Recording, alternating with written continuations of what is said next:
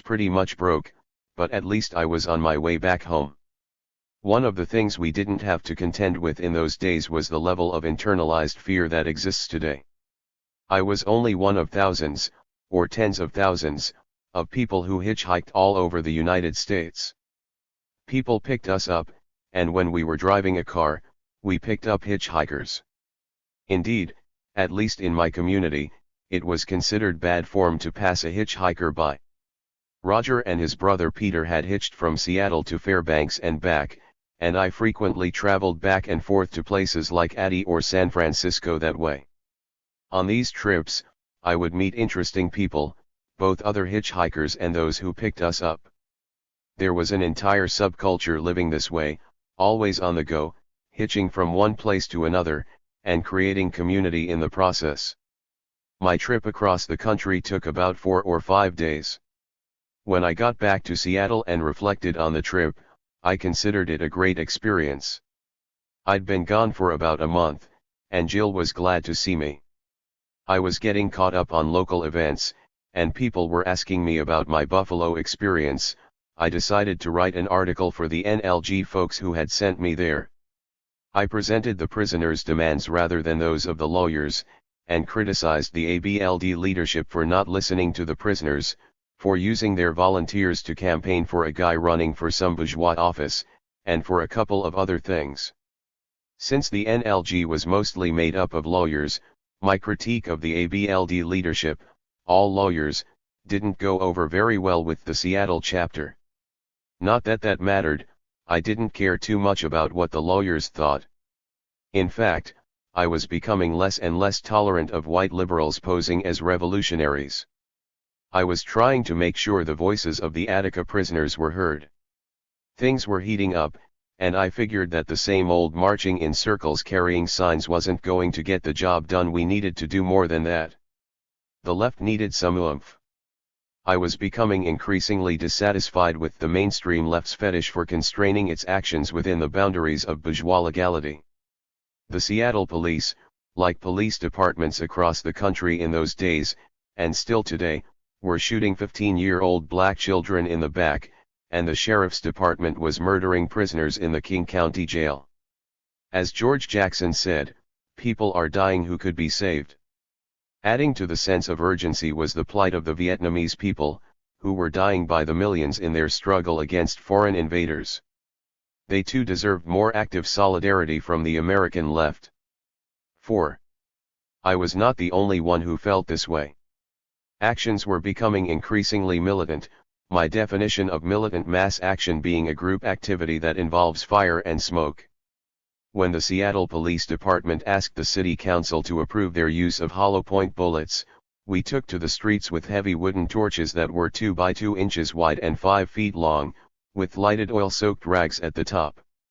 Like a mob from an old Frankenstein movie, we marched on that night's City Council meeting, our fiery torches ready to be used as clubs should the police try to stop us. Despite our protests and the fact that the police had recently killed a number of unarmed black children, City Council approved the police use of hollow-point bullets. Such ammunition was once outlawed for use in war. For me, that was close to the last straw. We also carried out an action at a bank owned by Nelson Rockefeller, who was the governor of New York at the time of the Attica Uprising, and who had ordered the massacre of the Attica prisoners. We had a coffin made of cardboard, painted black, with anti-Rockefeller slogans written in large white letters. Inside the coffin was an incendiary device and flammable material. We marched to Rockefeller's bank, where we chanted and handed out leaflets to people passing by. At the appropriate moment, with police looking on, we ignited the coffin and ran off in different directions. Nobody was caught, and a photo of the burning coffin made the headlines in the Seattle Times.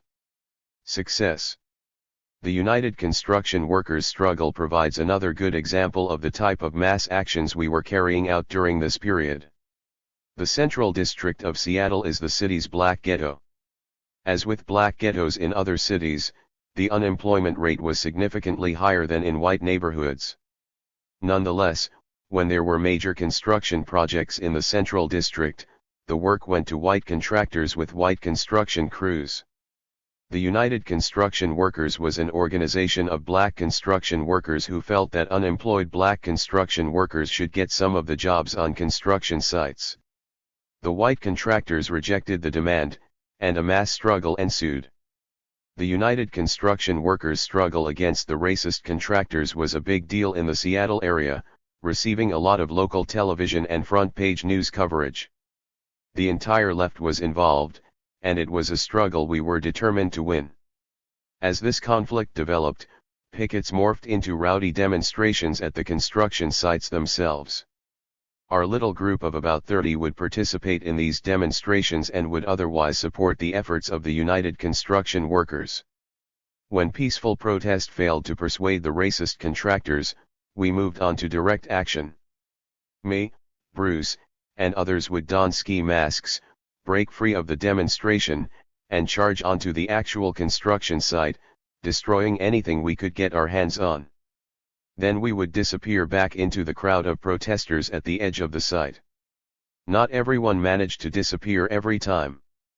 About a dozen or so of us crazies were eventually arrested for crimes such as trespassing and property destruction, but Bruce and I always managed to get away. As an aside, I should let the reader know that I was still on federal supervision while this was going on, and my parole officer hated my guts, or at least, I hated his. He would call me in and accuse me of having been in this or that state doing such and try to get me to confess, when, in fact, I had not gone anywhere or done anything. My trips to San Francisco and Buffalo had been cleared by his office. Here's the best part, his name was Robert E. Lee. I am sure he knew I was up to something, but he never figured out what.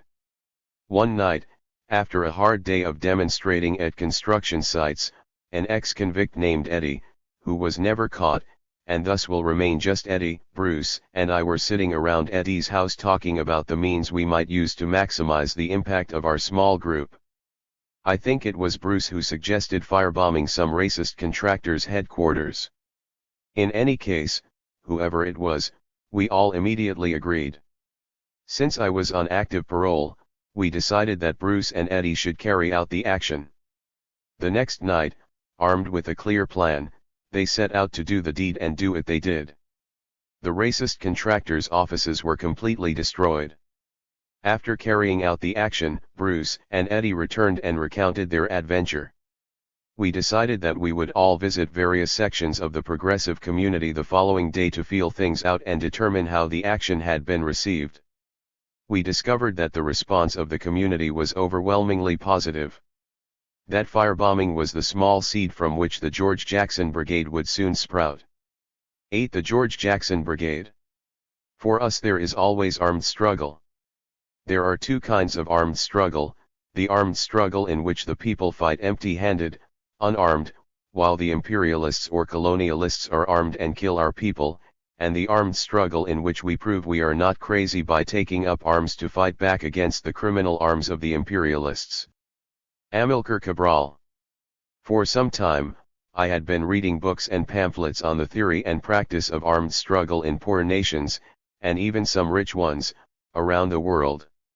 It was not difficult to assess the global political situation at the time. There had been a successful revolution in Cuba, in 1959, followed by guerrilla insurgencies in Brazil, Argentina, Colombia, and elsewhere. A Marxist government had been elected in Chile in 1970, only to be overthrown in a U.S. government-backed coup on September 11, 1973. China and the Soviet Union were supplying the heroic Vietnamese people, who were on the verge of forcibly ejecting the foreign invaders from their land. Places like Ethiopia and Afghanistan had nominally socialist governments. There were nationalist revolutions underway in South Africa, Mozambique, Angola, and elsewhere in Africa. Moreover, there were small groups actively waging armed struggle right here in the belly of the Beast 5 from the Sam Melville/Jonathan Jackson Unit, in Portland, Maine, all the way to New World Liberation Front, in San Francisco. There were also similar groups active in other cities on the West Coast, including Los Angeles and Portland, not to mention national liberation movements within U.S. borders, some of which had developed military expressions, the Black Liberation Army and the American Indian Movement among them. It was not difficult to see that the forces of progress were on the march, and the forces of reaction were in retreat. We felt the possibility of victory in the air. Oh, any one of us might be killed or imprisoned, but the struggle for economic and social justice would soon be victorious, making all of our sacrifices worthwhile. It was from this point of view that I began to more seriously consider opening a Seattle front in the global class war. I studied the mistakes made by groups like the Symbionese Liberation Army and tried to visualize how a combat unit could be formed and developed to a point where it could launch attacks and then survive the inevitable hunt. I knew that one could not remain above ground and carry out underground actions. Our group had to be hidden from the eyes of the state. Accordingly, I quietly began preparing to disappear. In parallel with this, I also started to publish 2 small newsletters aimed at my community. The first was called The Angry Turkey, of which there were a couple of issues. The second was The Outer Limits, which also had a small print run and a short life. These publications were intended to spark debate within the local PFOC chapter and other select elements of the left on the question of armed struggle. The key question posed by both newsletters was, how can we know what a pear tastes like unless we bite into it? Similarly, how can we determine what level of struggle can be sustained during a given period unless we consistently escalate our level of conflict with the state? I was arguing that we on the left needed to test the outer limits of struggle in order to make this determination. I also argued that the ability to fight and to defend ourselves was not going to fall from the sky when we suddenly needed it, but had to be built step by step, through trial and error, and by struggle and sacrifice. Mistakes would certainly be made, but we would learn from our errors and develop the capacity to fight the class enemy and to thrive. My position was that we in the white left should stop exercising our white skin privilege, while people of color around the world were fighting and dying in the struggle against U.S. imperialism. If we failed to collectively escalate the level of struggle, the left would be little more than the bourgeoisie's loyal opposition. I wanted to remind progressives that if there is no point of conflict, then we are in a state of class peace. As long as that state of peace exists, there can be no revolution. There was indeed a debate in the community. The response of the more conservative PFOC elements was to claim that the FBI had infiltrated the study group, and therefore it would be suicide for any of us to break the law. My response was that there was no way of verifying the possibility of police infiltration without taking the steps necessary to overcome our fear, while looking for evidence of infiltration in the context of our practice. As it happened, PFOC was not infiltrated, and the feds only discovered the identities of the early brigade members once they were arrested and had admitted their membership, and we did this only to ensure that Bruce Seidel would be remembered as a revolutionary, rather than as a common criminal. I believe that was an error on our part. Captured members of the brigade would have done much less time had we gone to prison as social prisoners rather than political activists. What I call the one-third rule was true of the PFOC study group. A third were too scared to act and wanted no part of it, a third were supportive of the idea, and a third did not care what we did. They were caught between the two schools of thought and would gravitate to whichever side best served their narrow interests. 2 significant events occurred during the few months I spent studying and publishing my newsletters. The first was a takeover of sections of the Washington State Penitentiary at Walla Walla, with guards taken hostage. The second was the brutal response of the guards to that action when it was concluded. But before going into that, let me give you some background.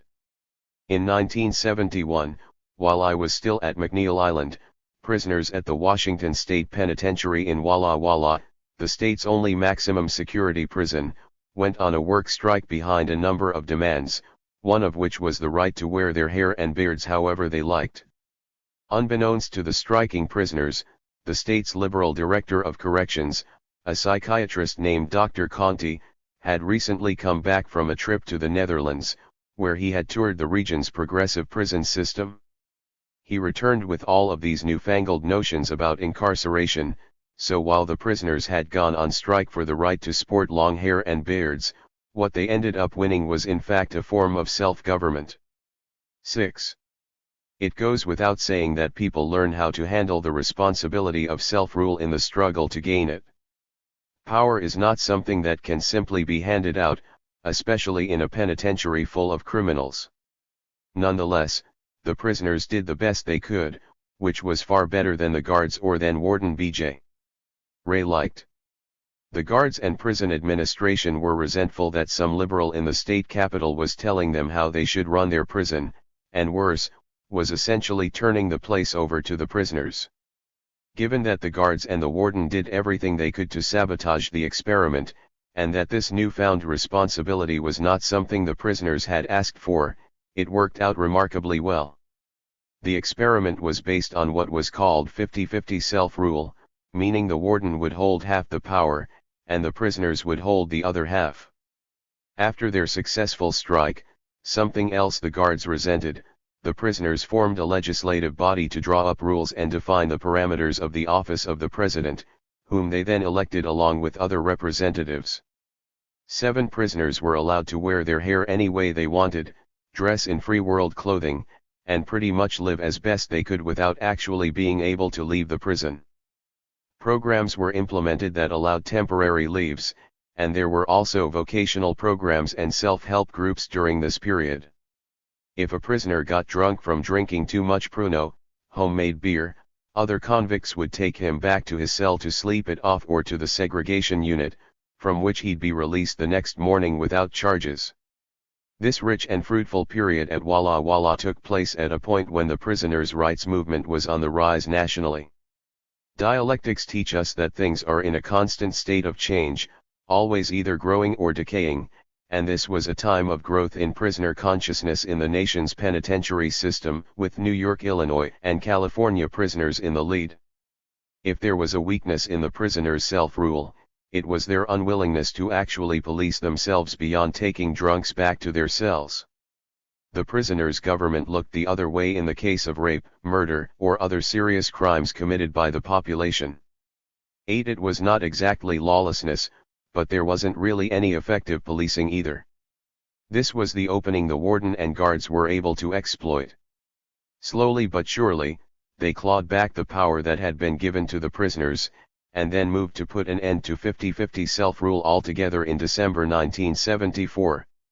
The prisoners' first response was peaceful protest and requests for support from the outside community.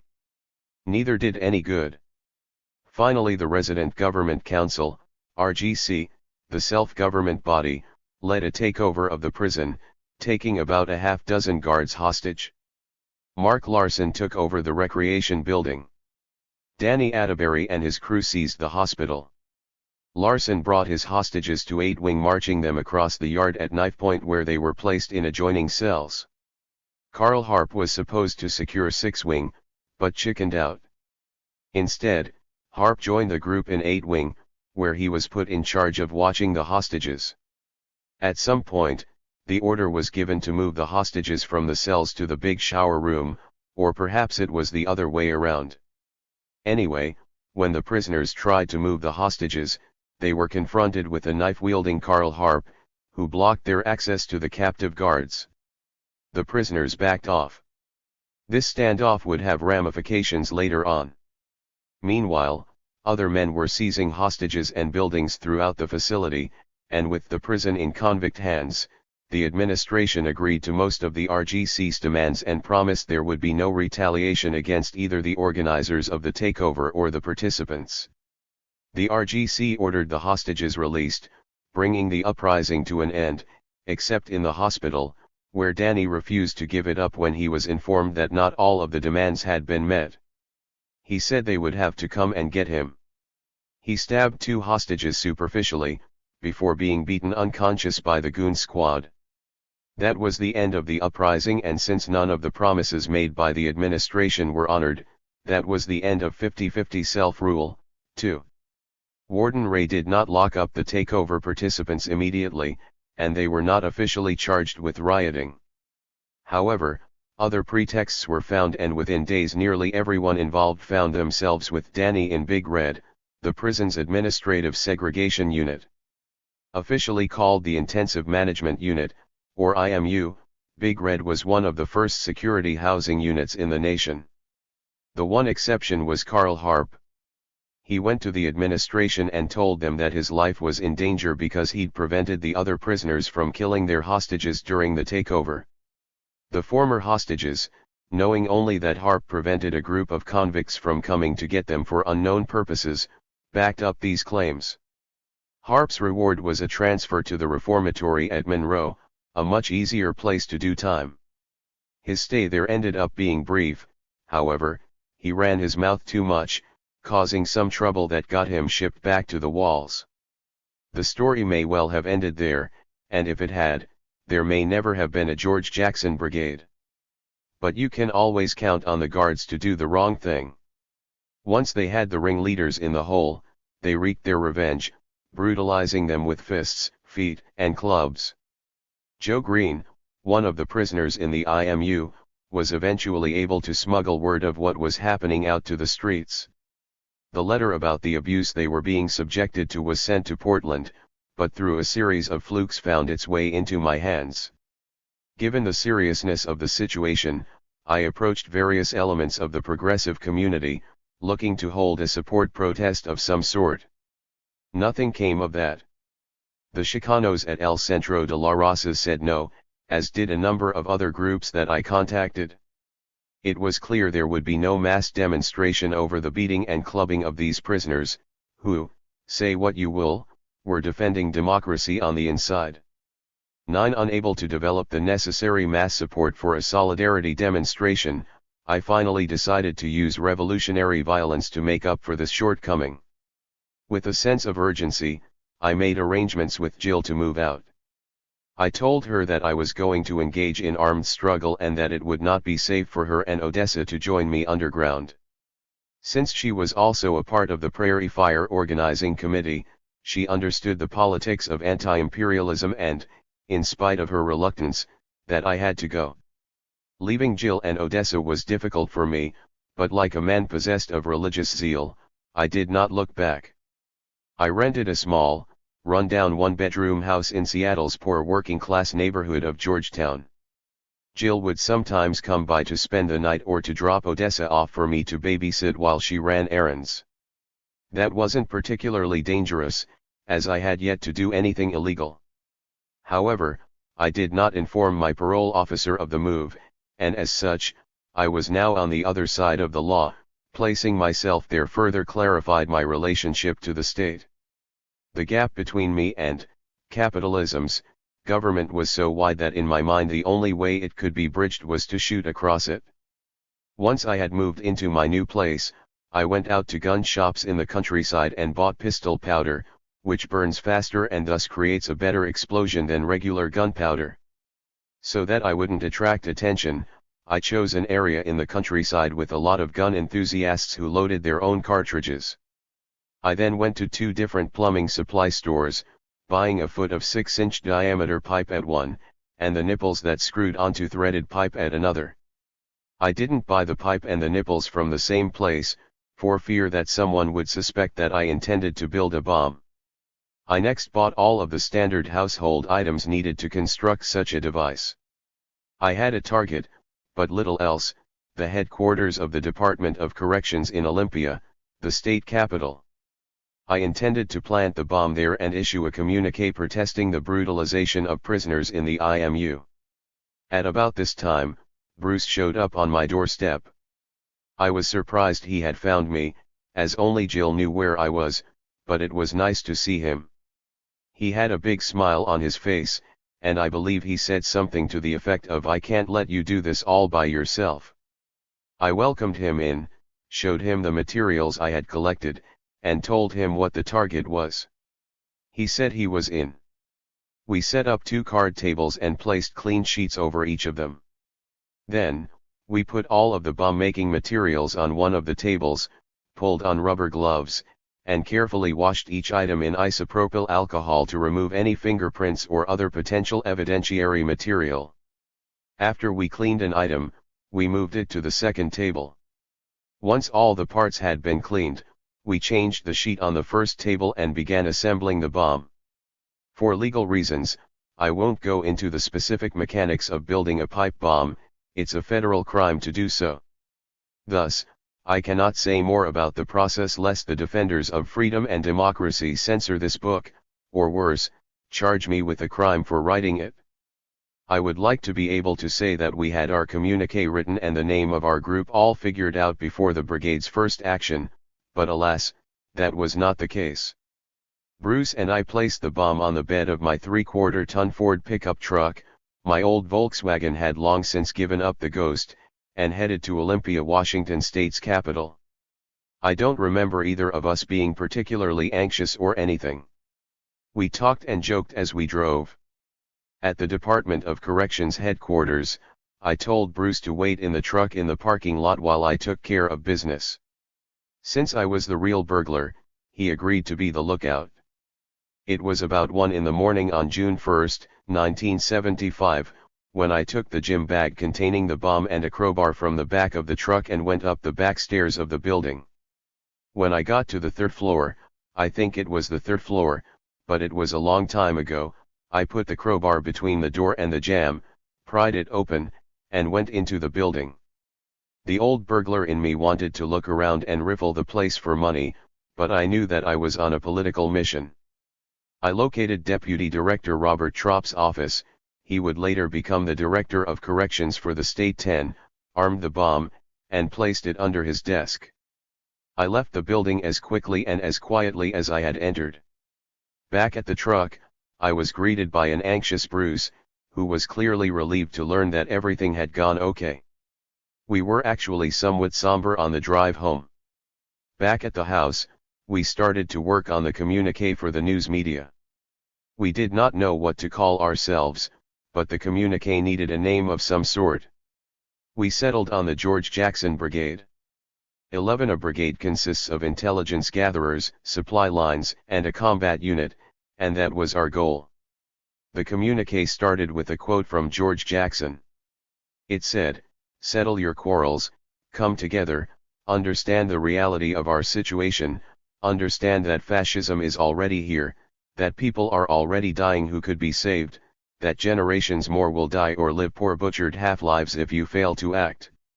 Do what must be done, discover your humanity and your love in revolution."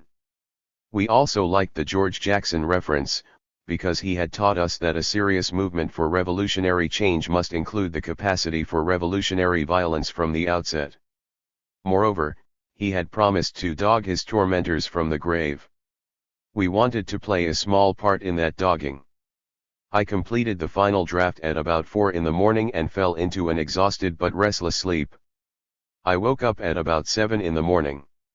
Still half asleep, I turned on the little radio next to my bed to listen to the news. The big story was that a bomb had gone off in the middle of the night at the dock headquarters in Olympia, causing an estimated $120,000 in structural damage to the building. I may be wrong, but I believe Bruce placed a copy of the communique in a remote phone booth and called the Seattle Times or some other major newspaper and told them where to find it. In any event, the George Jackson Brigade soon became a leading story in the Seattle news media. The reaction of the prisoners to the blast was overwhelmingly and enthusiastically positive. As for Seattle's left community, it was a buzz as well, but in this case it was not a good buzz. Fear and narrow self-interest were the reactions of the left community. I can easily imagine what they were thinking. What does this bombing mean to me, in terms of my comfort, security, and safety? There were also variations on, will the FBI be coming after me? Oh dear, this will bring heat down on our peaceful little community, and shame on those nasty radicals who bombed the Department of Corrections. Of course, they never recognized that their collective failure to defend the brutalized IMU prisoners created the need for violence. It was simply a remedy for the absence of mass action on their part. As previously mentioned, Seattle had a large and vibrant progressive community, which included several leftist publications, such as the Northwest Passage. Not one of these publications printed the GJB's communique. We, with the help of friends, finally published it ourselves in the next issue of the Sunfighter. It was summer in Seattle, and life at our little rundown house was pleasant.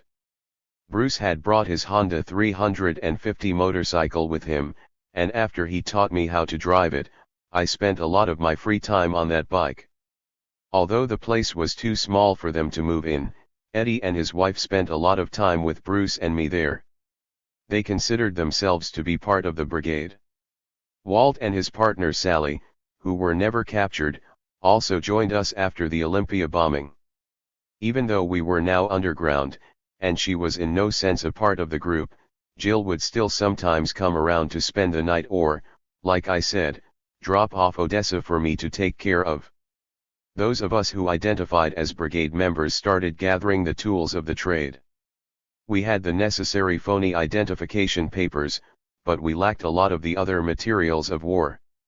I took a job as an aircraft mechanic at Boeing Field, where I made more money than I ever previously had. At first, I donated money to causes I supported, for example, work around the budding national liberation consciousness among some of the Inuit and Native Alaskans. There was a good idea that never went anywhere. Later on, however, the extra money went to purchasing equipment. We needed weapons, CB radios, police scanners, clean vehicles, and of course, the basic necessities of everyday living.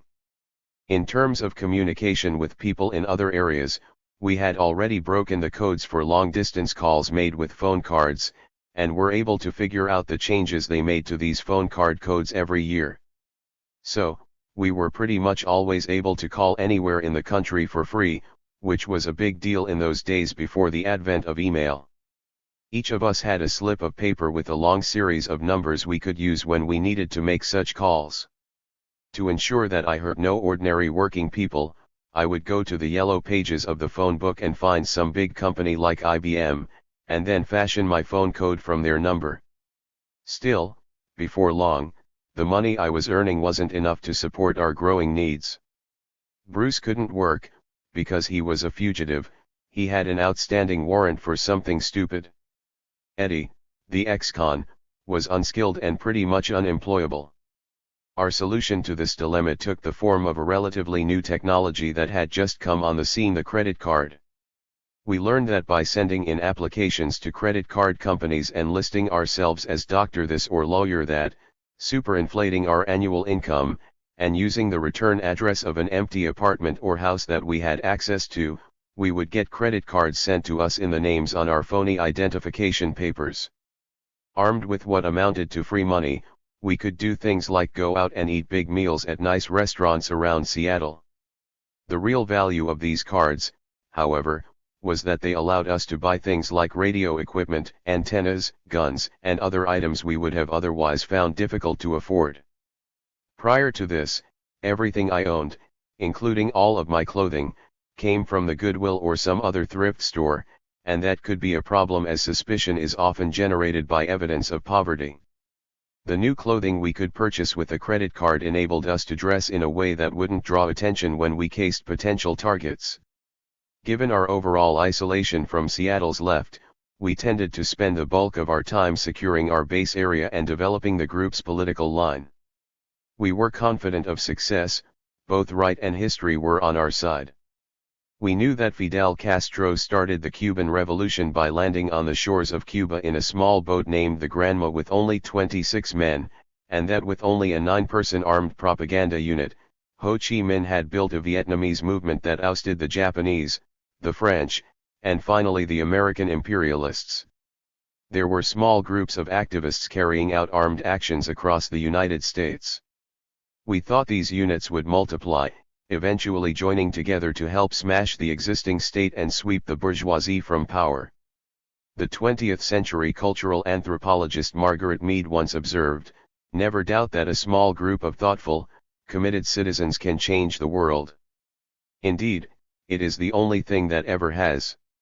Or, to put it in the words of Samuel Adams, an American Revolutionary War hero, who really liked beer, it does not require a majority to prevail, but rather an irate, tireless minority keen to set brush fires in people's minds.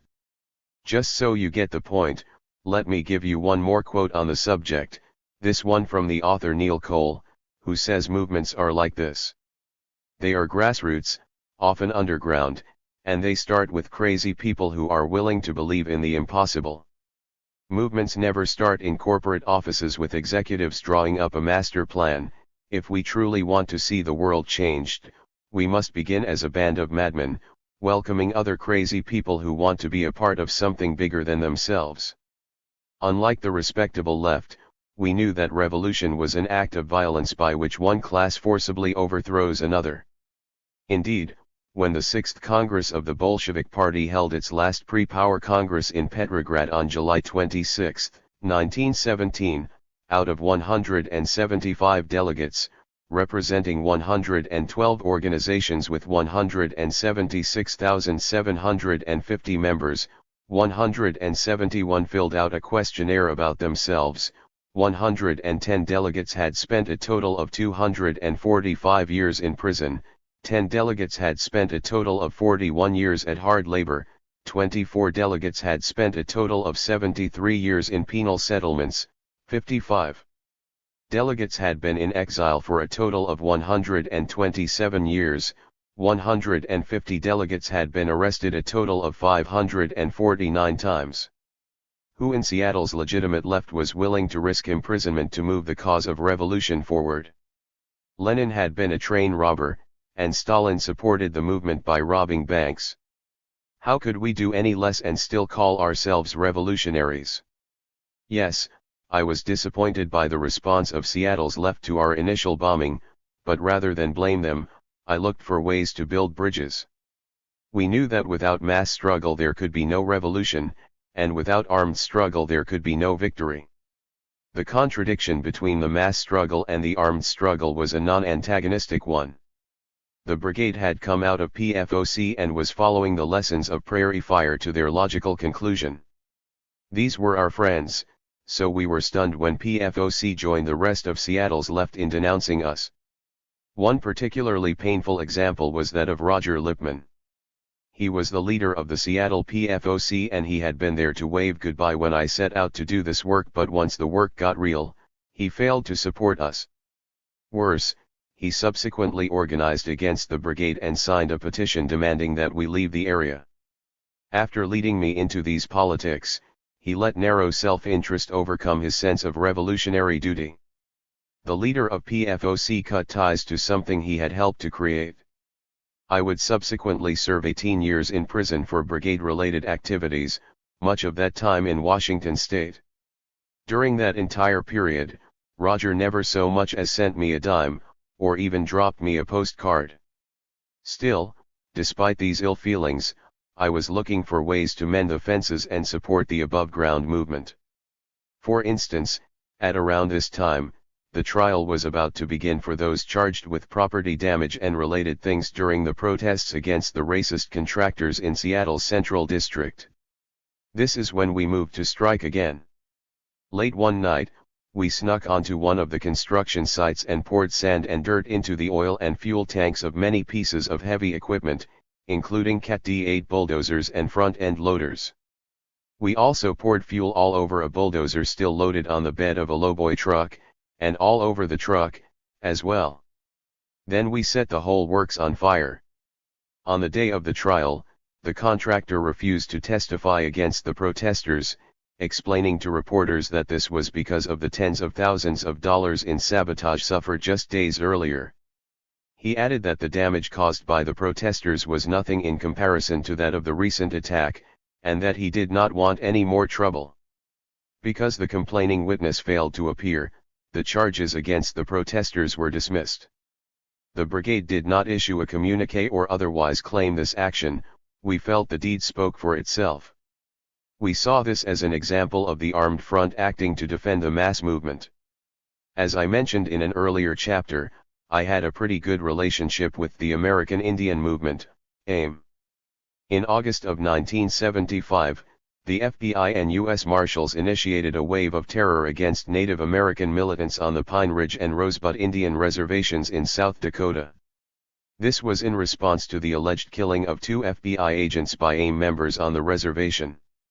The entire progressive community was outraged at the excesses of the federal agents, who invaded the reservations just like the U.S. had invaded Vietnam. There had been Native American leaders active in Seattle for a long time, and this incident fueled a long simmering flame. A 100-mile Seattle to Portland march was organized in an attempt to draw attention to the living conditions of Native Americans and to force a change, as well as to draw public attention to the atrocities being committed by the FBI and BIA, Bureau of Indian Affairs, at that moment. The brigade was asked by some of the organizers to punctuate the 100-mile march with some form of illegal action. Some fireworks was the term they used. Although the GJB was of the opinion that the march would accomplish little more than wearing out some shoe leather, and we said as much, we nonetheless agreed to help out for a variety of reasons, including, we hoped, drawing the wrath of the FBI and BIA away from Pine Ridge and toward Seattle, at least to some degree.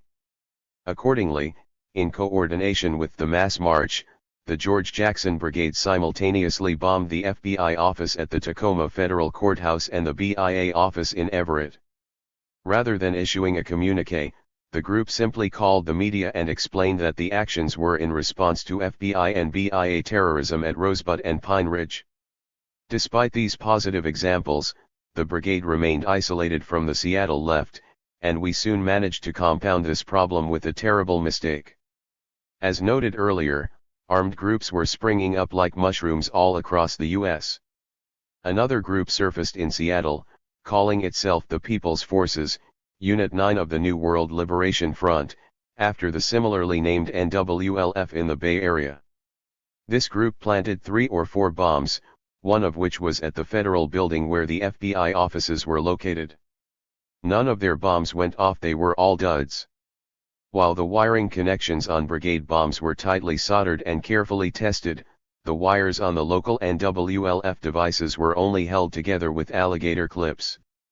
One of their members died while planting one of these devices in the machinery at the back of a Safeway store in Seattle's Capitol Hill neighborhood.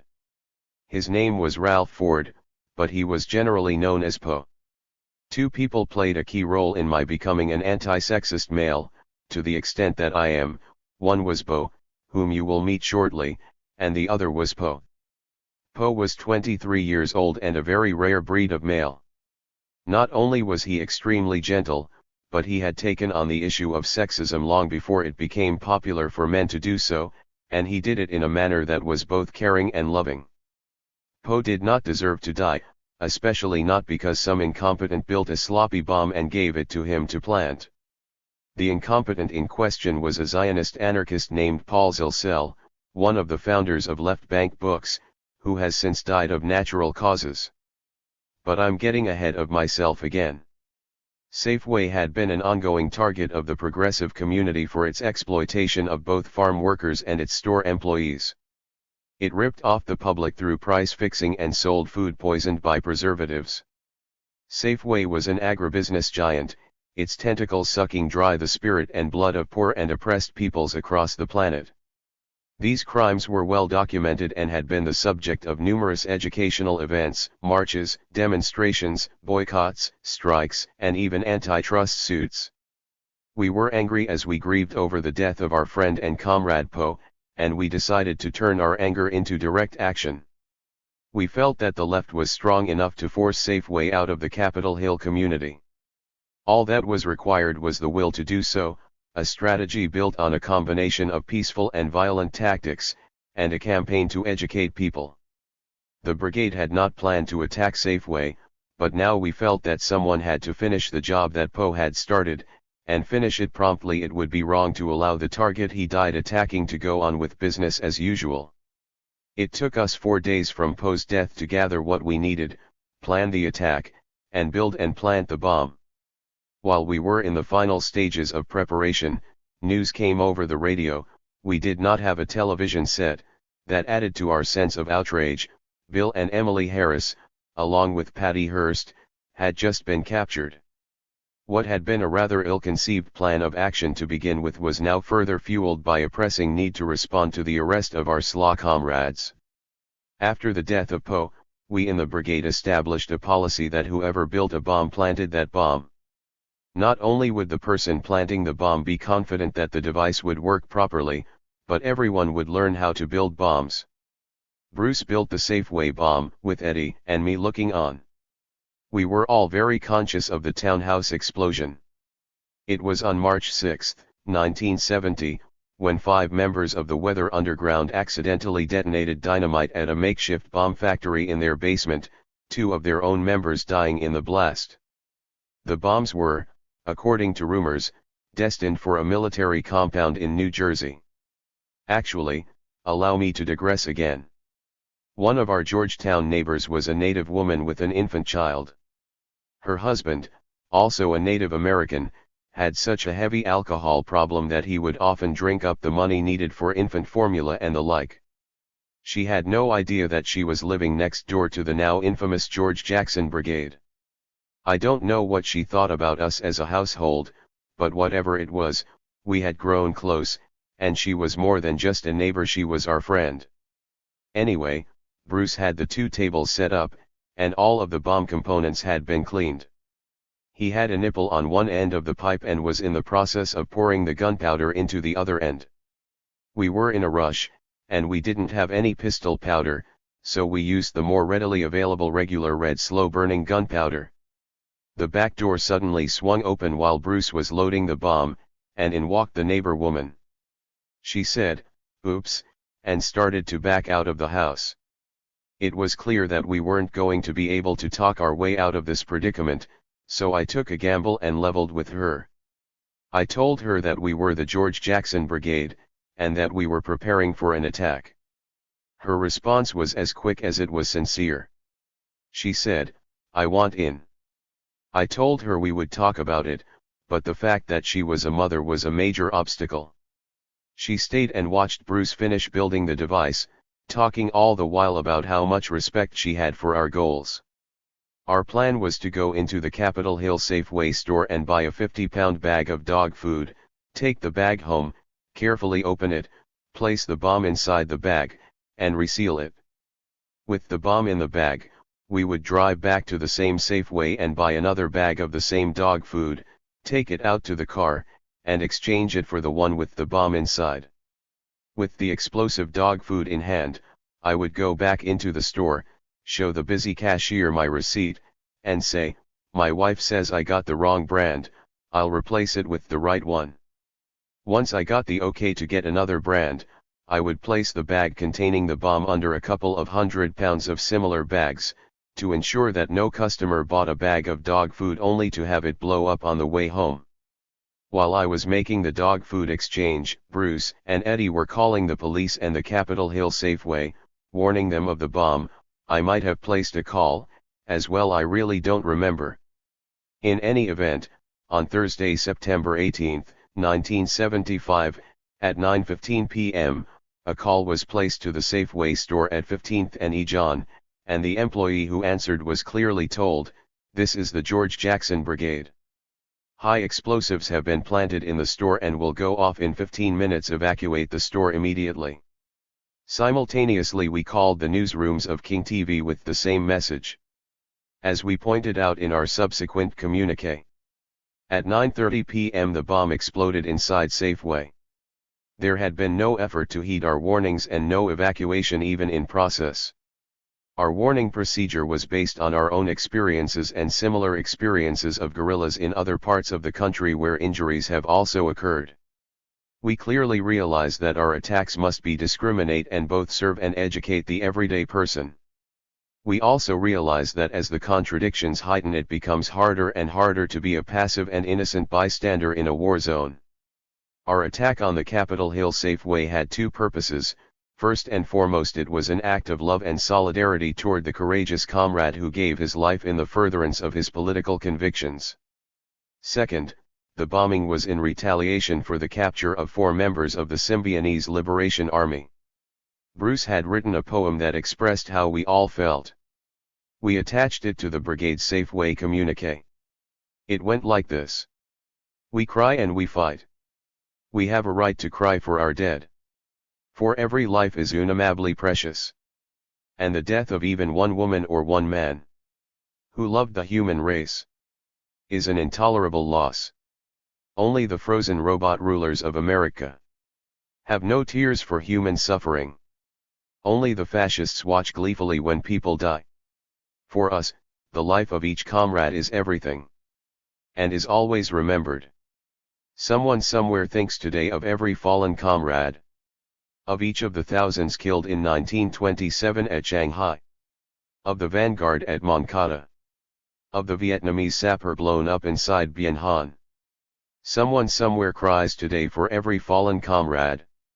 For Che and Tanya. For Malcolm, George, and Jonathan. Fred Hampton, Sam Melville. Diana, Ted, and Terry. Sandra Pratt, Zaid Shakur, Twyman Myers. The memory of our immortal sisters and brothers helps us to find our tears and rage. Today our weeping and our anger are for Faiza, Sink, Ms. Moon, Kala, Willie, and Jelena, gone into history with the others. Our grief is real, and it makes us stronger and more human. Our rage is real and it makes us righteous and powerful. We cry, but keep on moving, building, loving. We cry in the night and go see Rochelle in the morning. We cry one day and defy the grand jury the next. In the dark of the night we put our arms around our friends to comfort them. And in the dark of night we spray paint with them. We turn our grief for the dead into love for the living. And write a letter to Asada. We cry for our comrades, and we step into their places. We cry and we fight. The bomb went off in a store filled with unsuspecting employees and shoppers. We subsequently learned that the woman in the bakery department who had answered the brigade's call thought it was a prank and ignored the warning. It was only blind luck that prevented serious injury or death to store customers and employees. If one of the nipples, the two parts of the bomb that go flying when it explodes, had hit someone it would have killed them. As it was, because the bomb was located under so many sacks of dog food, which acted like sandbags to help muffle the explosion, and because we did not use pistol powder in the device, there were only minor injuries resulting from people being hit by flying chunks of dog food. What were we thinking placing a bomb inside a busy store used by poor and working people? We weren't thinking at all. We were operating on the basis of emotion. Left to our own devices, we would never have selected that target, but we saw ourselves as finishing the job Poe had started, and then compounded our error by expressing our outrage at the capture of members of the SLA through that same faulty action.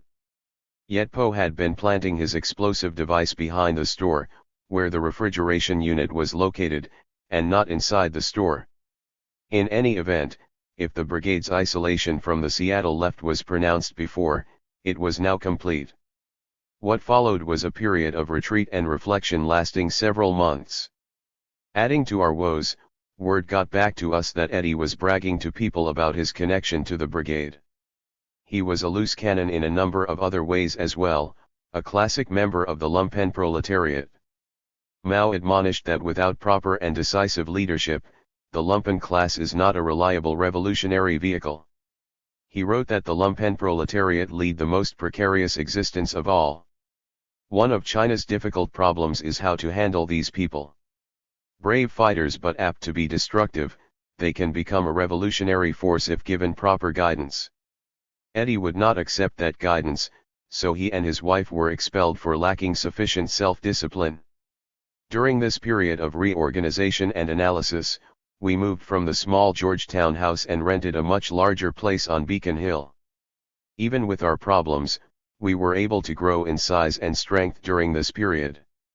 We also opened a base in the country, a small shack on a couple of acres of land, which was managed by Walt and Sally. It was during this period that I quit my job and went completely underground. I attached a huge directional antenna with a motor to the chimney of the Beacon Hill house. The switch for it was in my bedroom, and I could rotate the antenna from inside so that it pointed to the country base, where we had erected a high single-pole CB, Citizens Band, antenna. We had both a police scanner and a mobile CB radio in our car, with base radios in both the Beacon Hill and country houses. Back in those days, police scanners were not as sophisticated as they are today. When we traveled from the city to the country, as we often did for target practice and relaxation, we would have to manually change the crystals in the scanner as we moved from jurisdiction to jurisdiction. There were multiple crystals for the Seattle Police Department, others for the Highway Patrol, and yet others for the small cities we passed along the way, and we needed to be able to monitor them all. Whoever was riding shotgun in the car would be responsible for changing the crystals along the way. On a personal level, being underground was no picnic. I was at the very least a federal parole violator, and at most a wanted member of the George Jackson Brigade. At that time, I did not know that neither the FBI nor the Seattle Police had any idea who we were. As a result, we always had to be ready to fight. When I walked the streets or drove my car, it was with my Browning 9mm automatic tucked away in its shoulder holster. Had I been pulled over by the cops or stopped while walking down the street, I would have had no choice but to fight. I did not want to fight, and I feared having to fight, but I was always prepared for it. That was what revolutionaries did. If fighting me made them more cautious about approaching the next revolutionary, then it would be worth the sacrifice. Another indication of what life was like during this period was the police scanner I kept at the side of my bed. It was always on, even when I was sleeping. I soon noted that there was a standard level and mood to police communications, except when something big was about to happen. Then, the chatter would increase quite a bit in tone and intensity. This change would bring me out of the deepest sleep. These increases in tempo were generally about some drug bust and never had anything to do with us, but I was always listening for that one call that would give us some early warning. My point here is that brigade life had gotten intense and stressful, not at all like the early days in Georgetown. Nobody, not even Jill, knew our new location. Now, we really were an underground organization. When we had contact with members of the above-ground left, it was because we reached out to them, not the other way around. Shortly after the Safeway disaster, I hunted down John Sherman, who was now separated from his wife and kids, but was still with the Revolutionary Union, now the RCP, and working for Boeing Aircraft as a machinist. I tried to get John to join me in the brigade. He was reluctant at first, but eventually relented when I convinced him that we needed his help, that the Safeway fiasco had exposed our weaknesses, and that it was only with his intelligence that we could make this thing work. I was not blowing smoke up his ass. If this was going to work, John would be a big factor in making it happen. I didn't win him over all at once. It took some time, perhaps a couple of months, but he finally moved in with us. While I was wooing John, Bruce was seeking to recruit two other longtime prison activists from the Seattle community, Rita D. Brown, better known as Bo, and Therese Kupes. The two women were lovers and were very active in the Seattle lesbian community. Bruce had first met Therese when they were both doing prison support work on the University of Washington campus. He now asked the women if they would like to meet with the George Jackson Brigade.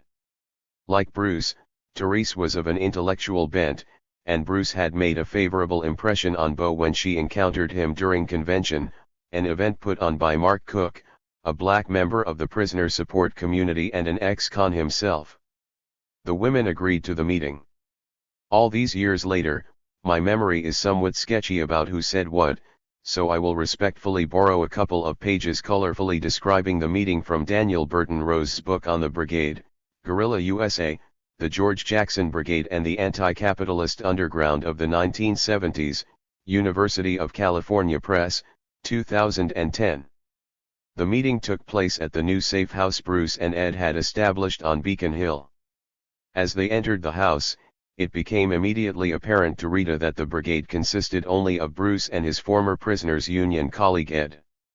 Rita knew Ed from occasional work they had done with the prisoners' union, Sunfighter, and Convention.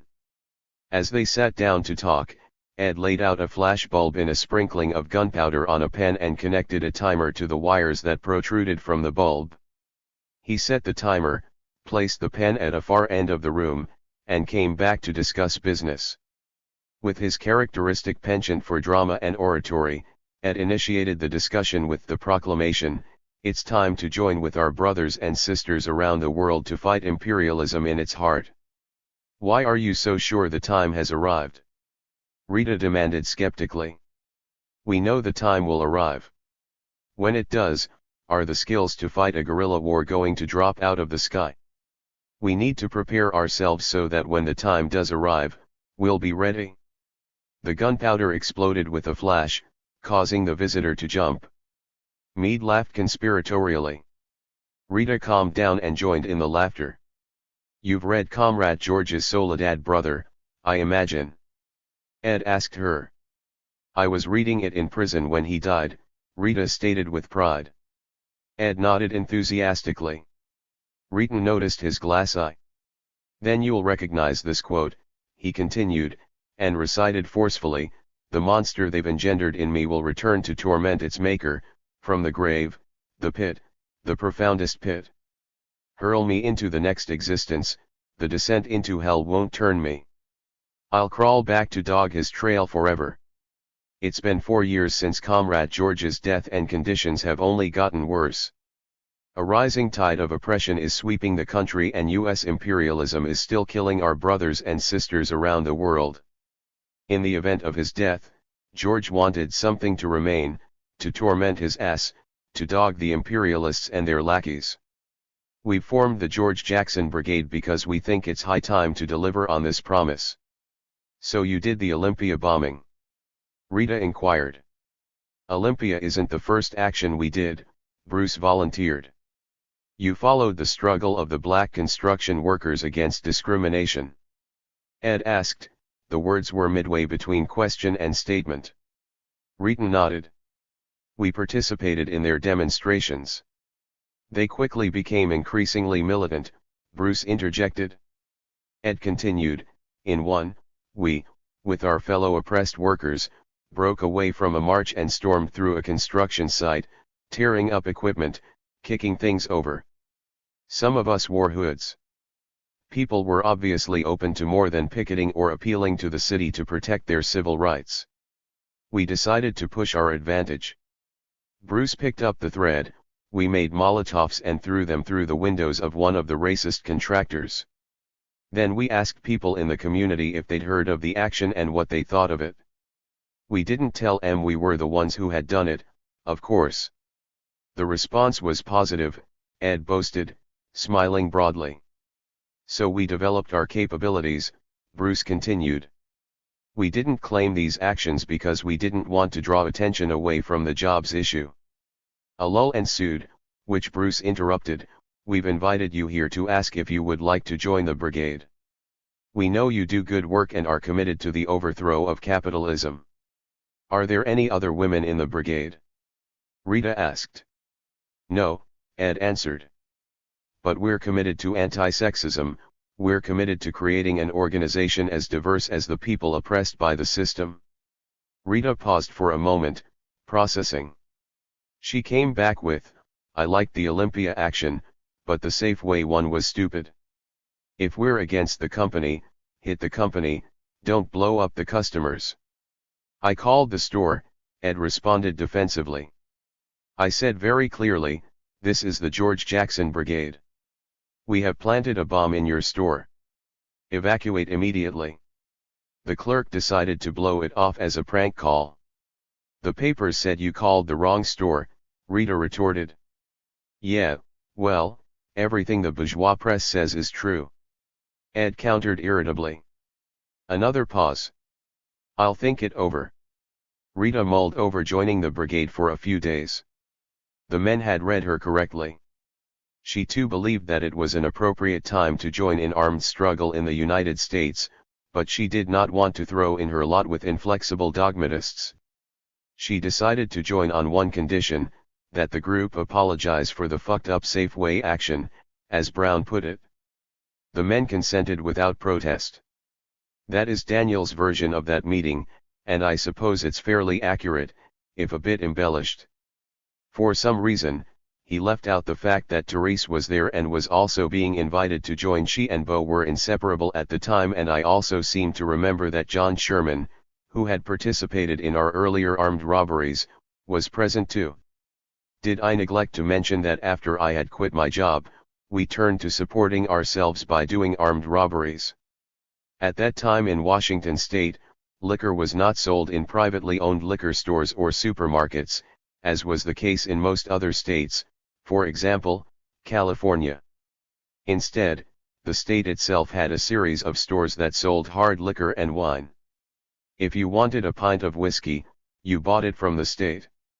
Our first armed robberies were of these state-owned liquor stores. We called such robberies expropriations. With Bo and Therese came their good friend and longtime black prison activist Mark Cook. Like me, Mark was state-raised and had become politically conscious on the inside during the anti-war movement. During his last confinement, he had helped to organize the Black Panther chapter at the Washington State Penitentiary. Once released, he was active in the Seattle prisoner support community. Mark had organized Convention, a very successful annual gathering to provide support and services to ex-convicts, particularly help in finding work. The addition of Mark made the brigade a multiracial organization, and the addition of Bo and Therese meant that the brigade included gays and straights, as well as both men and women. This made us more diverse than most other groups that existed in those days. Like Bo and Therese, I knew Mark and had been to his home a number of times. While we were not yet close, I was glad to have him with us. I had known Bo for a long time in connection with the prisoners' rights struggle on the outside. Although she and I had both attended the same political meetings, I hadn't spent much time alone with her. That changed when the two of us took a trip to Eugene, Oregon, to obtain false identification papers for the collective. Oregon was an ideal place to do this, because all that was required to obtain a driver's license was a birth certificate, and I had printed quite a few phony birth certificates at the same time as we had printed the second edition of Prairie Fire. Another good thing about Oregon driver's licenses was that they did not have your photo on them. Thus they could in some cases be used interchangeably within the group. Armed with one of these legitimate driver's licenses, it was quite easy to obtain other forms of ID from local sources. Given that I had been living in a traditional couple relationship with Jill for about 2 years, Bo had always thought of me as being straight, heterosexual. What she did not know is that Bruce and I had been doing some lightweight experimenting with being lovers. At some point during the conversation on that long drive to Eugene, we had been talking about the sexism and macho posturing that existed within some other groups involved in the armed struggle.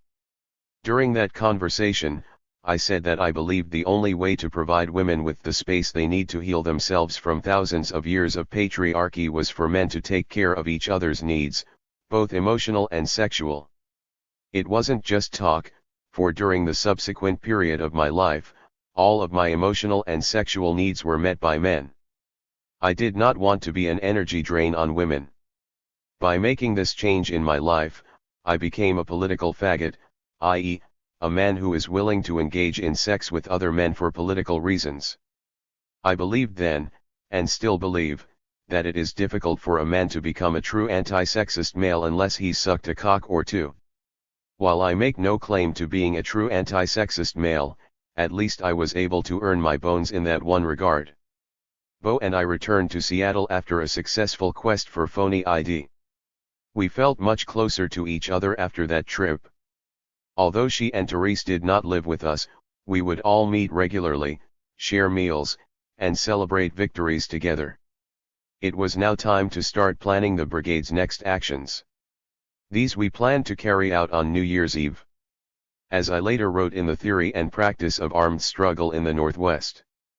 On January 1, 1976, the George Jackson Brigade initiated a multiple bombing attack to bring in the new year. 2 bombs were planted at Safeway's main distribution complex in Bellevue, one under a coolant storage tank for the purpose of inflicting material damage, and the other at the administrative offices nearby.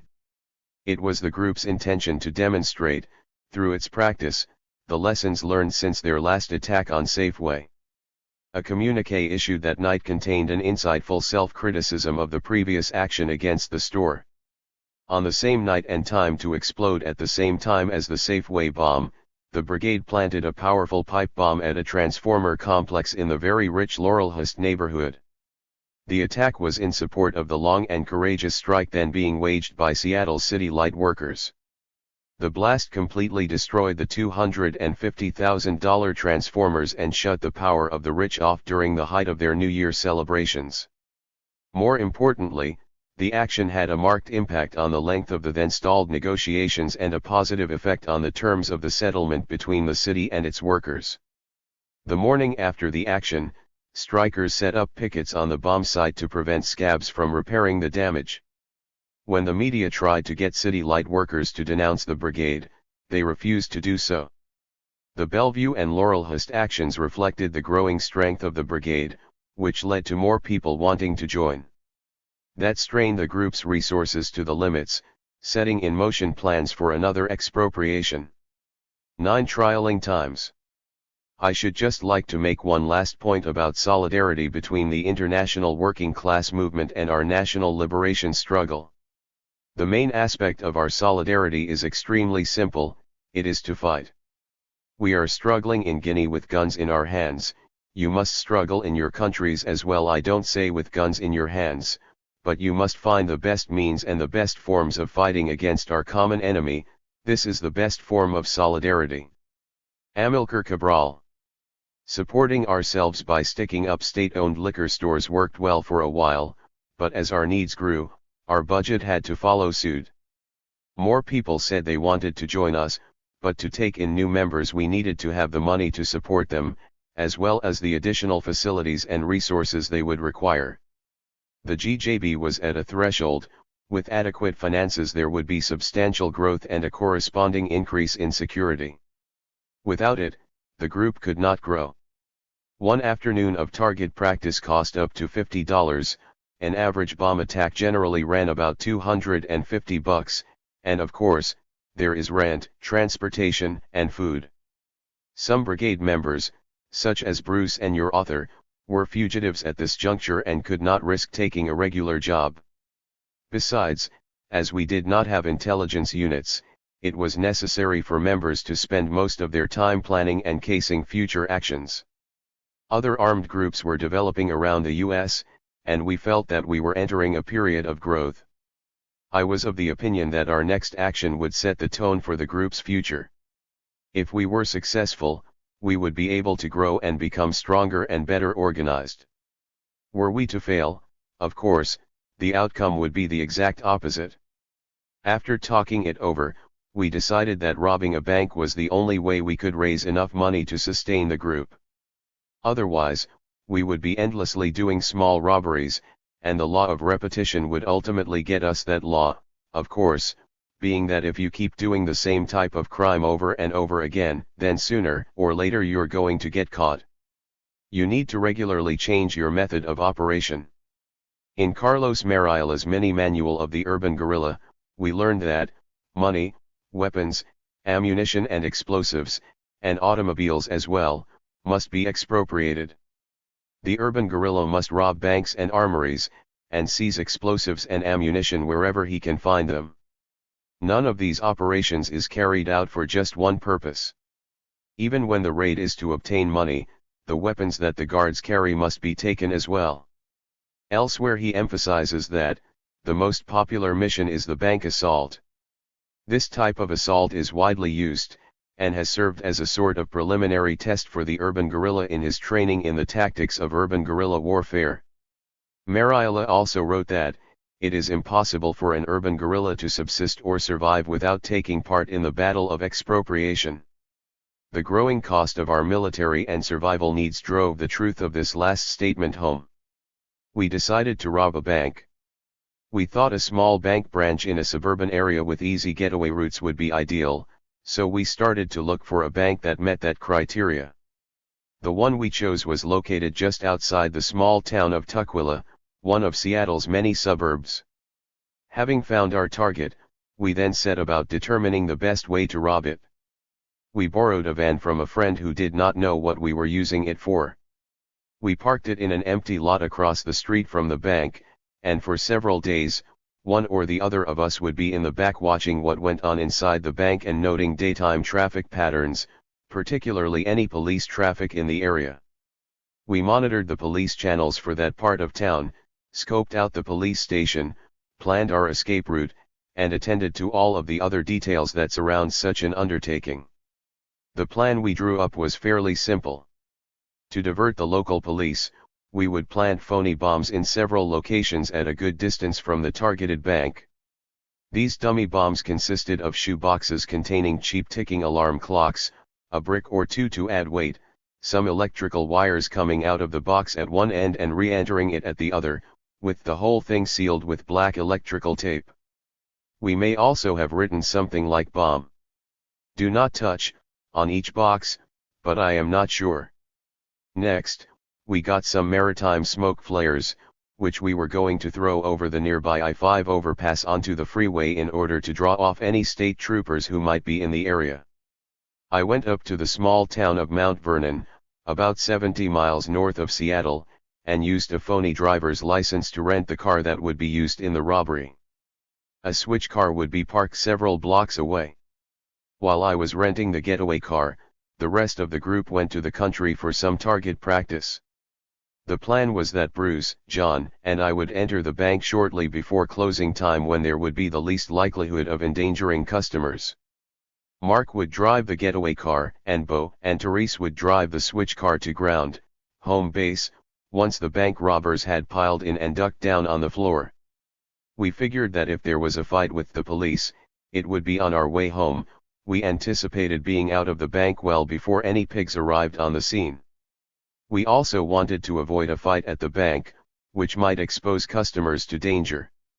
John would be armed with a sawed-off 12-gauge shotgun, and Bruce and I with handguns, a .38 caliber revolver, in Bruce's case, and the 9mm semi-automatic in my case.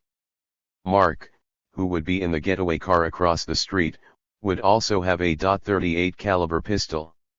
The best weapon we had was a carbine with two 30-round banana clips taped together for fast reloading. This would be kept in the switch car in case we had to fight on the way to ground. In any case, that was the general plan. The reality, however, turned out to be quite different. I had told John not to shoot off all of my 9mm ammunition when they went out to do their target practice, but, of course, he did. It was the day before the robbery, and all of the places where I could get ammo were closed. I was eventually able to find an open Army-Navy surplus store and buy the needed ammo. I filled up 3 clips, and as far as I knew, I was ready for a firefight should the occasion arise. January 23, 1976, was a nice sunny Friday afternoon. At just before 5 p.m., Bruce, John, and I walked into the bank with guns drawn and masks pulled on. The manager was on the phone. Bruce said, "Put down the phone. This is a stick-up." I could see right off the bat that the manager was my least favorite kind of person in this type of situation, an ex-football jock with a blonde crew cut and something to prove. Worse, the person on the other end of the line had probably heard us yell that this was a robbery. According to plan, John and Bruce set about emptying the cash drawers at the teller cages, while I took the manager at gunpoint to the rear of the bank and tried to force him to open the safe. He kept fumbling the combination, doing so with an air of "Oh, dear me, I messed it up again, I'm so nervous." Actually, he was quite calm and cool, even when I threatened him. At this point, John and Bruce were done doing what they had to do and were standing in the manager's doorway telling me to hurry up, that it was time to go. We had already violated our time limit, but I didn't want to be robbing a bank every month, so I wanted to get the big money. I cocked the Browning 9mm and pressed it against the back of the manager's head. "Miss it one more time, and I'll put a bullet in your head." I would not have done so, but I did briefly consider putting one in his leg. Fortunately, my last threat worked and he opened the safe. Bruce quickly emptied it, while I kept an eye on the wannabe hero bank manager. With the money in hand, Bruce headed for the front door. John was right behind him, and I was bringing up the rear. Suddenly, Bruce hollered, "Pigs," and turned around. No sooner had he turned than he was hit by a fatal shot coming from outside the bank. "I'm hit," were his last words. A 16-year-old boy was in a car in the parking lot, waiting for his father, who was one of the customers in the bank at the time. He was parked just a few feet from the first cop car to arrive on the scene. In a police report written immediately after the incident, he said that the police officer shot Bruce in the back without announcing himself or otherwise issuing a warning or opportunity to surrender. I should tell you that we were all pumped up with Maoist dogma to the effect that we must not take a single needle or piece of thread belonging to the people. There were customers in the bank, and we did not take any of their money. Our plan was that in the event the cops showed up, we would surrender rather than expose working people to danger by engaging in a gunfight. That too is why the carbine, our best weapon, was in the switch car, rather than with us at the scene, which proved to be a big mistake. More cop cars soon arrived, and more police started firing into the bank. I don't know how they avoided killing any of the customers. Before Bruce went down, he emptied his .38 in the direction of the growing number of pigs, hitting the lights on the top of one of the cars. This was when he received a second shot, this one to the chest. At about the same time, John was shot in the face, through his jaw. He never fired his shotgun. I managed to break away, but when I tried to shoot at the police from one of the smaller front windows of the bank, the bullet failed to fire. I chambered another, and it fired. I tried again, and there was another misfire, then another, and then a good round. I grabbed the bank manager, who, with bullets flying around and bouncing off the walls, was finally frightened and suddenly much more cooperative. With a gun to his head, I dragged him to the double glass doors in front of the bank and laid him down crossways in front of the door. I lied down in a perpendicular position behind him, using his body like a tree trunk or a horse in those old Western movies. Shooting over the manager, I would fire a shot, then get 2 or 3 duds before another one fired. It was clear that we were not going to shoot our way out of this situation. All we could do was to keep on fighting while waiting for a negotiated surrender to be arranged. While I was shooting from the inside of the bank, Mark emptied his revolver at the police, and then sped away to the switch car. He tried to return with a better weapon, but by then it was too late. Knowing that our situation at the bank was an impossible one, he and the women sped off in the switch car to the safety of ground, our home. Finally, a loudspeaker was used to demand that we throw out our guns and surrender. John threw out his shotgun, and it went off as it hit the parking lot pavement, causing another round of firing by the police. When the second command came over the loudspeaker, I tossed out my weapon. John and I walked out of the bank with our hands in the air. Bruce could not walk. He died later that night. John and I were taken into custody and delivered to the King County Jail in Seattle. At this point, all the authorities knew was that they had caught some bank robbers. They did not realize they had killed one and captured 2 members of the George Jackson Brigade. In subsequent years, I would analyze the errors we made during this, our first bank robbery. None of us had been in the military. We did not understand the concept of a zone of control. We should have had our heaviest firepower up front and been in a position to at least briefly neutralize any penetration of that zone. Our error in this regard cost Bruce his life. Bruce, the intellectual, went down like a true revolutionary, with his weapon blazing against the class enemy's first line of defense. I am an old man now and will not live long enough to see this dream of mine become a reality, but it is my hope that Volunteer Park in Seattle will someday be named after Bruce, rather than after the volunteers who joined the imperialist venture to subjugate Cuba. Volunteer Park was Bruce's favorite place on Capitol Hill. He'd often be out there on summer evenings playing frisbee with us and his other friends or just sitting in the sun relaxing and enjoying himself. It always galled him that this fine area was named after imperialist looters. One time, well before the brigade existed, Bruce and some comrades defaced the monument to the volunteers and used red spray paint to rename the place People's Park. The defeat at Tukwila was a big blow. The death of Bruce weighed heavily on all of us. John was in the jail hospital, and I was locked up in the main section of the jail, located on the 10th floor of the public safety building. John and I were able to communicate using a weakness in the jail's security system. We were also able to communicate with our comrades on the outside. No, it did not involve attorneys. After talking it over with each other, we decided that it was best to announce ourselves as members of the brigade, so people would know that Bruce wasn't simply a bank robber, that he was not a criminal, but a revolutionary fighting for freedom-loving people everywhere. Well, maybe not everywhere. People here in the US enjoy a high standard of living as a result of the imperialist plunder of other lands. We issued a statement to the press saying we were members of the George Jackson Brigade, and that Bruce had been part of the organization. We accused the police of murdering him with a cowardly shot to the back, without warning or the opportunity to surrender. Obviously, our announcement was a media sensation. It was at this point that we found out for certain that the FBI and the other pigs lacked the vaguest idea of who was in the brigade. In retrospect, it would have been better if we had kept our mouths shut and let ourselves be processed as social rather than political prisoners. It would have gone far easier for us. As it happened, I served more time than a first-degree murderer. Indeed, my prison legal news co-editor, Paul Wright, served less time than me, and he was convicted of killing someone during the course of an armed robbery, while an air policeman.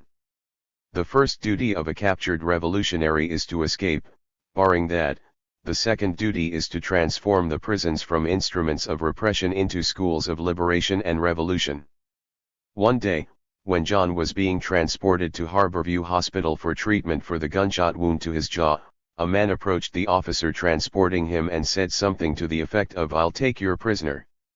The officer went for his gun. Mark Cook shot him in the stomach and whisked John away to a nearby switch car, where other comrades were waiting.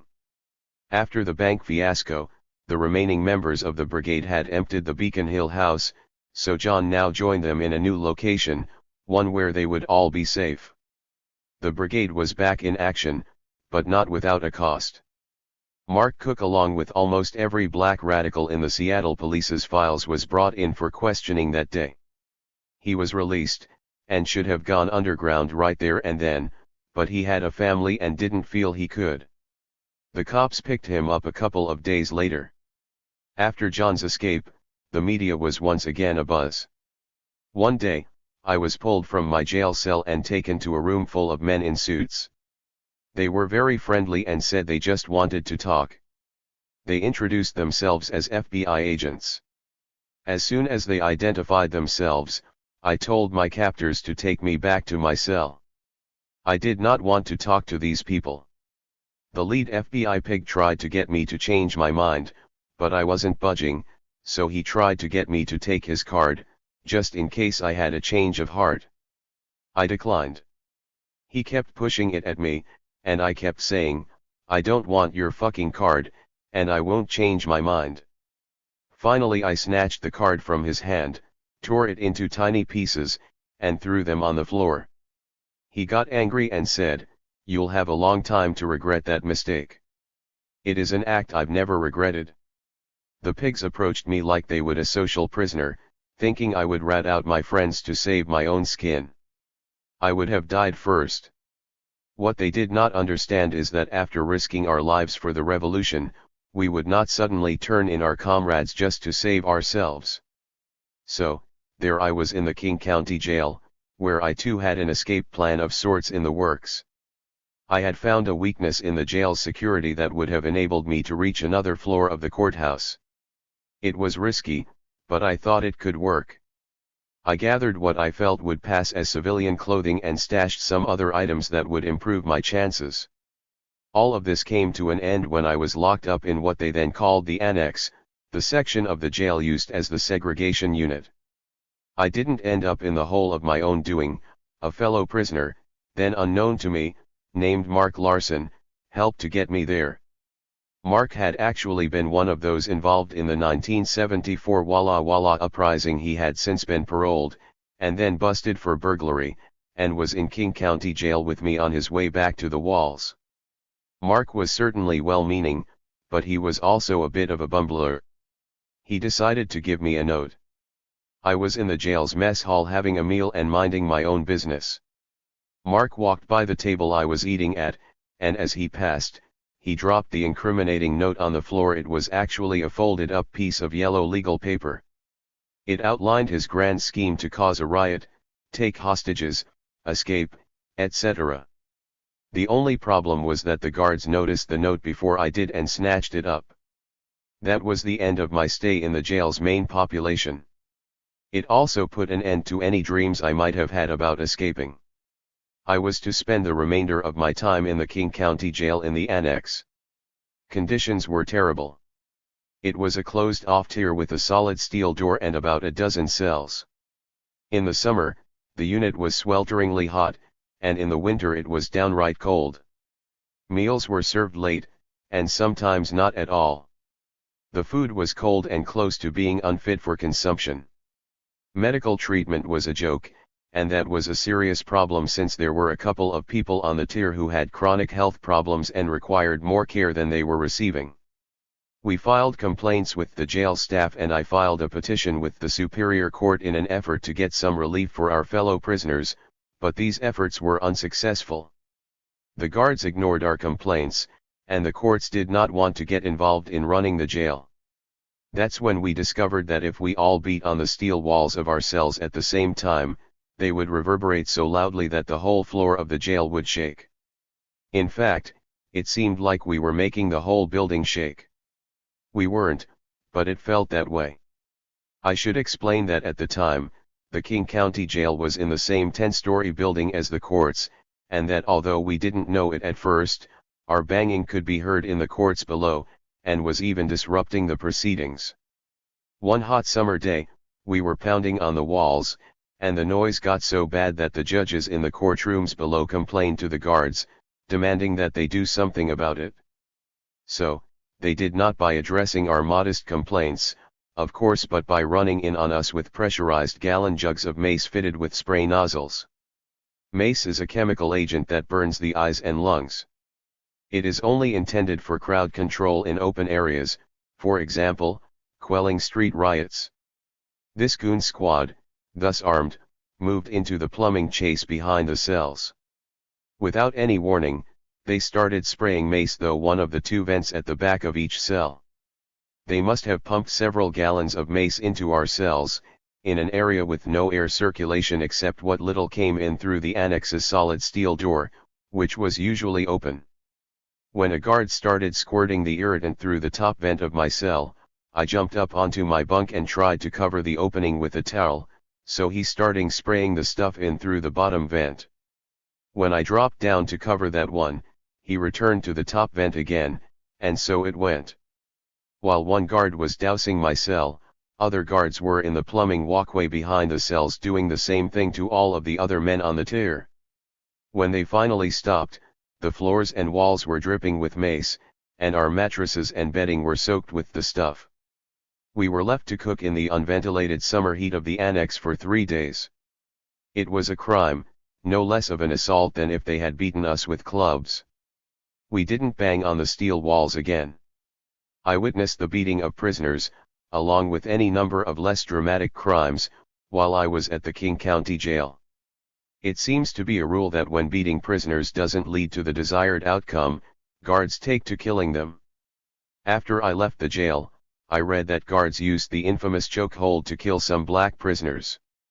The guards, like their police counterparts on the streets, were routinely found to have used reasonable force when murdering unarmed captives. This form of legalized murder has an effect beyond simply killing a recalcitrant prisoner. Perhaps more importantly, it communicates to other captives the high cost of being insufficiently submissive. I went to trial on the state charges first. I had been indicted on 2 counts of first-degree assault for defending myself against the police attack on the bank. The idea that I was defending myself is too much to swallow, you say? Not so. I would expect professional peace officers to issue a verbal warning to surrender, or even a warning shot, before firing into a bank full of people and before shooting Bruce in the back. First-degree assault in Washington state is the same as attempted murder in other jurisdictions. It is assault with intent to kill, a very serious crime. One of the essential elements of this crime is the intent to kill. If there was no intent to kill, there was no first-degree assault, only second-degree or some lesser offense. While I was indeed robbing a bank, and while I did fire my weapon, I knew from the outset that our situation was hopeless. I never had a cop in my gun sight, and I had not had any intention whatsoever of killing anyone. Bank robbery is one thing, killing a cop, especially in a situation like that, would be just plain foolish. In short, because of the lack of intent, I was in fact innocent of the crime, charged guilty as hell of a lot of other crimes, perhaps, but not of that specific one. The prosecutor's version of events at the bank was of course substantially different from mine. He said that on January 23, 1976, the defendant S. attempted to rob the Tukwila branch of the Pacific National Bank of Washington.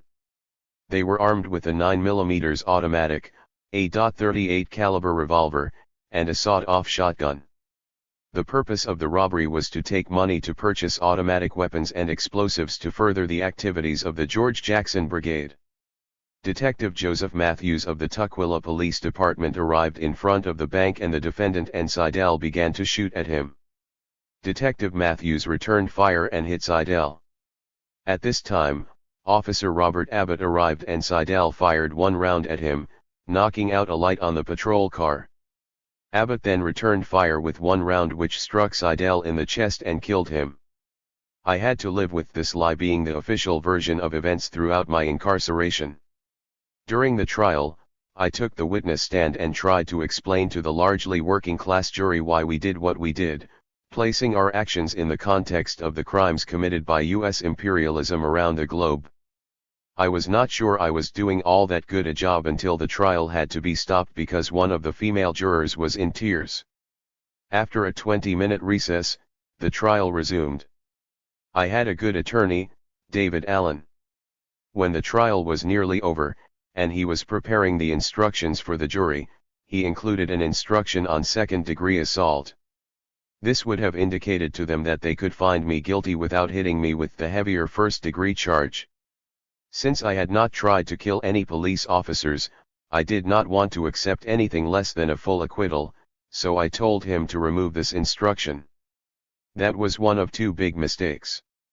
The jury could not ignore the instructions on first-degree assault, which were to find me guilty if I or any of my crime partners had intended to kill a police officer. Since one of Bruce's bullets hit the lights on top of one of the police cars, and since there was a cop behind that car, the jury had little choice but to find me guilty on both counts. Bruce, who at that point was already dying and was firing wildly, certainly had no intention of killing anyone, but he was not there to testify. John, of course, never fired a shot.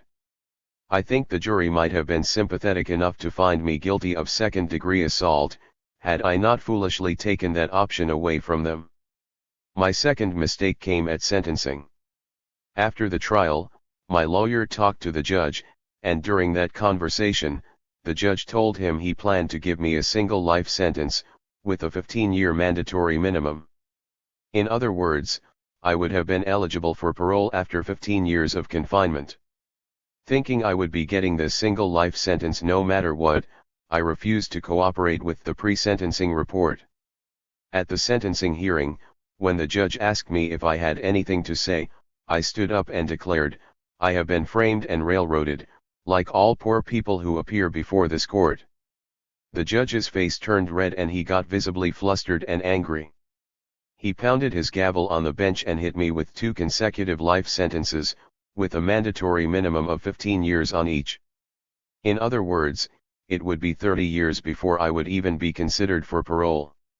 The way I saw it, I got 1 life sentence for the assaults, and another for the crime of having a smart mouth. In a country espousing free speech, no one deserves to be sentenced to life in prison for something they say, especially in this case, since what I had said was true. A new prosecuting attorney was appointed for my appeal of the state conviction, but, again over the objections of my attorney, I dismissed the appeal shortly before the opening brief was to be filed. I was not going to get caught in the trap that enmeshes so many long-term prisoners, who pin their hopes on the bourgeois criminal justice system and who are always focused on the next round of appeals. One day they wake up and realize that they've wasted their lives on an empty hope. Their mantra is the next court will see the justice of my cause. Their faith in the system is unshakable. As for me, either the revolution would free me, or somebody would be scraping my bloody remains off a prison wall. Maybe dismissing the appeal was my third mistake. I don't know. The sentences handed down in those days were incredibly capricious. For example, there was a guy in the jail with me who had a long history of raping and killing women, and had been convicted of this in the state of Washington. He received a single 5 years to life sentence. Whereas I, who had never harmed anyone and had never before been arrested for a violent crime, was hit with 2 consecutive 15 to life bits. Hell, Cuban exile Virgilio Paz Romero, who was convicted and sentenced in federal court for the 1976 car bomb killing of former Chilean ambassador Orlando Letelier and his assistant Lonnie Moffett in Washington, D.C. only received a 12-year sentence. With a third deducted for good time, the very most he would have to serve would be 8 years. As it happened, he only served 7, and according to the U.S. government's Bureau of Justice Statistics, more than half the convicted murderers released from state prisons in 1983 were back on the streets after spending less time than that behind bars. I am not saying these people were serving too little time, the fact is that murderers have the lowest recidivism rate of any class of offenders. What I am saying is that my state sentence was too harsh. The federal trial was not that different from the state proceedings, at least not in terms of my being shut down by the judge. I made a tactical mistake in the prosecution of my federal bank robbery trial. While reading law books in the King County Jail, I came across a case that seemed to open the possibility of my being able to present a defense the state court would not allow me to use, one that would allow me to tell my story to the jury. I did it a little in my state trial, until the proceedings had to be recessed for 20 minutes because one of the jurors was crying during the course of my testimony. It was not jury nullification, which is a right citizens lost about 150 years ago. No, the state court would not allow me to fully testify as to the conditions and forces that caused me to become a revolutionary.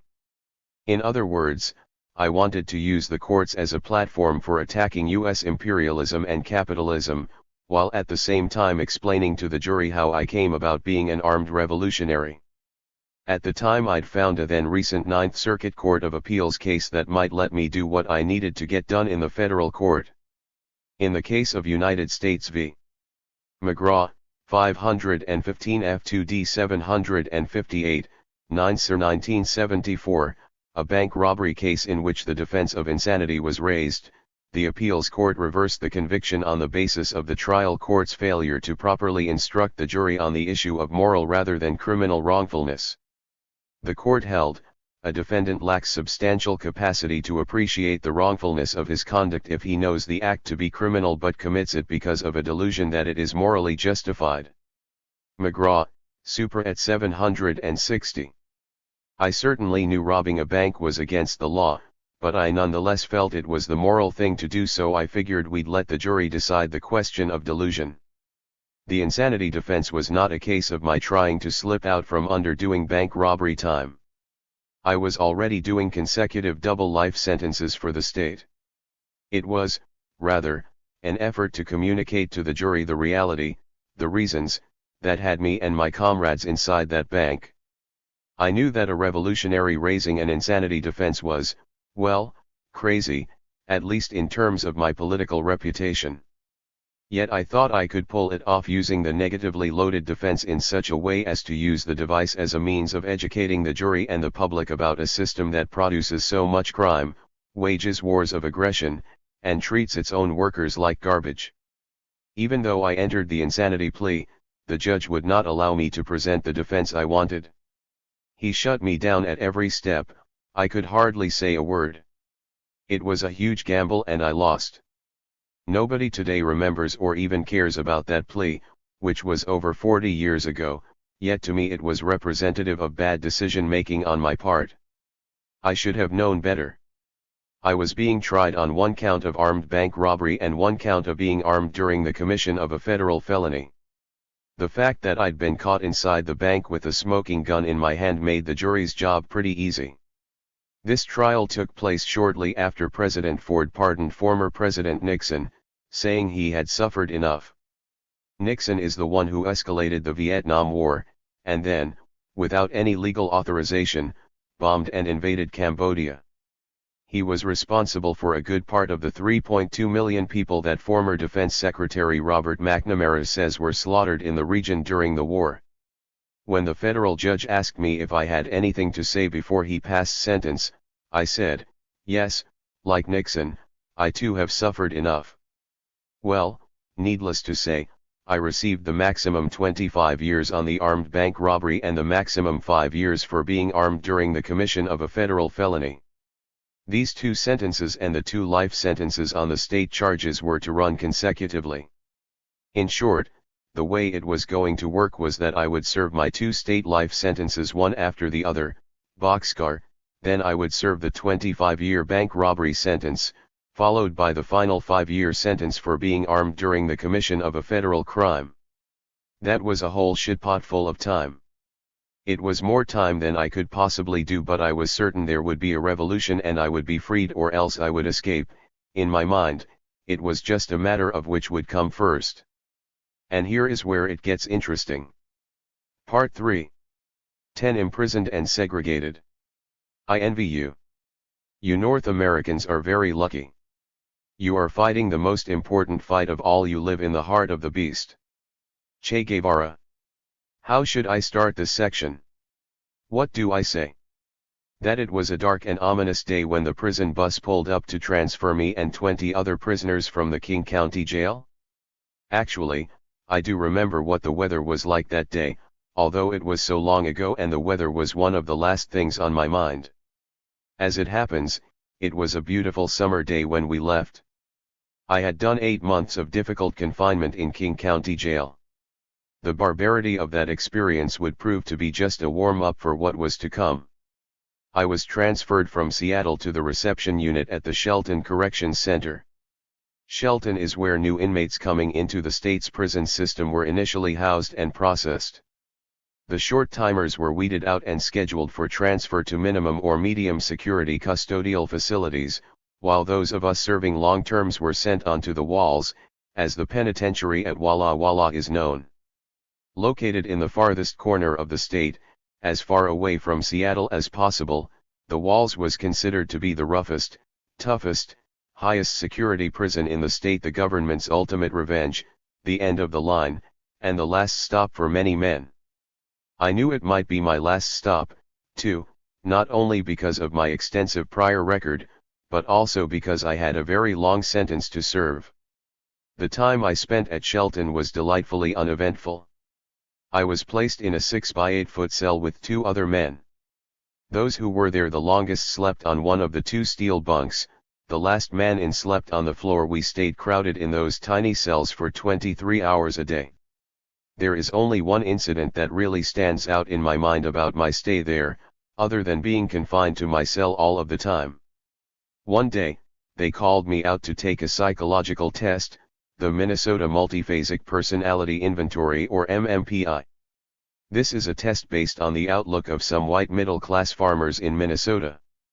If you don't answer these questions like said white farmers would, then you are considered abnormal, and not being normal or average in America is itself nearly a crime. So there we were, a whole room full of newly arrived prisoners and a couple of non-uniformed cops, no doubt counselors of some sort. Each prisoner was provided with a copy of the test and told to answer all the questions. I refused, telling the guy that it was a violation of my right to privacy. One of the guards told me I had to take it. I again declined.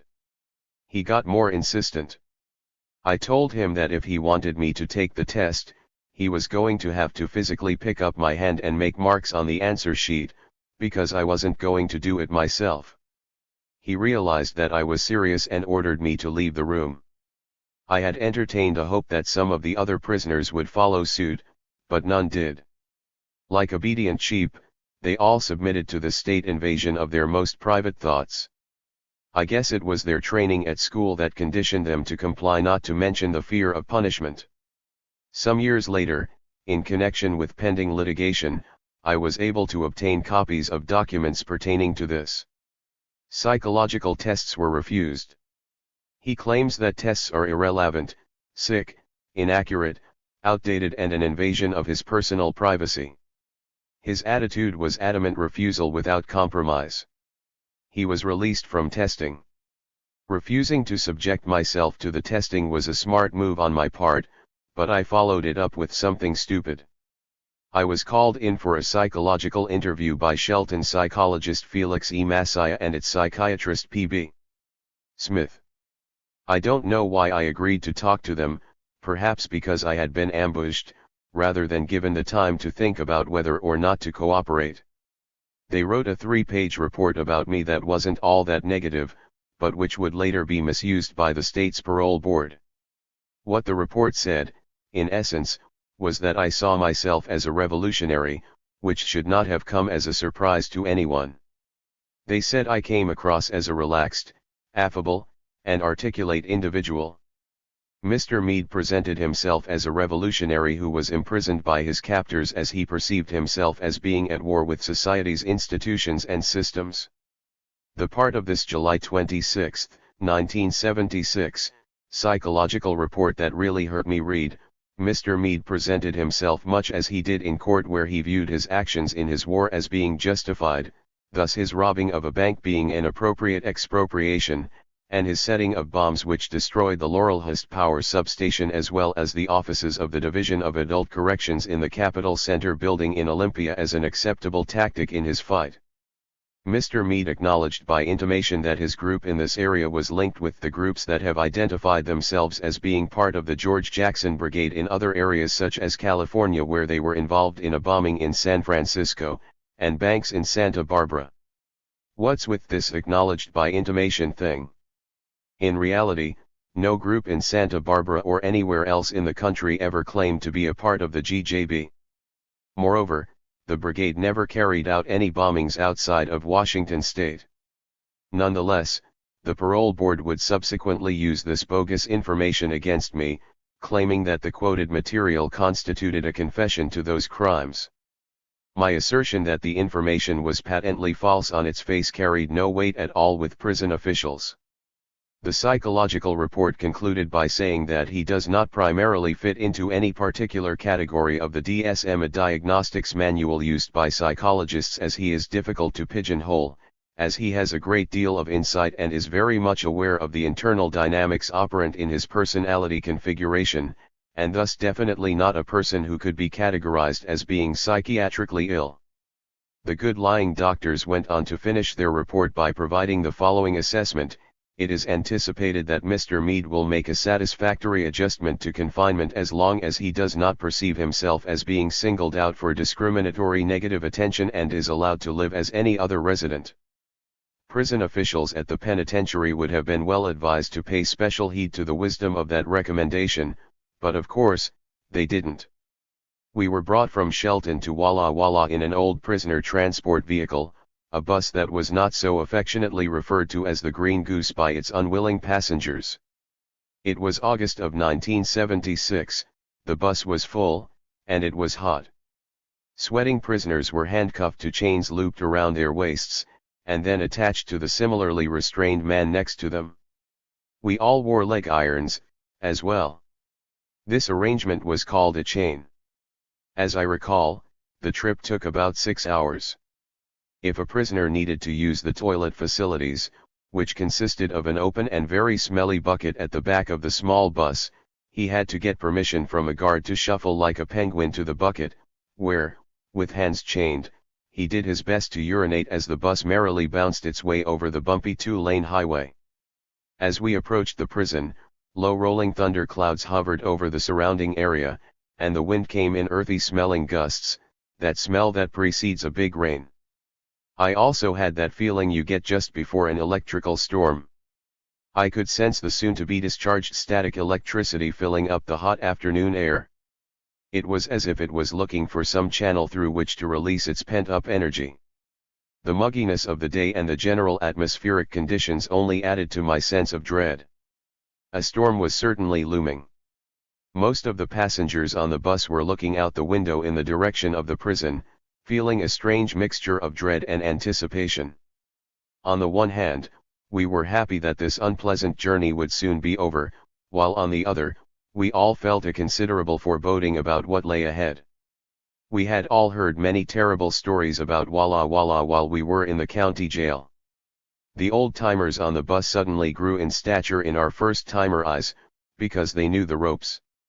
By now, everyone was watching for the prison, and those who had been there before were telling the rest of us where to look.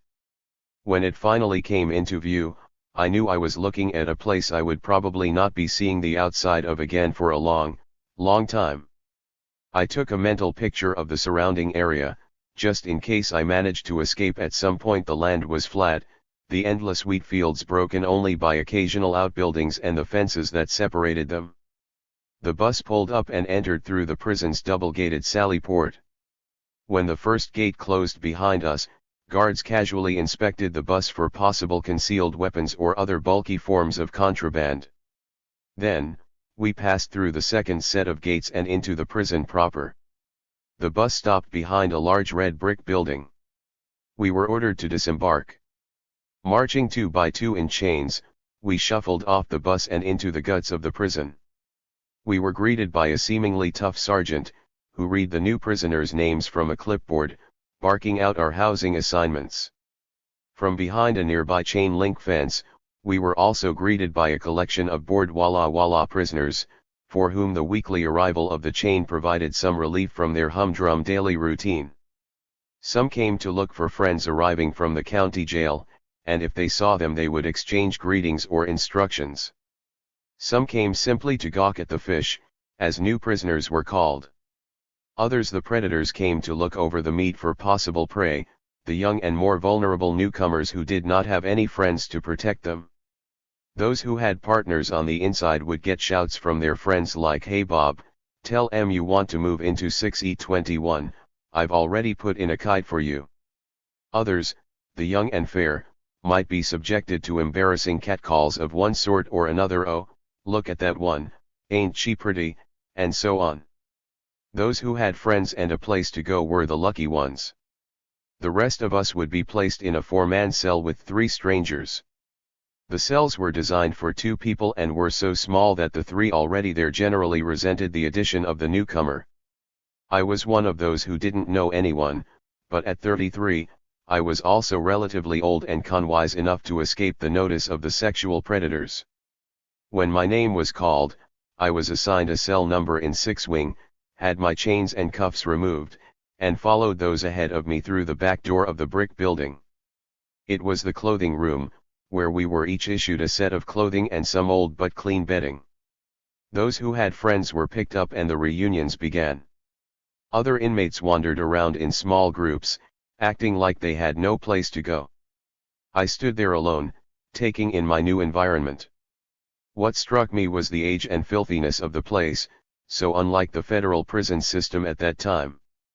There were a number of red brick buildings, and just about everything at ground level looked dirty and crowded. The place seemed haphazard and unplanned. The buildings were designed in different styles, reflecting the periods during which they were built. The older ones were quite old, the bricks and concrete on their lower levels chipped and crumbling. Small swirls of dust and litter blew across a big dirt-filled open area, which I would later learn was known as People's Park. I could feel the grit between my dry teeth, and I suddenly felt more insecure and insignificant than I'd felt in a long time. I was afraid that I would never leave this terrible place alive, that I would be trapped in this little space for a lifetime. 6 wing was a huge cell block containing tiers of cells stacked like a beehive, humming with the sound of men settling in for the evening count. The air was laden with the smell of too many bodies and stale cigarette smoke, the poor quality ventilation system clearly not being able to keep up with the heavy load. The inadequate lighting also contributed to the hive-like atmosphere. I found my way to my assigned cell without much trouble. It was occupied by a man called Doc, who I would later learn was a jailhouse lawyer. The other cellmates were kitchen workers, who would not be returning until later in the evening. I had a brief but friendly talk with Doc before count was announced over the cell block's loudspeakers. Once everyone was locked up, the goon squad suddenly appeared at the bars in front of the cell. They ordered me out, cuffed my hands behind my back, and then escorted me to Big Red, the segregation unit. It appeared as if I was indeed going to be singled out for discriminatory negative attention. 12. Being processed into the hole was not much different than all of the other forms of degradation prisoners experience on a daily basis. As it happened, there was another prisoner being processed when I entered the unit. We had to remove all our clothing in front of the gawking guards, then allow them to look into our mouths and ears, and lift our scrotum and penis so they could examine underneath them. Then, turn around, bend over, and spread the cheeks of our ass, allegedly so they could check to see if there was any contraband hidden inside of us. The other guy being processed with me was a few years younger than me and more slightly built. I didn't speak to him, nor he to me, as each of us was caught up in the unfolding drama of our own little humiliations. When the guards were done, they threw us each a pair of oversized blue coveralls and led us to B tier, which was one of the 4 tiers making up the whole. I was assigned to cell 13, the other guy was put in cell 14. I looked around the tiny 6 by 10 foot cell. It was dank, painted barf green, and filthy. Dry boogers peppered the bars and small metal table, and there was a more or less round patch of brown mud-like material smeared on the wall over the bunk. It was about 3 feet in diameter. I could tell by the smell and texture that it was human fecal matter shit. It took a moment for the shock to wear off, and then I yelled for the guards demanding a different cell. After a while, a guard came onto the tier, I showed him the filthy wall and repeated my demand to be moved. He told me I couldn't change cells, that such matters were in the hands of the assignment officer, and his decisions could not be changed. I asked for cleaning materials, but he told me that would have to wait until the next day, because his shift did not issue supplies. Temporarily resigned to my fate, I made my bunk and started cleaning the cell as best I could without actually touching any of the booger-infested or shit-smeared surfaces. Supper had just been served and most of the 24 prisoners on the tier were either taking naps or reading. It was generally quiet, with only an occasional snatch of conversation between the cells. No one paid any attention to me. I sat down on the bunk, as almost always, with my feet pointed toward the bars and my head by the toilet. Many a prisoner has had his throat cut while sleeping with his head next to the bars. The downside was the metal toilet sink combination was made of porous aluminum. Although it had once been painted, over the years the paint had entirely chipped off, leaving the aluminum to soak up the stale urine stench of countless thousands of previous occupants. It must have been around 7 o'clock in the evening when they started letting select prisoners out for their 1-hour exercise periods.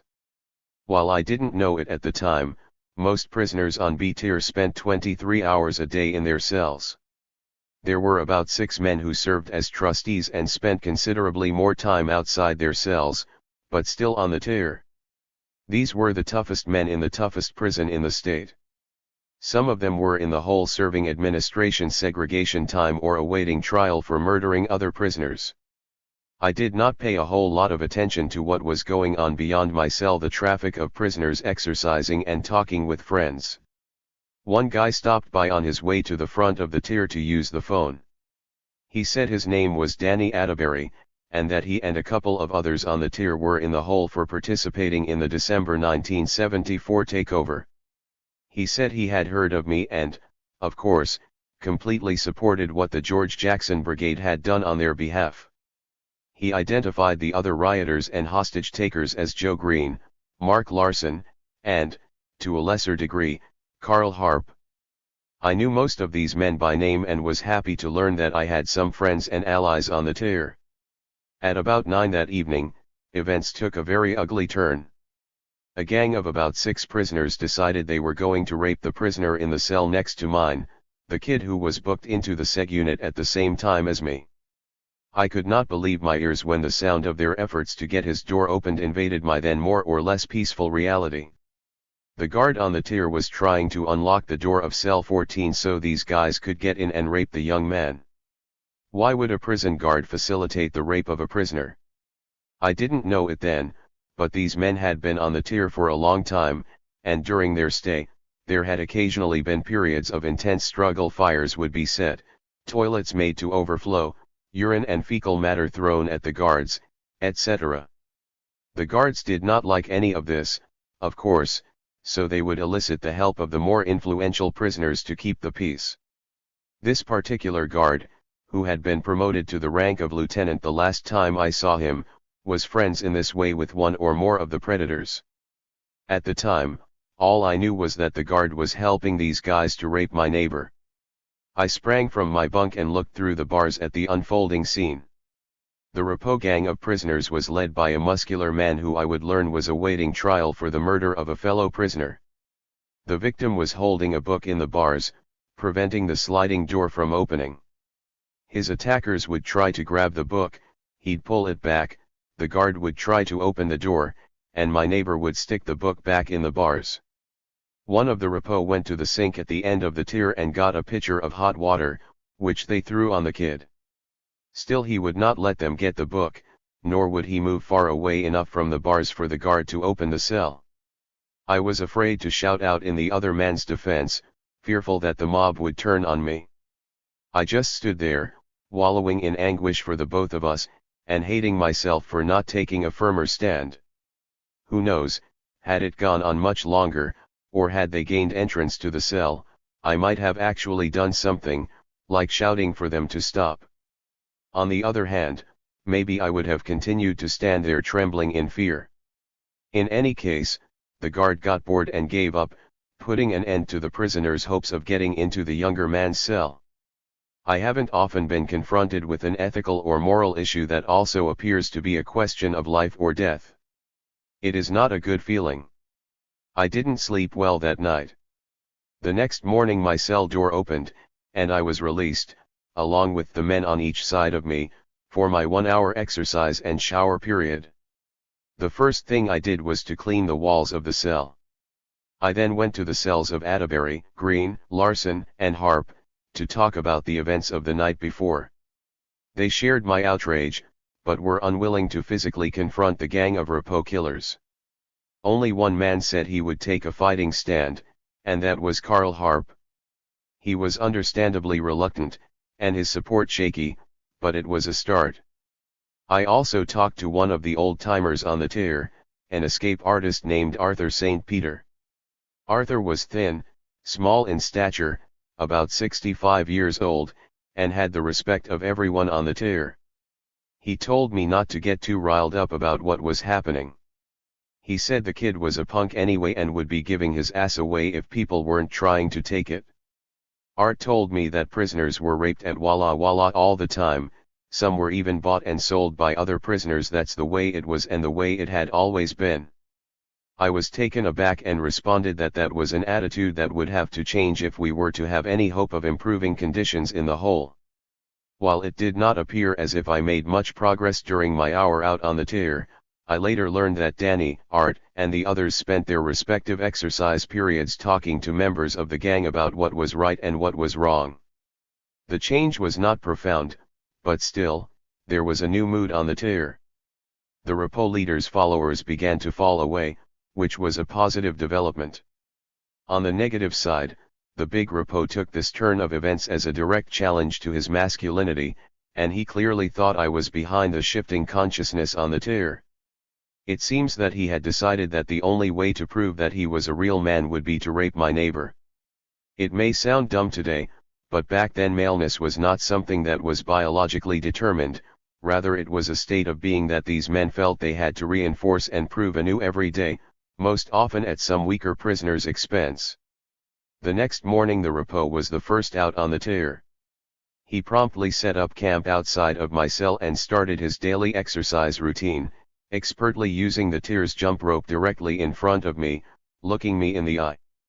His shirt was off and his muscles rippled as he worked out. I would soon learn from my new friends that as well as being a proficient weightlifter, this guy had been a professional boxer on the street. He jumped rope like a professional. This demonstration of the Rapo's prowess certainly had the desired effect on me. I was scared.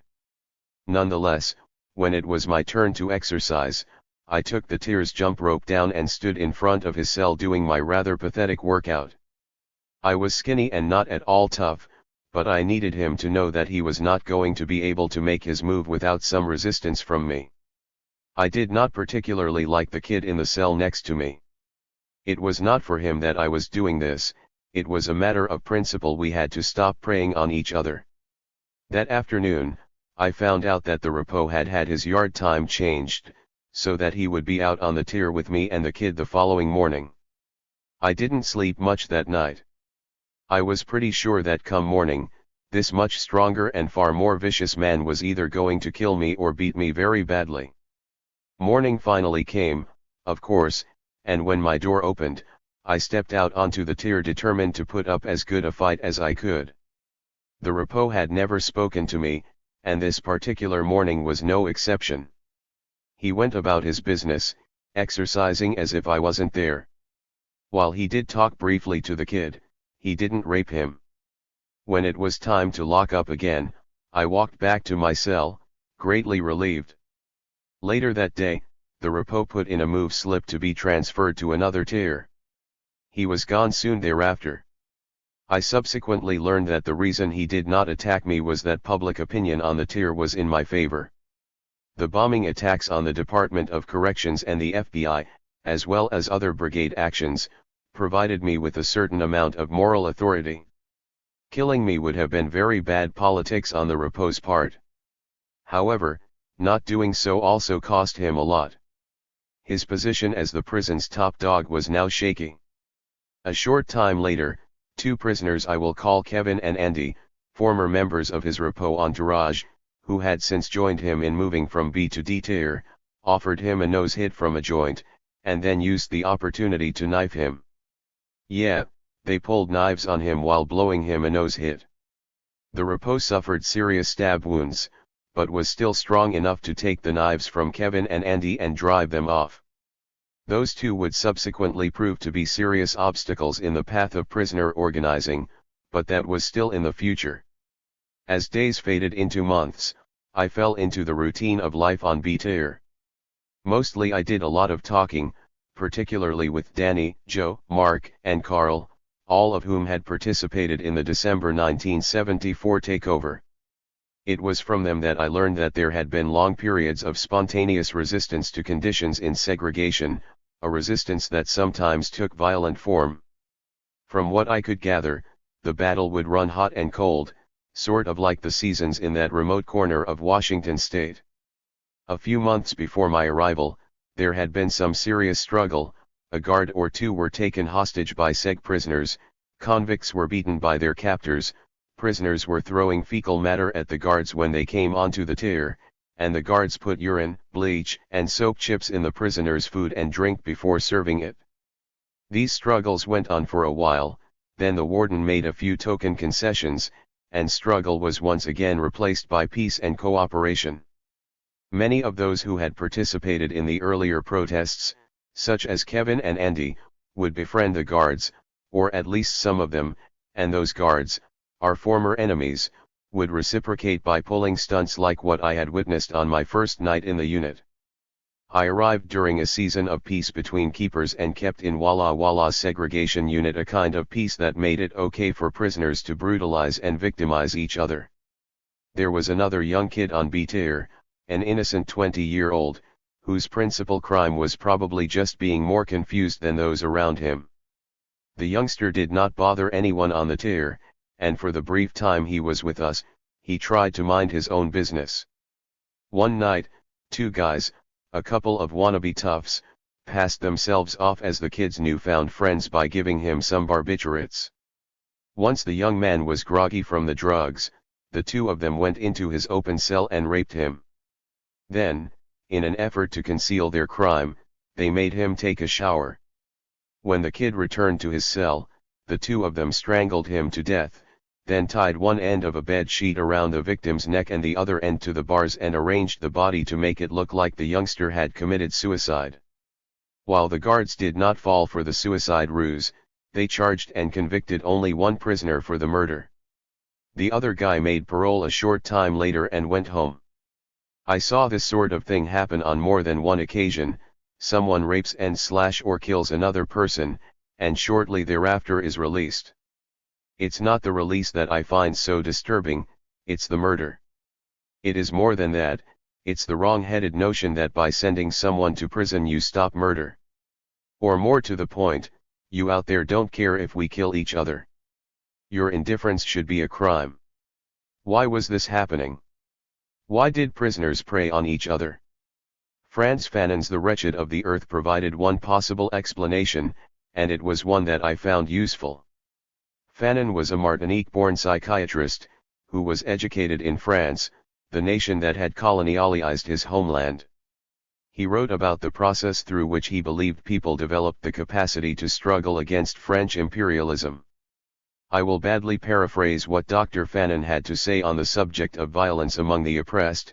The phenomenon is, to all intents and purposes, part of a much-needed cleansing process, one that prepares a nation for the struggle for liberation and for revolution.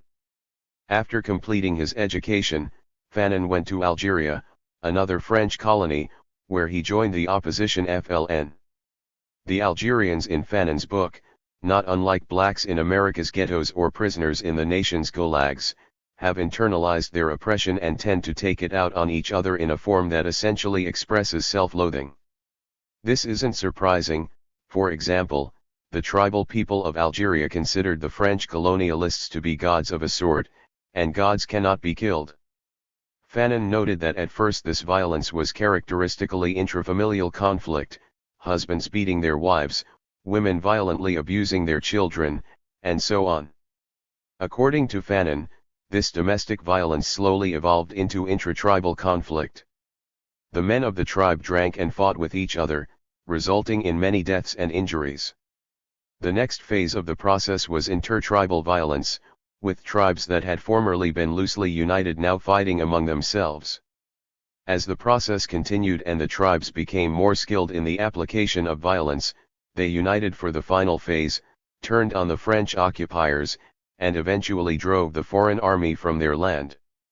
While I had some appreciation as to why prisoners were preying on each other, I was nonetheless angry at the prisoner who killed the weaker youngster. The killer could not understand why I was so pissed or why the murder of someone who wasn't a friend of mine would bother me. We never really got along after that. He was one of those people who for all his miserable life had been told he was a piece of shit and treated accordingly. He ended up believing it and behaving like a piece of shit. Of course, in all this, he was not alone. There were conflicting trends in Big Red, and in the prison in general. On the one hand, there was this kind of cannibalism, with the prisoners raping and killing each other, and on the other hand, there were intense periods of blind resistance. I wanted to raise prisoners' consciousness and decrease their self-destructiveness. I knew it was going to be an uphill battle. Not too long after my arrival at Walla Walla, my direct appeal for the federal bank robbery conviction was pending in the U.S. Court of Appeals for the Ninth Circuit. I was acting as my own attorney for the appeal, as I had at trial, and had only a narrow window of time to file my opening brief. The rules of the Court of Appeals mandated that all briefs must be commercially printed, using an offset press. There were no laser printers or fancy word processors in those days, but an exception was made for indigent prisoners.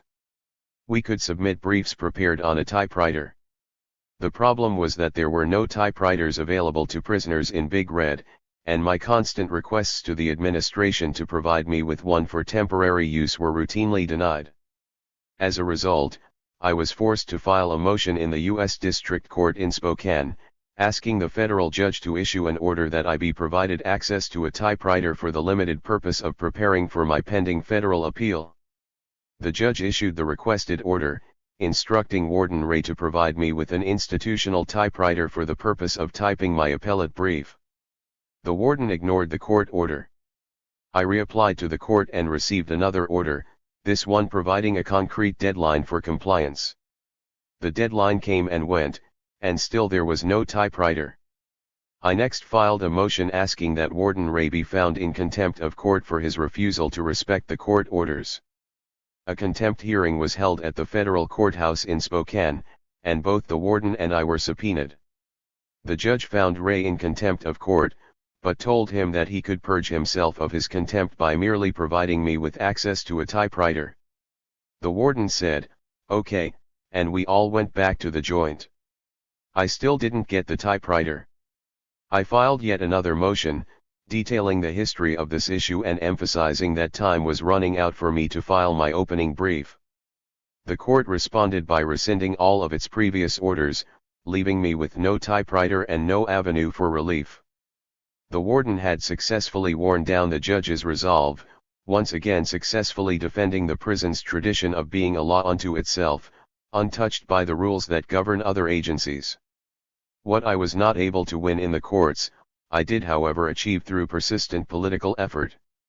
I did eventually manage to get an old state typewriter into my segregation cell. Perhaps Ray was more far-sighted than the judge, after all, as once my appeal was done, I used the machine to put out a typewritten newsletter targeting my fellow prisoners in the hole. Typing away in my cell and making as many carbon copies as I could, I wrote about the terrible conditions in Big Red, what it would take to change them, and who the real enemy was. I'll leave to the reader's imagination the sort of rhetoric I used back in those days. However clumsy my language may have been, though, it did get the message across to my desperate readers. The paper was surreptitiously passed from cell to cell and tier to tier. Other prisoners began to write articles, adding their voices to the call for a fight back. The season of peace was about to come to a close. Although I had not yet spent much time in the prison's general population, the steady flow of prisoners in and out of the hole, along with my own experiences in segregation, convinced me that the principal contradiction among prisoners at Walla Walla was not white racism, as is the case at so many other institutions, but sexism. At every prison I've been in, and that's a lot of 'em, there are ways for a prisoner to stand out from the crowd. At the federal prison in Marion, Illinois, for example, the prison issue underwear was briefs, tidy-whities. To be a cool prisoner, you would wear boxers, which were difficult to come by. At the McNeil Island Federal Prison, prisoners were issued white t-shirts, so having a so-called wife beater marked you as someone special. Well, at Walla Walla, you established your place in the prisoner pecking order by raping weaker or more vulnerable prisoners. That is how you distinguished yourself as a man. The idea began to form to start an organization aimed at ending prisoner-on-prisoner rape. However, to do any formal organizing, I would first have to get out of the hole. At the same time as my little newsletter was becoming more and more influential among the 96 men in Big Red, there was a similar increase in struggle around the terrible conditions, the beatings, the lack of programs, the 23-hour 8-day lockup, the poor sanitation, the lack of educational opportunities, etc., and unity grew. We launched a series of limited work strikes, with segregation porters refusing to clean the tiers. We wrote victory slogans on the walls of the unit. We threw trash onto the tiers, and then set it on fire. We filed lawsuits in federal court. We flooded the place by stopping up the toilets with sheets, and then repeatedly flushing them. There were also hunger strikes. Demands were submitted to prison officials. We wrote articles about our appalling living conditions and submitted them to progressive publications on the outside, such as Seattle's alternative newspaper, the Northwest Passage. It took some time, about a year I'm thinking, but eventually all 4 tiers in the unit were effectively working toward a single objective. We were in a continuous state of war with our captors. Slowly, taking 1 step backwards for every 2 steps forward, making mistakes and learning as we continued to fight, we created enough unity that we began to believe that we could win. We knew that what was being done to us was terribly wrong, and we realized that the only way out was through ongoing struggle. We called ourselves the Walla Walla Brothers.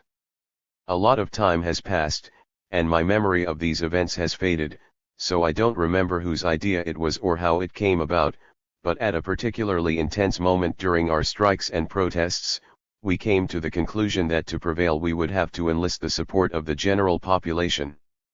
During the previous year, we had laid a lot of groundwork around the issue of solitary confinement, which included articles in outside publications on the conditions and lack of improvement opportunities for those of us so confined. I was putting out my small publication, using my typewriter of course. We were also able to have prisoner representatives come into SEG to consult with us, and we made our positions clear to them. But we knew it would take more than just talk.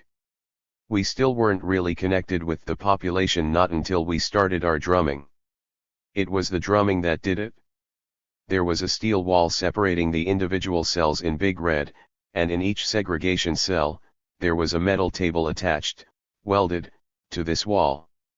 If you hit the top of the table with the fleshy part of a clenched fist, the way in which the steel amplified the sound produced a deep reverberation up and down the tier. It was a loud, deep, satisfying noise. We knew when the population was released from their cell blocks and walked past Big Red on their way to the mess hall to eat their meals. While one drummer was loud, a tier of 24 banging simultaneously in rhythmic unison was almost as deafening as it was empowering. With 4 tiers of 24 men each doing it, all at the same time, it was truly awesome, like waves of thunder rolling across the prison compound. We did this every day, during every meal, until we had beaten the balls of our fists raw. Boom boom boom, boom boom boom, we banged on and on, not passively, not like survivors trapped in the bowels of a capsized ocean liner, sending out periodic bumps for would-be rescuers, but rather we pounded like fighters beating out a confident call to comrades to join us in a most glorious struggle for justice. Our reward was quick in coming. After some 3 or 4 days of pounding on our metal tables, days in which our captors did everything within their power to shut us up, we received word that the entire population was on work strike. They had issued a list of 14 demands, and the first item on that list was the demand to rectify specified conditions in the segregation unit. The fat was now in the fire. We in the whole were ecstatic about this latest turn of events, and rightly so. We redoubled our efforts on all fronts, limited as they might be, cranking out more articles and supporting our striking brothers in the population in any small way we could. The work strike lasted for 47 days, the longest prison strike in Washington state history to this day. Every day, the strike was a major news event on television, on the radio, and in the newspapers. We would probably have needed to go on even longer had we not received some valuable armed support from my comrades at large. On day 43, the George Jackson Brigade planted bombs at the safety deposit boxes of 2 branches of the Rainier National Bank in Seattle. These were the first bombings the group had carried out since our New Year's 1976 attacks. This got the attention of the powers that be. The GJB's communique to Seattle radio stations made the message perfectly clear. The document exposed the interlocking directorships of the Rainier Bank and the publisher of the state's leading newspaper, the Seattle Times. The communique further pointed out that on nearly every one of the 43 days the prisoners at Walla Walls had been on strike, the news media had carried completely one-sided stories, including interviews with prison officials and guards, along with various other forms of anti-prisoner propaganda. Not once during the course of this significant news event was the prisoner's side of the story told. Not a single word uttered by a prisoner had been quoted. The brigade promised to continue bombing Rainier banks until the Seattle Times adopted a more even-handed approach. You wouldn't believe the speed of the about-face or its impact on the mood of the general public. On day 42 of the strike and every day before that, there was not so much as a hint in the bourgeois media outlets that the prisoners might have legitimate gripes. Then suddenly, on day 44, a prisoner was interviewed. I don't think he was even part of general population. I think he worked outside the walls as a farm worker. In any case, his few words were enough to start a statewide debate and to unleash what would soon be a flood of facts regarding our outrageous living conditions. How legitimate were our complaints? Solid enough for public opinion to get behind us, leading to the Secretary of the Department of Corrections, Harold Bradley, being fired. Warden B.J. Ray was removed from his post, and the Associate Warden of Custody, the man in charge of Big Red, was transferred to a kids' joint at Shelton. We, the Walla Walla brothers, were soon released from the hole, although not all at once. A combination of mass struggle and armed struggle had won the day. At the same time, as recounted by Daniel Burton Rose, the bombings led the Washington Bankers Association to announce a reward of $25,000 for information leading to the arrest of John William Sherman and Rita Darlene Brown, the two publicly confirmed, indicted brigade members. The association's announcement described them both as extremely dangerous. When I tell this story, it sounds like we had brave prisoners marching in unity and brotherhood toward the greater goals of goodness and decency. I don't want to romanticize this period. Of course there were elements of unity in struggle. We shared a common boredom, the occasional rush of success, and frequent setbacks, but there were also the underlying contradictions among prisoners on the tier that manifested themselves both in threats and in actual violent actions. The small group who called ourselves the Walla Walla Brothers did everything we could to communicate a sense of struggle to other people on the tier. One day Danny took ketchup, and using it as paint wrote "We will win," in big 2+ foot letters on the burn-scarred back wall of the tier. We put up posters, I continued to produce my segregation newsletter, all of us talked to people one-on-one, and on occasion, I even tried to get guys on the tier to sing politically inspirational songs. I had written away for a dozen IWW songbooks. Yet, with all this and much more, there were still long periods during which it seemed that nobody was listening to us, that nothing we were doing would have any impact on reality. There were also less conscious prisoners who continued to prey upon the more vulnerable, and even upon each other. The only time this negative behavior would change the periods when people were at their best was when our material conditions were at their worst, when we were stripped of everything but our undershorts, and found ourselves enduring the stench of the urine on the walls, the smoke from the fires on the tier, and the beatings inflicted by the guards.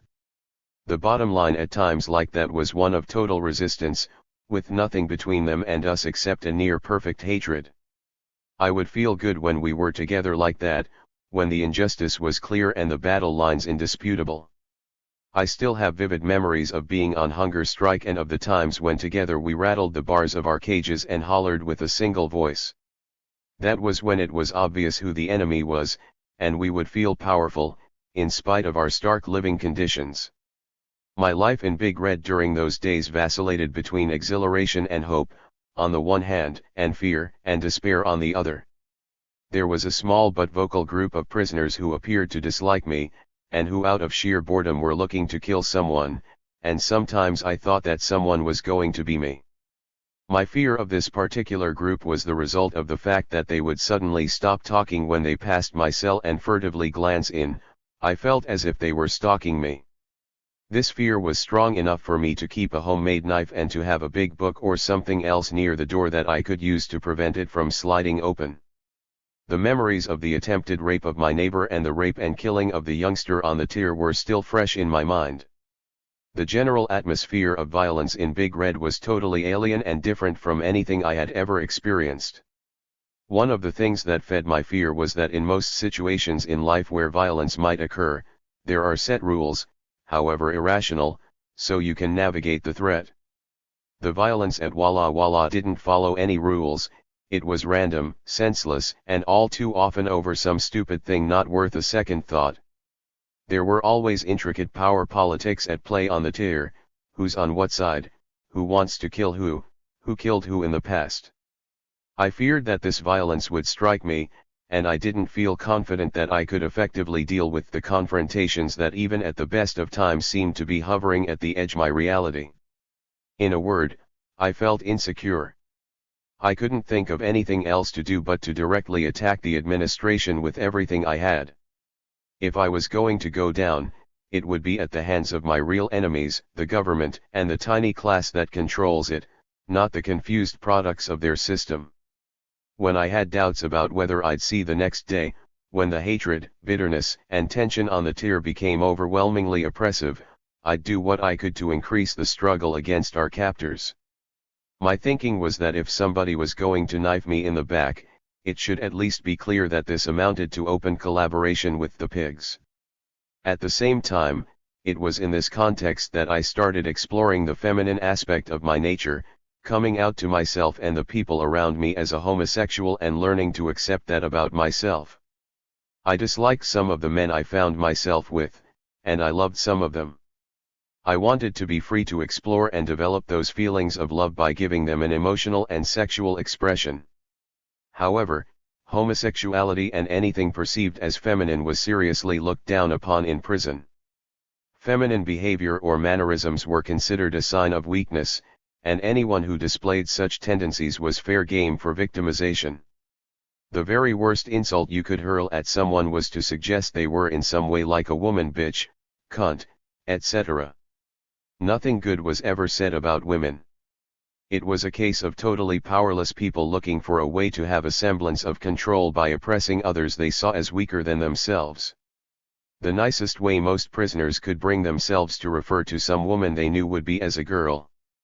Gays, of course, were objects of derision. In the prison hierarchy, homosexuals were just a short step above child molesters. In fact, anyone who took dick, queer or bitch, was looked down upon. Pitching the dick was okay and not considered to be a homosexual act, but catching it marked one as weak as a pussy. My coming out was not the result of some driving sexual desire for men, or for any particular man. It was a rational intellectual and political decision that I arrived at over time. I had just returned to prison with a double life sentence and a relatively high level of consciousness about women's issues. As I said earlier, I had already decided that women did not need yet another man draining their energy, that if my emotional and sexual needs were going to be met, they would be met by men.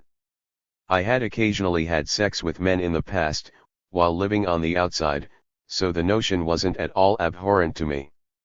At the same time, the idea of organizing a group of men against sexism and sexual slavery was taking shape in my mind. I don't know if that sounds opportunist or not, adjusting my sexual proclivities to fit the group of people I most wanted to reach, but I wanted to be responding to the problem as a member of the victimized group, rather than as an outsider. The proper term to describe me at that time would have been political faggot. It is, however, also true that I genuinely loved people like Danny Atterbury, Mark Larson, Carl Harp, and Joe Green. I loved them as intensely as I feared so many other people on the tier. I've been trying to convey a sense of what it was like to live on the tier during those days, and that's difficult, because a lot of what went on doesn't make all that much sense. The bottom line is that after I'd been in the hole for 9 months, my friends and I were released to general population. We'd survived one hell and were on the threshold of another.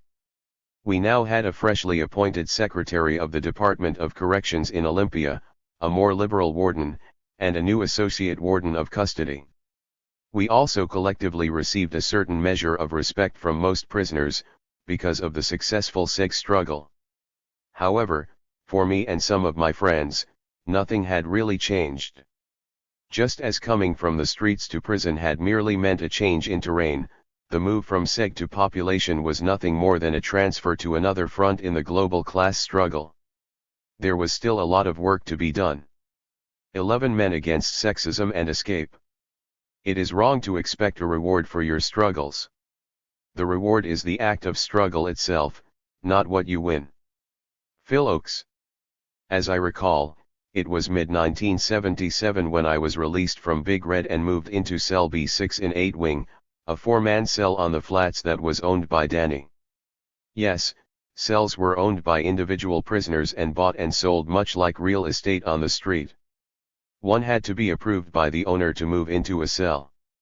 If the administration moved a fish into a cell, he would generally be permitted to stay for 2 or 3 days while he looked for another place to live.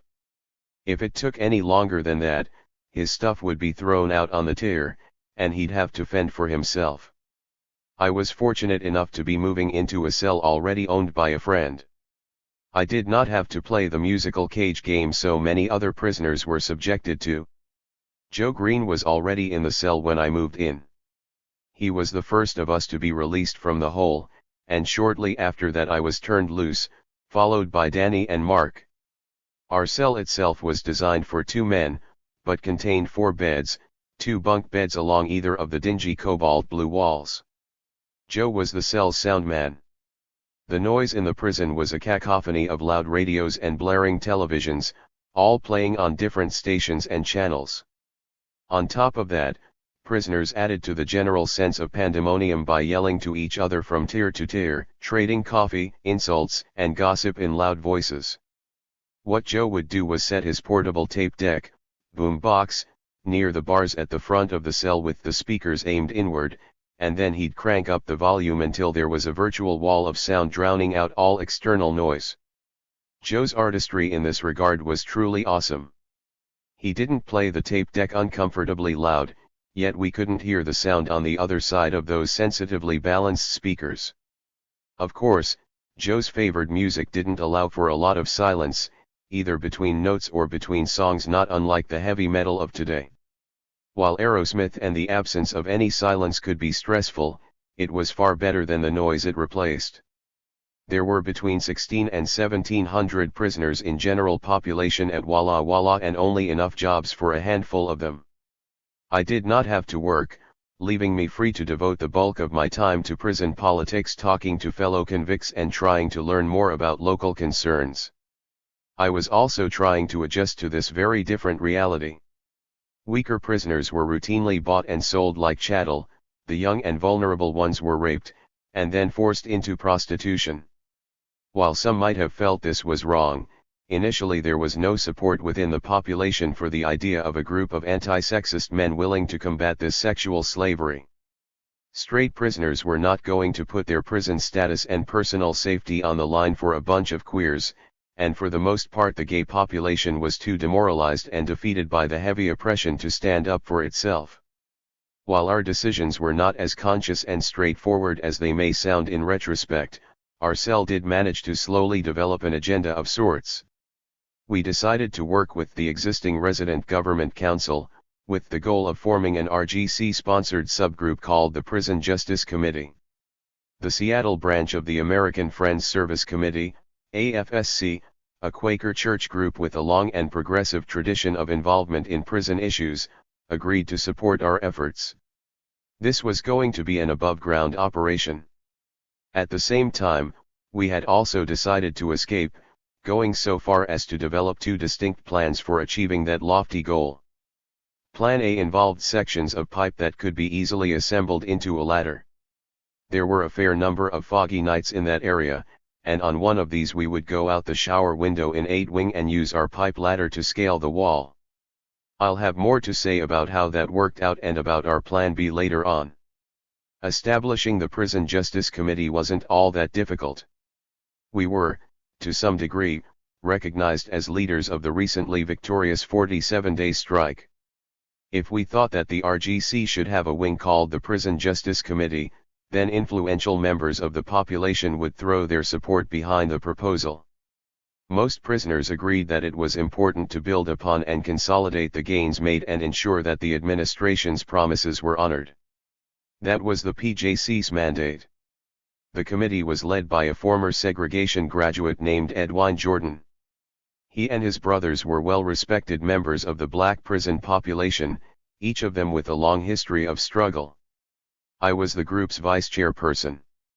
The PJC quickly drew up a schedule of meetings and created a series of much smaller subcommittees, each of them responsible for a particular aspect of prison life.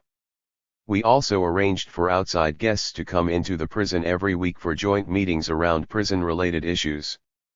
There were about 30 of us, the core group being those who had formerly referred to ourselves as the Walla Walla Brothers, me, Danny, Mark, and to a lesser extent, Carl, who was not in on our less-than-legal activities, like manufacturing weapons. From the very beginning, attendance at PJC meetings exceeded that of its parent organization, the RGC, and within a month, the PJC was the prisoners' group at the walls. Gay prisoners and other subgroups were amongst those who became increasingly involved in the PJC's activities, not because the PJC offered protection, but simply because the group took a firm stand against racism and all forms of sexism and homophobia. Before too long, the PJC formed yet another subcommittee, which I chaired, and which I called Men Against Sexism, MOS. The Resident Government Council, RGC, was an officially sponsored group, and the PJC, as its offspring, enjoyed some measure of respectability in the eyes of our captors. Similarly, MOS, if not respectable because of its relationship to the PJC, nonetheless possessed a degree of legitimacy sufficient to keep the pig's boot off our necks, allowing us to get on our feet without undue friction. I don't think MOS would have survived that initial development phase had it not been under the protective wing of the Prison Justice Committee. The PJC did its work well and kept on growing, and the formal sanction of the prison administration and the support of the American Friends Service Committee helped it gain its independence. Before too long, the group was able to cut its ties with the RGC. Weekly meetings were attended by guests from the outside in a room on the second floor of the admissions building. At these joint gatherings, each subcommittee coordinator would give a report on the status of his subcommittee's work. The subcommittee on visitation, for example, would report on the progress being made in that area, problems with the visiting room staff, expanding the visiting area, the conjugal visitation proposal, and so on. I think there were something like 6 subcommittees, dealing with issues ranging from racism to legislative action. The MOS subcommittee started out like all the others, but quickly took on a life of its own. Membership soon grew to be half the size of the PJC, then grew some more, until eventually it was slightly larger than its parent organization. At first, this wasn't a problem, since we were all marching in more or less the same direction and to the beat of the same drum.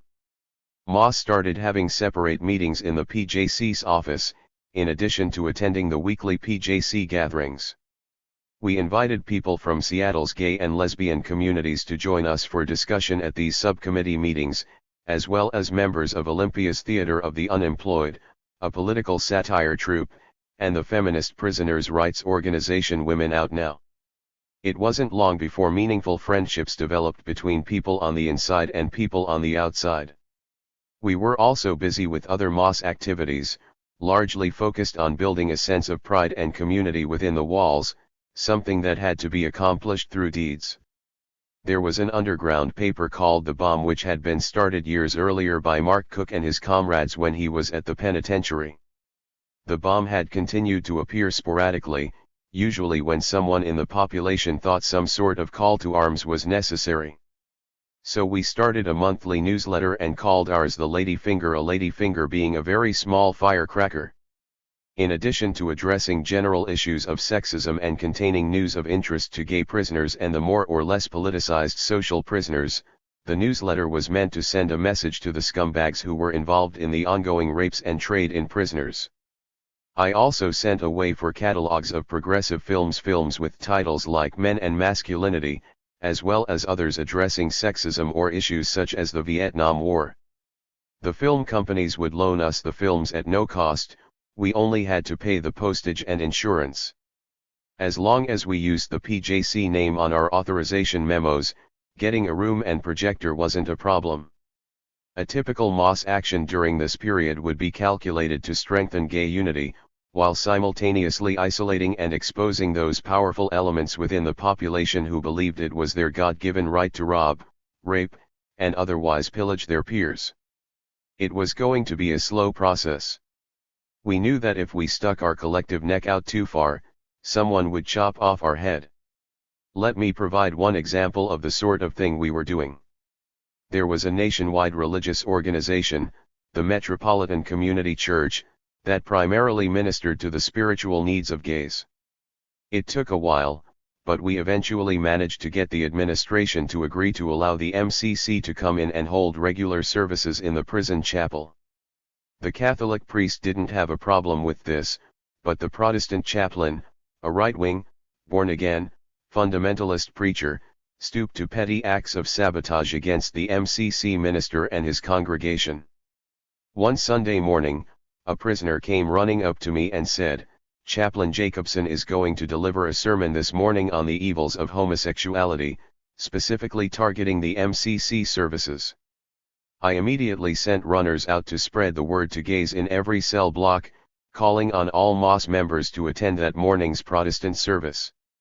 There were 30-some queers quietly sitting in the conservative church that morning waiting for the service to begin. We were a beautiful sight to behold. I had shoulder-length blonde hair and was wearing lavender star earrings. Some prisoners had made up their faces, and there were even a few in full drag, including some very colorful dresses. But if we had thought that our presence alone would be enough to restrain the preacher's bigotry, we were soon proven wrong. The chaplain started in on the MCC and the evils of homosexuality in general, preaching that it was a travesty that queers could defile the house of the Lord with their so-called religion. That was enough for me. This filth was barely out of his mouth, when I interrupted his Nazi diatribe with a speech about the value of religious freedom and tolerance. The other MOS members chimed in with their support, while his congregation of protective custody candidates and would-be child molesters remained prudently silent, no doubt intimidated by the sight of so many angry faggots. By making it an issue of rights rather than religion or morality, I forced the preacher to at least pretend to recognize that his efforts to prevent our chaplain from coming in and conducting services was a denial of our religious freedoms. I made it clear that we would fight hard to protect that freedom. That confrontation seemed to take much of the wind from his sails, and we never had any real problem with him thereafter. It seemed to me that after this incident gay prisoners held their heads a little higher and showed more pride as they made their way around the prison. As a communist, I am of course an atheist. But being a godless commie did not prevent me from defending the democratic right of MOS members to religious freedom. It was a right that I myself was exercising by attending each and every MCC service at Walla Walla. Generally speaking, whether it's workers striking for a fairer wage or peasants struggling for land, you will always find communists defending the rights of the poor and working people. We are always on the side of working-class justice and opposed to exploitation or oppression in any form, be it racial, sexual, or economic. Men against sexism grew steadily in both size and strength. Initially, our interventions had tended to come after a rape or similar incident, taking the form of hand-holding types of support, but now we began to directly interfere with the behavior of the prison's tough-oasy, tough-wazi. While continuing with our regular political activities, we now found ourselves increasingly intervening in crises, finding safe cells for exploited people, etc. For instance, I remember when a young pedophile named Steve arrived at the prison. He was promptly snatched up by predators, and when they were done using him, he was sold to another cell for $300. With a combination of bluff and bluster, moral suasion and dumb luck, we extracted the pedophile from sexual bondage and moved him into one of our safe cells. People in certain circles were outraged about what we had done.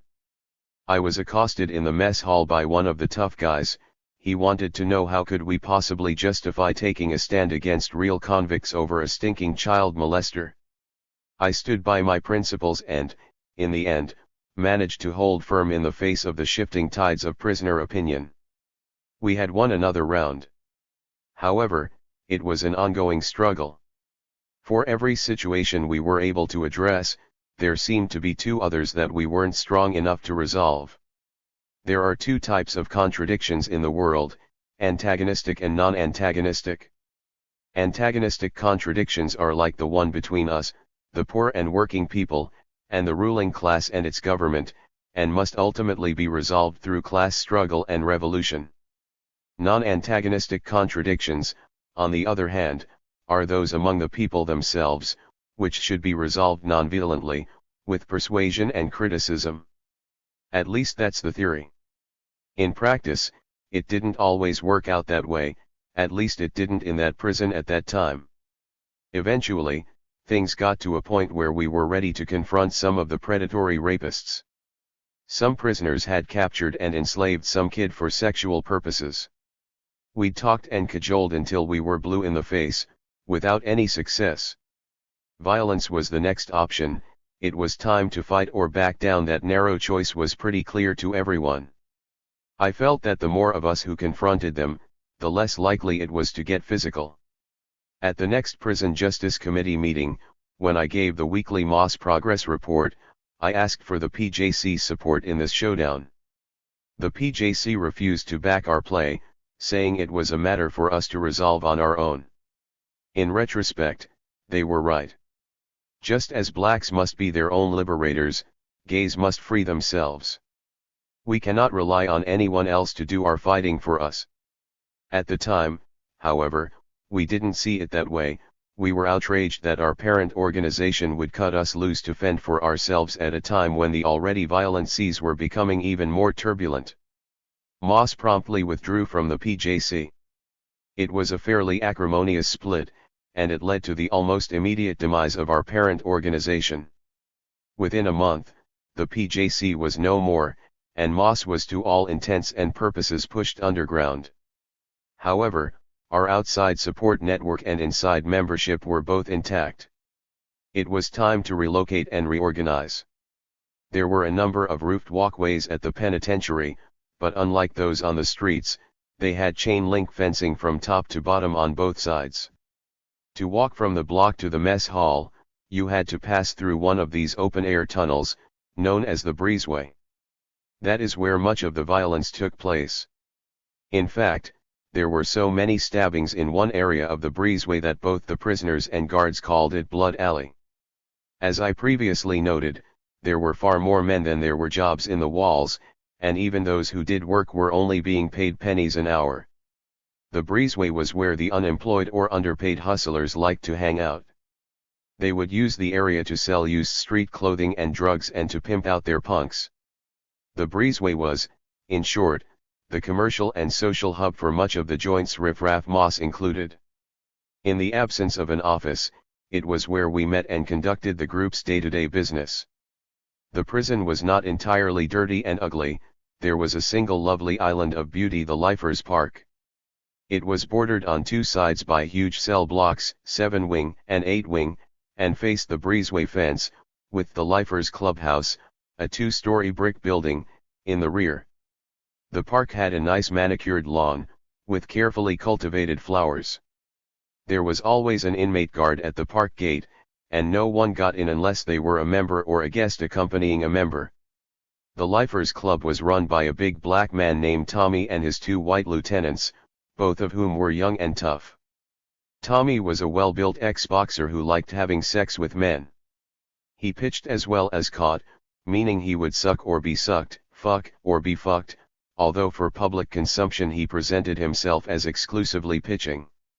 As I remarked earlier, it was not considered a homosexual act to stick your prick into one or another of some man's orifices, only the sticky was stigmatized.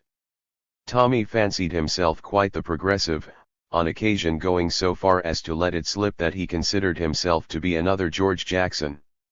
While I knew better than that, I nonetheless tended to overestimate Tommy's level of political development. Tommy had ongoing problems with other elements in the population, for example the Chicanos, but nothing he couldn't handle on his own when it came down to it. Still, like any leader, he could always use additional support. Tommy liked having sex with men and wanted to increase his political and military strength, whereas Moss consisted mostly of people who liked sex with men. It had a certain amount of power in the prison, and it needed a home. Moss's takeover of the Lifers Club was gradual, and it wasn't deliberate. We slowly started spending less time on the breezeway and more time in Lifers Park, where Tommy made us feel welcome. Then, there was a proposition at a Lifers Club meeting that Moss, which had been orphaned by the mean OLPJC, be loaned just a tiny corner of the big Lifers Club meeting room only for as long as it took for Moss to get administration recognition and a space of its own, of course. With Moss members present, and Tommy and his goons ramrodding the motion through, the membership did not raise any major objections. We set up an office under the protective wing of legitimacy offered by the Lifers Club and started inviting our outside guests back into the prison to visit us again. Lifers Club and Moss members were able to have sex with outsiders in a downstairs room set up for that purpose. It was a soundproof room that had once been used by prisoners making cassette recordings of books for the blind. By that point, it was unused, and there was a mattress on the floor. Members of the Lifers Club would take their woman friends into the little room, and Moss members would take their man friends.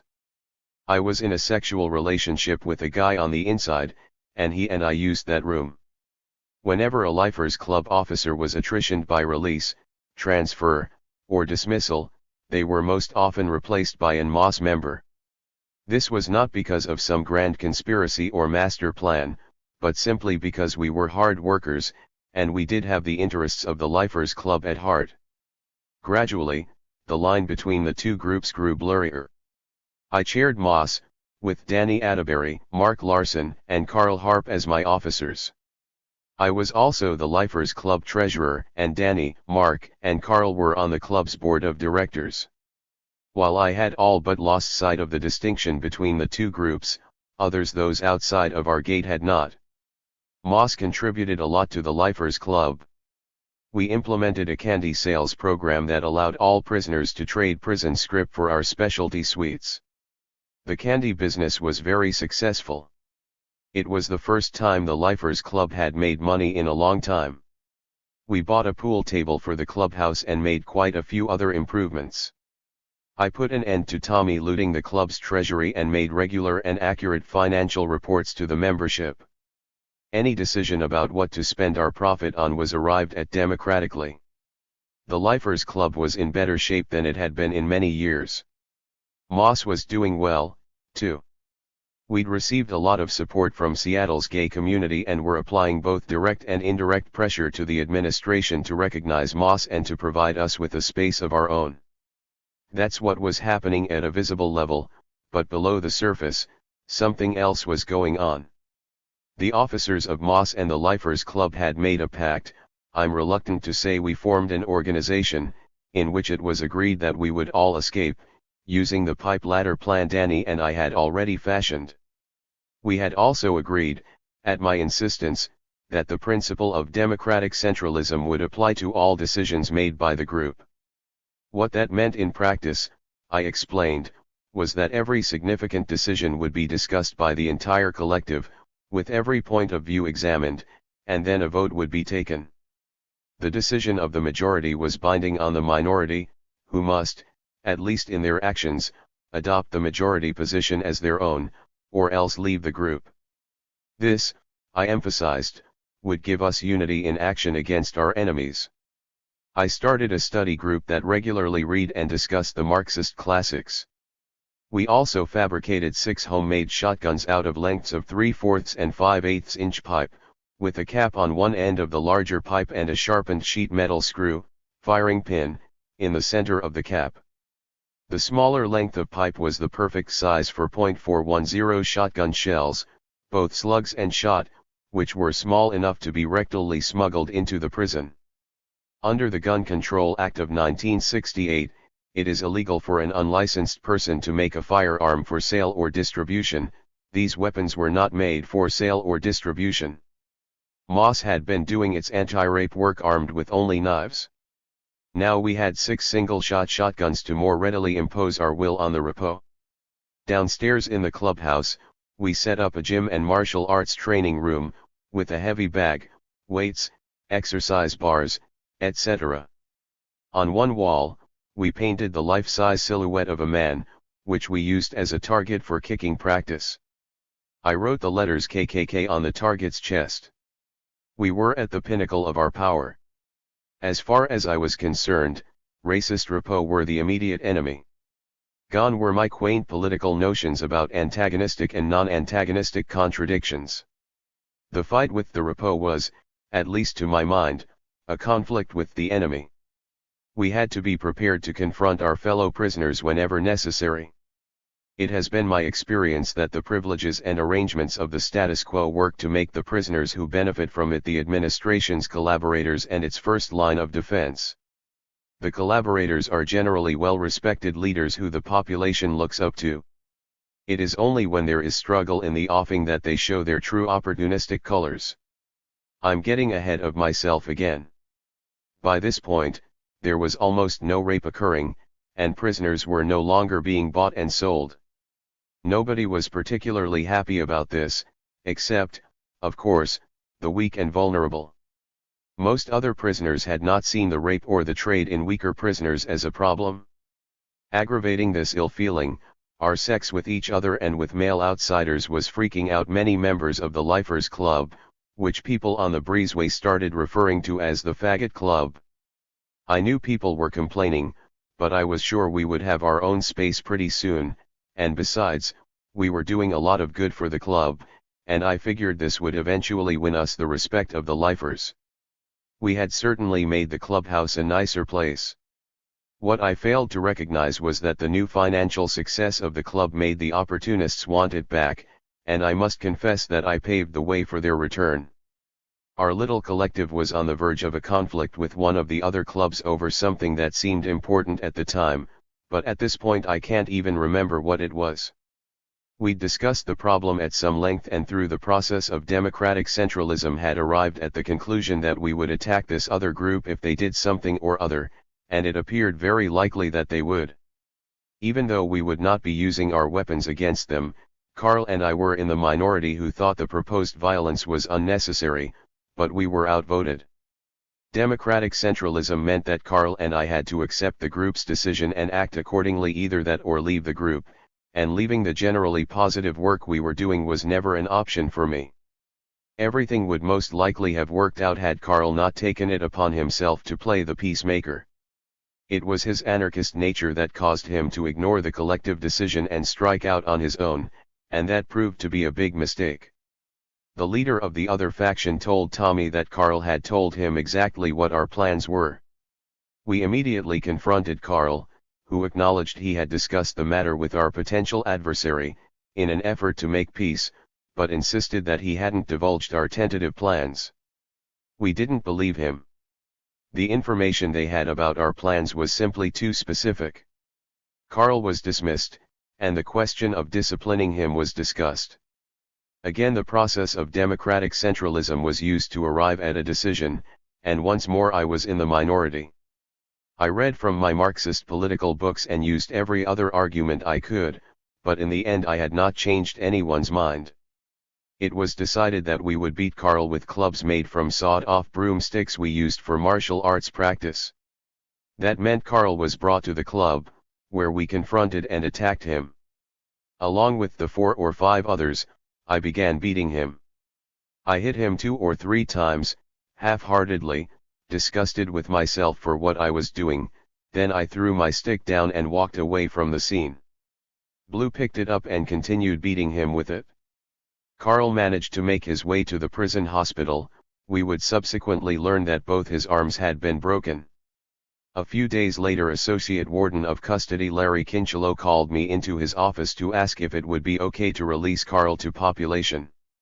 I told him that it had been a matter of internal discipline, that it was over, and that Carl could return to population. That's the way it was back then. You could break both of a prisoner's arms and not have to worry about being infracted or placed in the hole.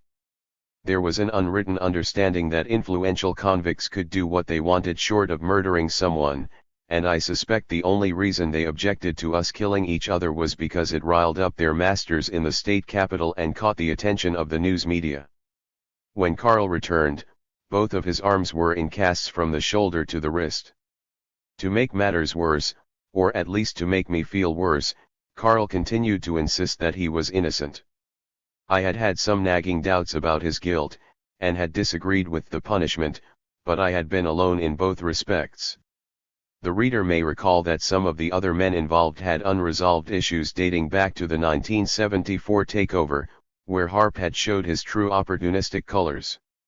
When Danny, Mark, Joe, and others involved in that uprising were being abused in the IMU as retaliation, Carl had gone to the administration and told them that he had saved hostages during the takeover, and as a result he had been transferred to the much easier Monroe Reformatory.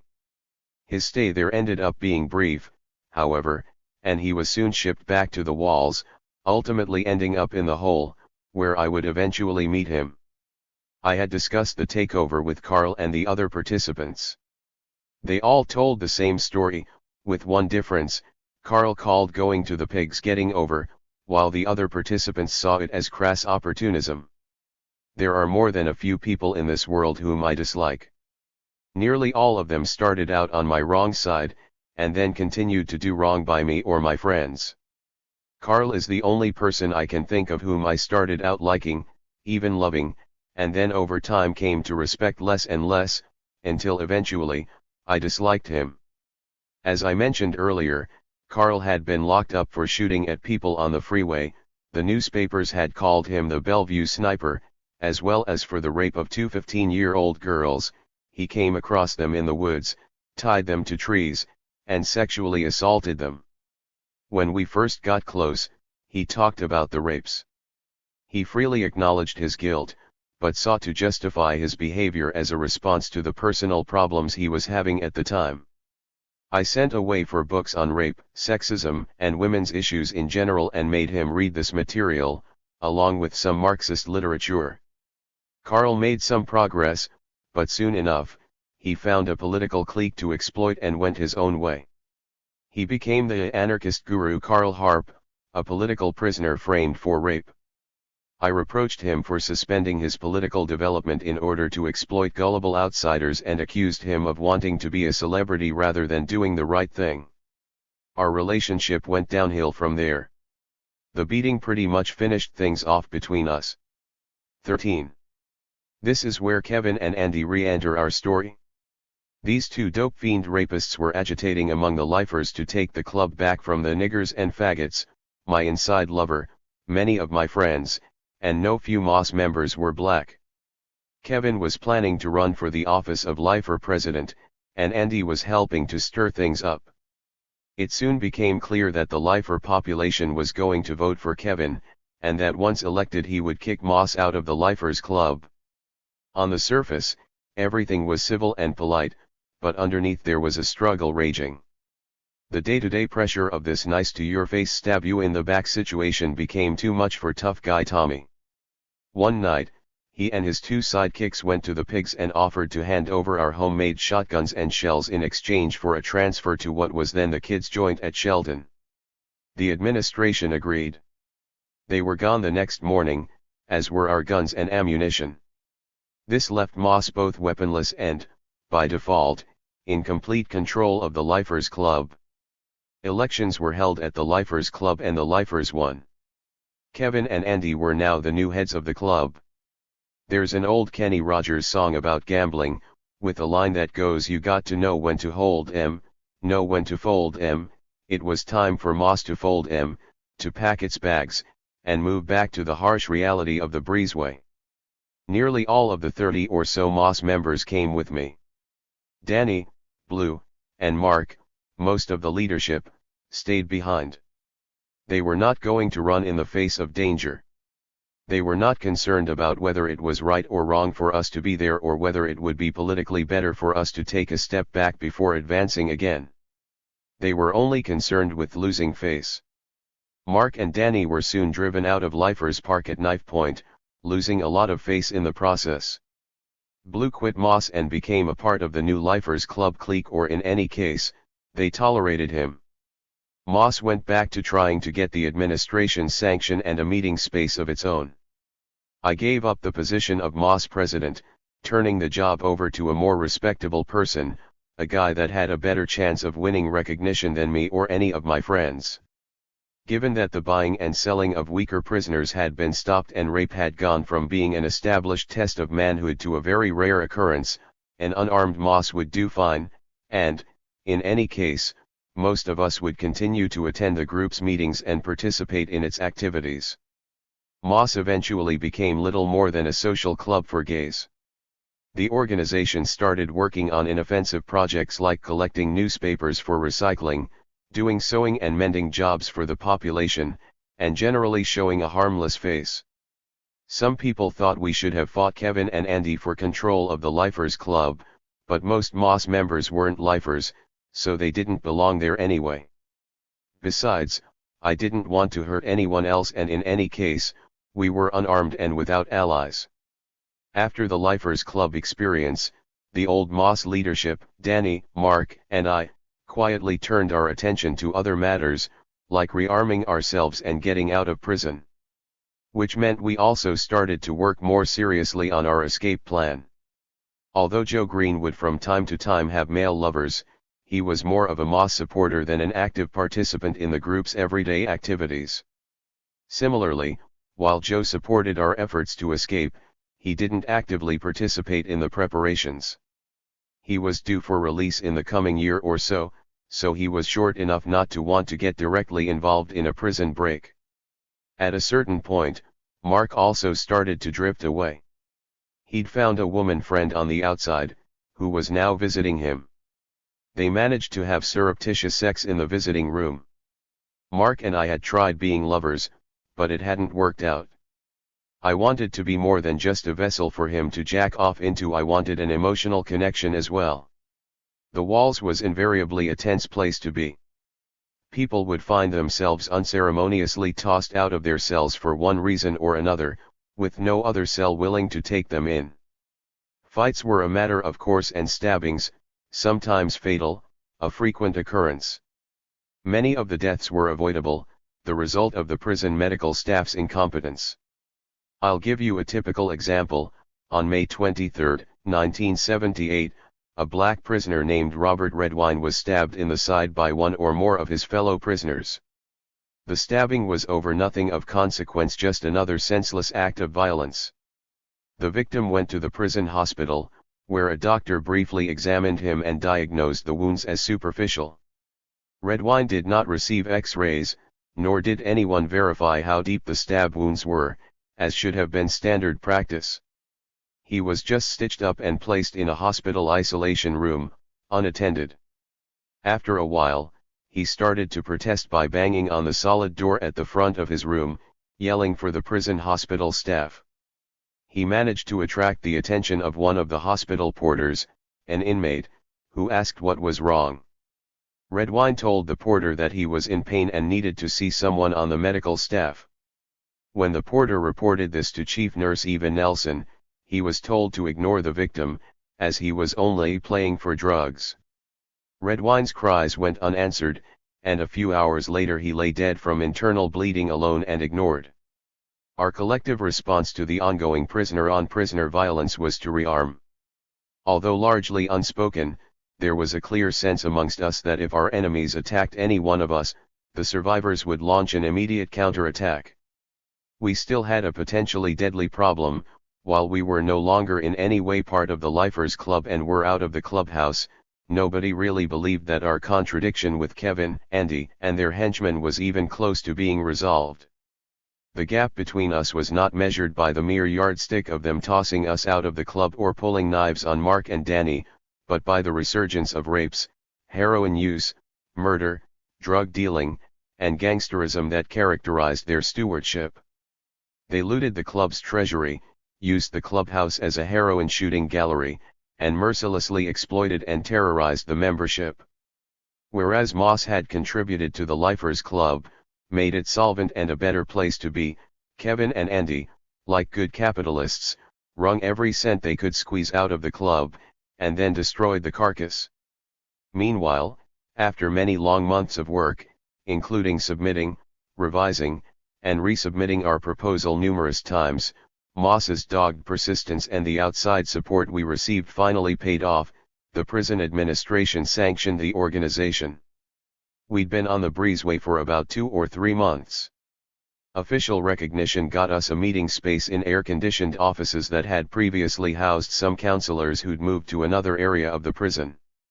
We thought we were in Fat City. Moss was the first openly gay prisoners organization to be officially recognized by a prison administration. As far as I know, no other gay prisoners group has been recognized in any prison since. Our recognition was the result of group determination, the strength of our community support, the good work we'd done on the inside, and, of course, the relatively liberal prison administration we were dealing with and the overall context of the pre-AIDS era in which all of this occurred. What being officially sanctioned meant to us, in addition to having a nice office to work in, was that we could once again invite our outside guests into the prison, and invite them in we did. The meetings we had in our new office were good, with lots of group singing, hugging, and a general feeling of closeness. There was always pressure from the non-political gays to exploit what we'd won by using guests to smuggle in drugs or by using the office as a place to turn tricks. We always had to be on our guard against these opportunistic tendencies. As far as I was concerned, if something was going to be smuggled into the prison, it should be explosives, not dope. As I said, boiled down to its nub, our escape plan was relatively simple. Through our connections in the prison's industrial yard, we would smuggle in sections of pipe that would ultimately be used to build a ladder. We would make a key to the 8-wing shower room, which had a barred window located at its far end. If we cut the bars nearly all the way through, and then hid the ladder in the pipe chase behind our cell, we would be able to slip into the locked shower room some foggy morning, go out the window, and use the ladder to climb over the prison's 40-foot wall, at a spot where thick fog would hide us. One day, Danny and I were walking the breezeway, when Andy came up and said he had some bad news. He thought we ought to hear that regardless of our differences in other areas, we all hated rats. He said Mark's woman friend was a police informant, who had testified in court against some guy, and he showed us the supporting transcripts and court records to prove it. We carefully examined the documents. They were as genuine as they were damning. Danny and I thanked Andy and went looking for Mark. We had the documents with us. We found Mark in the cell and shared the bad news with him. He was furious and dismissed the possibility out of hand. It was a tense situation, but what it boiled down to was this: either Mark left the woman or he left the cell. Anything else would be a security risk. The next day, he moved out of the cell. Still, other than this problem with Mark and some trouble I'd been having making the key for the shower room, everything was coming together nicely. All the parts of the pipe for the ladder, for example, had been brought in and hidden in the chapel in bales of newspaper that had been collected by Moss members as part of its ongoing institution-wide recycling drive. Then, disaster struck. I don't know if it was a chance event or an informant's tip-off, but the guards shut down the chapel, and about a dozen of them rooted through the place for a whole day. They found the pipe ladder components, and the Moss recycling drive was terminated. The administration certainly knew the pipe segments were ours, but they didn't lock us up. First of all, there was no direct proof, and, probably more importantly, we had a certain measure of outside support, people who would question our captors' motives were they to arbitrarily lock us down. That was that. Danny and I had no option but to fall back on Plan B. We hadn't lost all of our pipe in the raid on the chapel. Although the ladder was gone, we still had bomb casings, pipe casings and caps or nipples, stashed elsewhere. Plan B consisted of an armed escape attempt that would take place during cleanup after the first annual Moss banquet. We would pin down the guard in one of the gun towers with fire from inside the prison.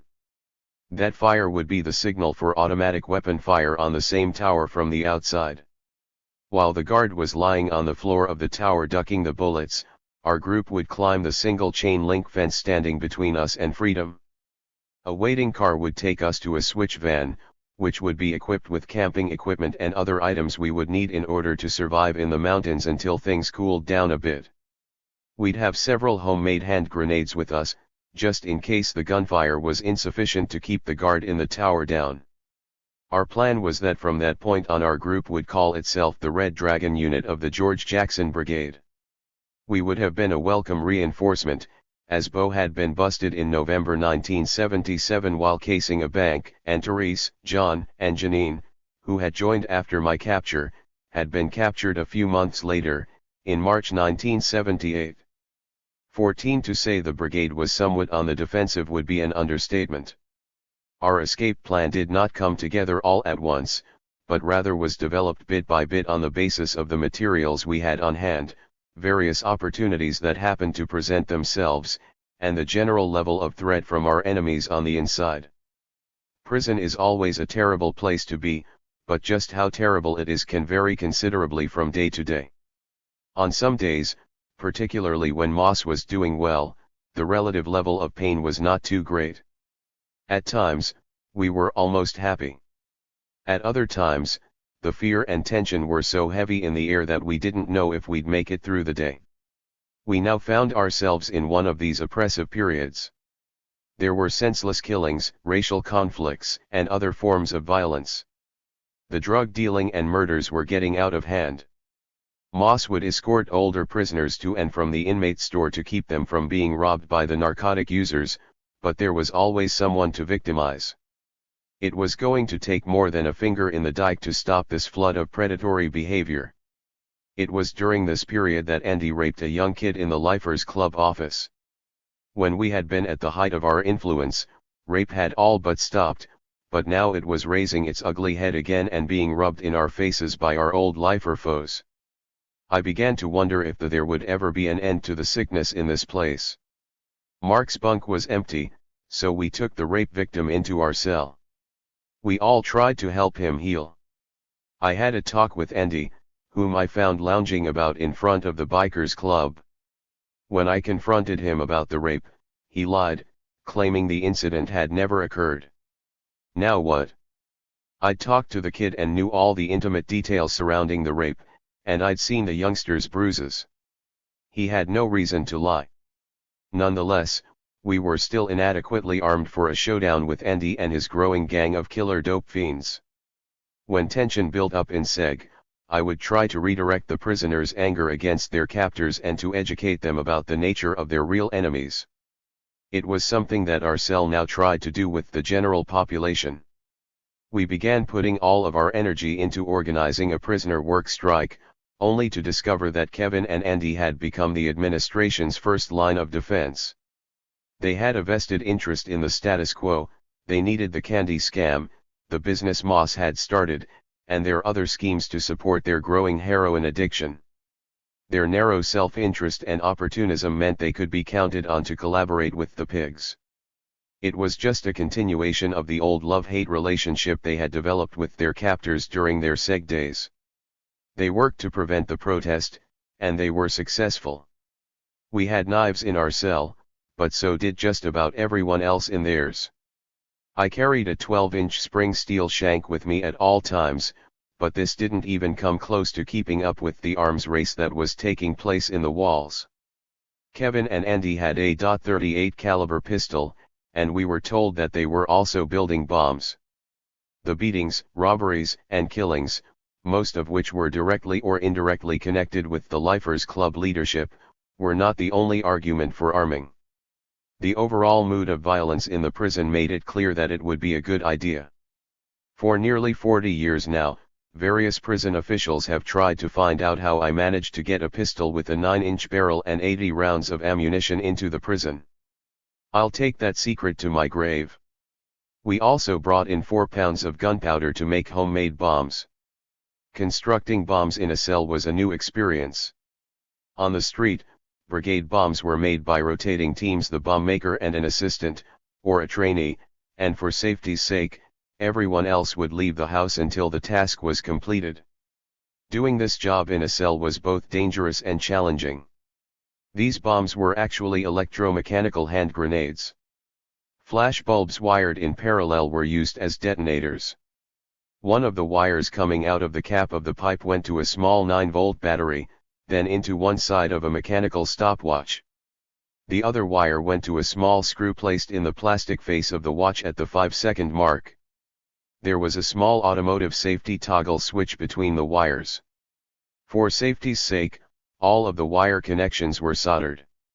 If it was assembled properly, the bomb would not go off unless the safety switch was thrown into the armed position and the stopwatch was activated. After that, the user would have 5 seconds to dispose of the device before it exploded.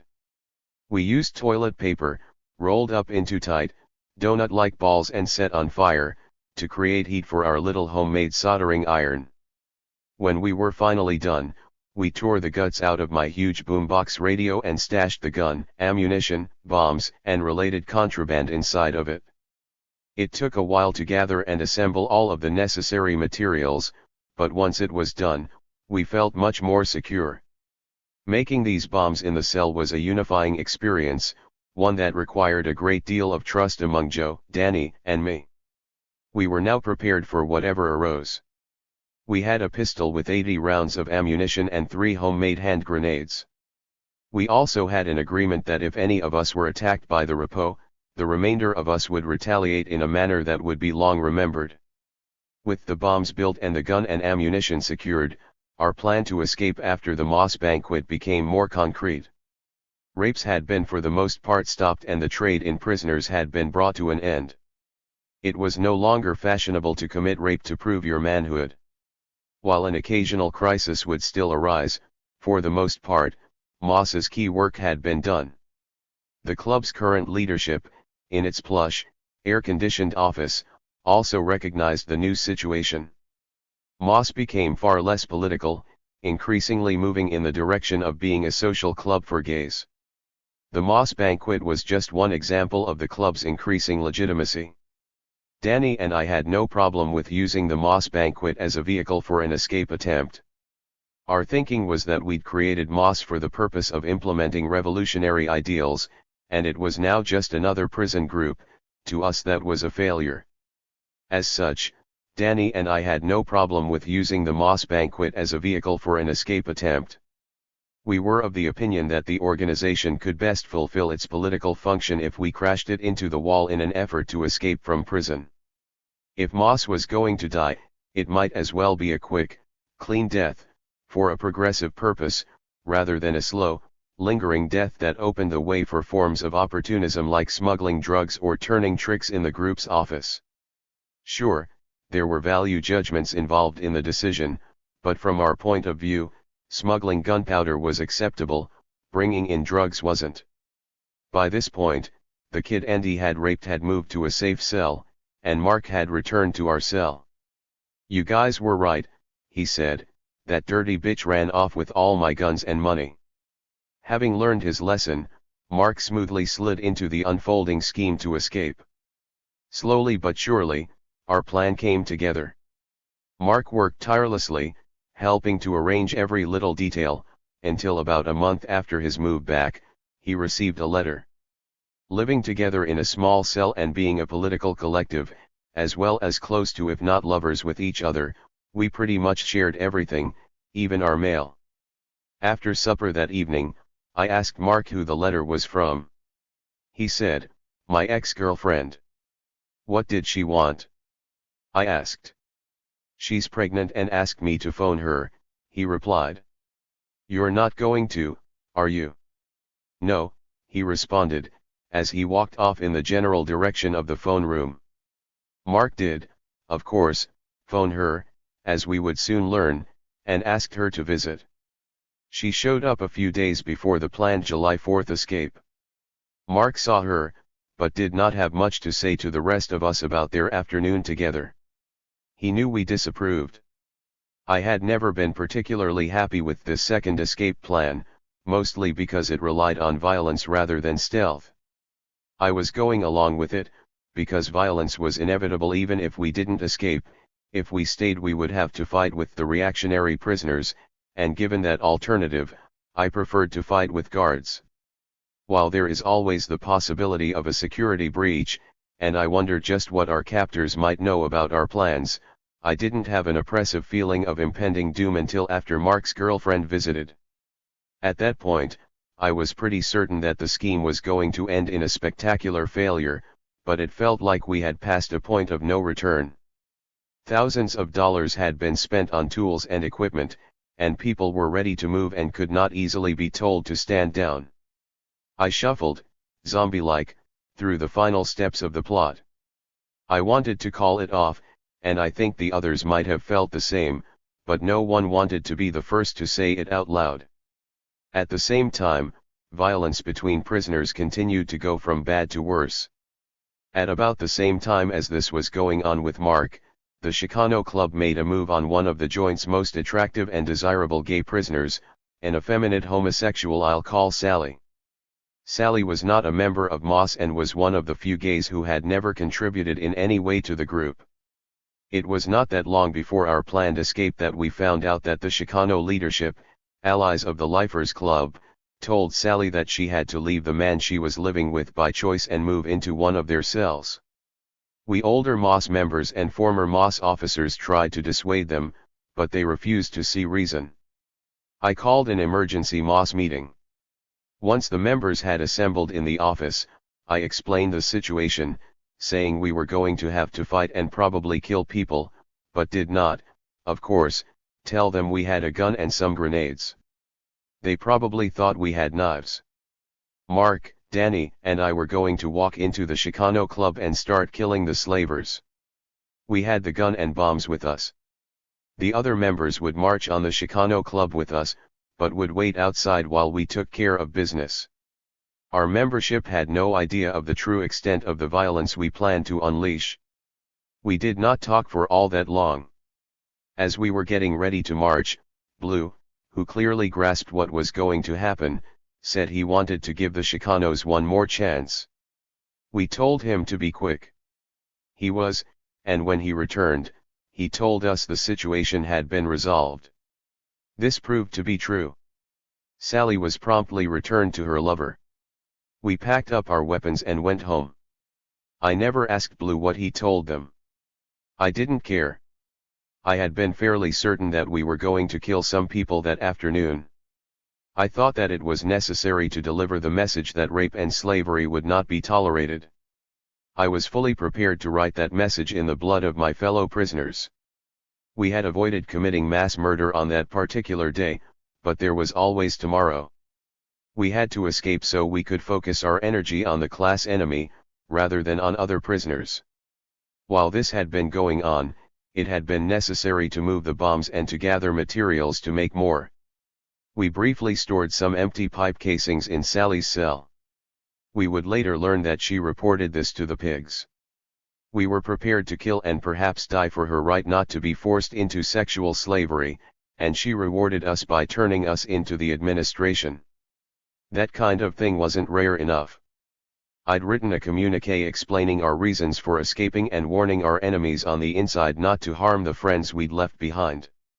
The necessary copies of the communique had been copied, placed in stamped and addressed envelopes, and given to a trusted comrade who would mail them if our escape attempt was successful. One copy of the communique remained at large, a copy that Danny had ardently insisted on giving to a friend one day when he was smoking dope. I had reluctantly agreed to give him a copy, which he put in his hip pocket. It took months for me to piece together what happened next, and why. I got most of my information from fairly reliable contacts in Seattle, although local sources also provided bits and pieces. Here's how I believe it fell apart. Mark's pregnant woman friend was living in the Seattle area with a parolee from the Monroe Reformatory. When she had returned from visiting Mark, she had told her boyfriend that Mark and his friends were going to escape on July 4th, and that she would be leaving him for Mark once that happened. Well, the boyfriend, feeling that he was about to be long-cocked by Mark, called the Seattle police and told them what he knew. The police in turn phoned the penitentiary and passed on the report that Mark and his chellies were going to try to escape on July 4th. 15. And so it happened, that a week or so after the confrontation with the leaders of the Chicano Club, and just a few days before the Moss banquet, the prison officials ordered our cell searched. Initially, they found nothing. The radio containing the weapons, which looked like any other radio, didn't draw any particular attention. They considered dropping it, but just to be on the safe side they ordered us locked up for investigation. That night, after the 9 p.m. count had cleared, the goon squad returned and we were taken to the hole. It was at this point that they found $40 in my pocket and the communique in Danny's. That was it, we were busted. Joe, Mark, Danny, and I were processed and once again locked down on Big Red's infamous beat-er. Finding the contraband money and Danny's copy of the communique lent a lot of credence to the Seattle police report, and from there the investigation took on a life of its own. Guards shook down our cell for a second time, but still didn't find any contraband. They subsequently went back for a third search at 11:30 p.m. and someone finally snapped to the fact that the radio didn't work, opened it up, and found out why. That was the end of Plan B. 12 Big Red Redux and Marion. Individuals have international duties which transcend the national obligations of obedience, therefore individual citizens have the duty to violate domestic laws to prevent crimes against peace and humanity from occurring. Nuremberg War Crimes Tribunal, 1950. Big Red was pretty much the same as it had been the last time. It felt like our struggle against oppressive segregation conditions had been on hold for 9 months, and now we were picking up where we had left off, without missing a beat.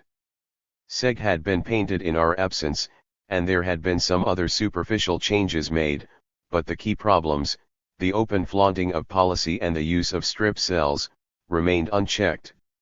For reasons that the long years have worn away, the cage at the end of the tier now served as a place for the many guards to hang out, slurping down coffee and swapping stories. To watch us while we exercised, one of the guards had to leave his fellows and work alone, so it was a task none of them actually wanted to do. We would soon exploit this weakness, which we called lazy pig syndrome. We still wanted to escape from prison, and we still felt called upon to build the armed front in the Northwest. On top of that, our enemies in population would certainly be following us into the hole not because they wanted to, but because of what was going on in the prison at that point. They weren't ready to adjust to the standard prison routine any more than we were. They would undoubtedly also try to escape. If we didn't get out, we would eventually be forced to resolve the contradiction violently. The first thing we did was get tools and weapons smuggled in. Our contacts in population were still good, despite the warden's efforts to smear us in their eyes. The attempted escape infraction clearly stated that the attempt was to have been made by the cleanup crew after the Moss banquet. The write-up said, from information received from law enforcement people in Washington and Oregon, it was learned that the above-named resident Ed Mead planned to escape from the institution while cleaning up from the Moss banquet with the help of members of the George Jackson Brigade attacking the outside towers of the institution. Infraction report of I.R. Bird, July 1, 1978. The banquet cleanup was to take place at 8:30 p.m., long after the prison's visiting room was closed for the day. However, the warden, who knew what the official documents said, knowingly lied, telling Kevin, Andy, and their visitors, all of whom were influential on the inside or within the extended prison community, that we were going to escape during afternoon visiting hours, in a way that could have endangered other prisoners and their loved ones.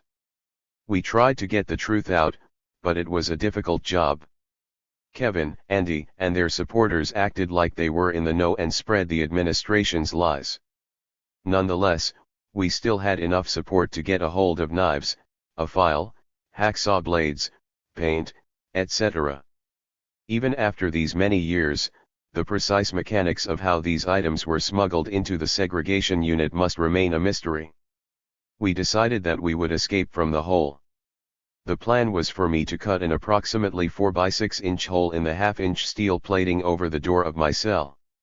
If I made the cut properly, I would be able to cut and splice the sliding Johnson bar that held all 24 cell doors on the tier in the locked position. Then, if I slid the Johnson bar back, I could pull the release cable for any cell and unlock that particular door. To make this cut, I tied the two ends of a sheet to the bars on each side of me, not unlike the leather strap used by telephone pole workers, put my feet between the bars, and like a logger topping a tree, I cut the necessary hole. At first, I had to scratch with the teeth at the end of the piece of hacksaw blade, but once I had worn through the approximately 1/3 of an inch thick steel plate, I was able to saw. I sawed until my hands were bloody, then I sawed some more. I placed books on the bars at foot level to prevent the guards from seeing my toes sticking out, and we all took turns playing the radio very loud to cover the sounds of my cutting and filing. It took over a week to make the hole. Then, the Johnson bar had to be cut and spliced, using homemade tools and parts fabricated from metal utensils. When that task was finally completed, I took a razor blade and scraped tiny particles of paint from the walls of my cell, which I mixed with moist soap, creating a putty to seal the rectangular piece of steel back into the metal plate above the door. With the hole now concealed from casual view, I placed a picture of a nude woman from one of the many Playboy magazines circulating on the tier over the already concealed cut. The result of all this work was that I was able to open my cell, number 10, and the cells to my right, numbers 11 through 24. This phase of the work had taken about 4 weeks. In addition to that, I had cut through the welds on a part of the cell's door steel frame and was using that area as a storage space for my growing collection of tools. Moreover, the cell's table had a stool that was welded to the steel wall and had been cut and modified in a way that allowed me to store contraband there as well. The next phase overlapped with the work I was doing. It consisted of waiting until the guard at the end of the tier left to go drink coffee with his cronies, and then doing the work necessary to remove one of the heavy metal meshed screens covering each of the segregation unit's external windows. The screens had cast iron frames that were secured with bolts coming out of the wall and held to the frame by large nuts that had been welded to the bolts after being screwed on. Very slowly, during our 1-hour exercise periods, we filed away the welds from the nuts. At the conclusion of each day's work on the nuts, we painted over them with silver paint we had smuggled in. Our master craftsman, St. Peter, fashioned the wrench needed to loosen the nuts using the handle of a stainless steel pitcher. When we were finally able to remove the nuts, we opened one end of the wire mesh screen, which gave us access to the iron bars between us and the inside of the prison compound. We then sawed these bars nearly all the way through, leaving just enough to hold them in place. This entire process took a long time, but finally we were ready. All we had to do was wait for a foggy night to break out, make our way to a certain spot at the wall, and climb over it. It wasn't much of a plan, but it was our only shot. Our work in SEG did not take place in a vacuum. As we cut, sawed, and planned, other forces were at work to thwart our efforts. The problem was not the guards, who were as predictable as machines, it was our fellow prisoners. During this period, the tension on the tier was quite intense, and our conflict with the Chicano leadership continued to grow. A rapist named Manny Perez was the club's strongman, until he and several of his lieutenants were busted for something or other and sent to SEG. I don't remember what it was. A new clique from the Mexican mafia took over the club in a mini-coup. Initially, the old leadership, which was now in SEG, laughed this off as something they would rectify when they were released from the hole, but slowly, over time, the new leadership consolidated its hold. As this process unfolded, those closest to Manny began to fall away. He knew, as did we all, that this process of shifting loyalties would end with Manny's lieutenants murdering him. Manny's cell was one of those to my right that I was now able to open, and one of his former comrades asked me to do just that, so that he could get in and knife him to death. Manny knew he was a target, and he knew that all that stood between him and death was whether or not I could be talked or pressured into opening his cell one night while he slept. I didn't like Manny. He was a bully who exploited weaker prisoners, sexually and otherwise, and, as I would soon find out, he was a rat. Never being one to pretend I liked someone when I didn't, Manny most certainly knew my feelings toward him were less than positive. I would not have wanted to be in his shoes. He had no way of knowing that my goal was to escape and not to assist in the murder of a fellow convict, regardless of how much I disliked him. I firmly refused to open Manny's cell, told the guy that we were about life and freedom not death, and that our concern was escaping. Of course, Manny didn't know this, so as the tension mounted and he grew increasingly isolated, he found his own solution to the problem. Like so many tough guys in prison, when the going got rough, Manny got to ratting. I can understand how the pressure could get so intense that you would check yourself into protective custody. I've felt that sort of pressure far too many times myself, but I wasn't just Ed Mead, I was also probably the only communist most of these prisoners would ever meet, so I tried to act in day-to-day life in a way that actually reflected my political ideals. Thus, it was death before dishonor, etc., ad nauseam. But while I've never checked myself in, I can understand why someone would. What I can't understand is why someone would stoop to becoming a rat in the process. The bars had been cut, the nuts on the screen had been loosened, and all signs of the work had been carefully patched with chewing gum and painted silver, simulating the original welds. Only the most exhaustive inspection would have uncovered the results of our handiwork of the previous several months. Then, one day, Manny was called off the tier by the guards at an unusual time. He said he was going to have his picture taken, but we smelled a rat, and we smelled correctly. Manny never returned to segregation. While he was being transferred to PC, the goon squad ran in on us. They knew exactly where to look. The door panel was removed from my cell and from both St. Peter and Danny's cells, and paint, saw blades, wrenches, knives, and other contraband was seized. The window, door panels, etc. were all rewelded the following day. The entire tier, previously locked down 23 hours a day, was placed on total lockdown. All our property was taken, we were left with only our underwear. The struggle that followed was bitterly fought by guards and segregation prisoners alike.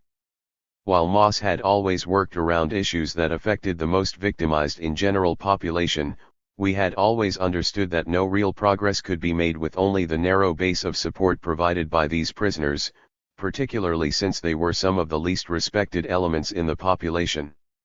We had always been equally committed to addressing issues that affected all prisoners. Principal among these issues was overcrowding. We constantly wrote articles about overcrowding, and our outside supporters protested publicly around the issue. In a similar vein, we now took the segregation struggle to new levels.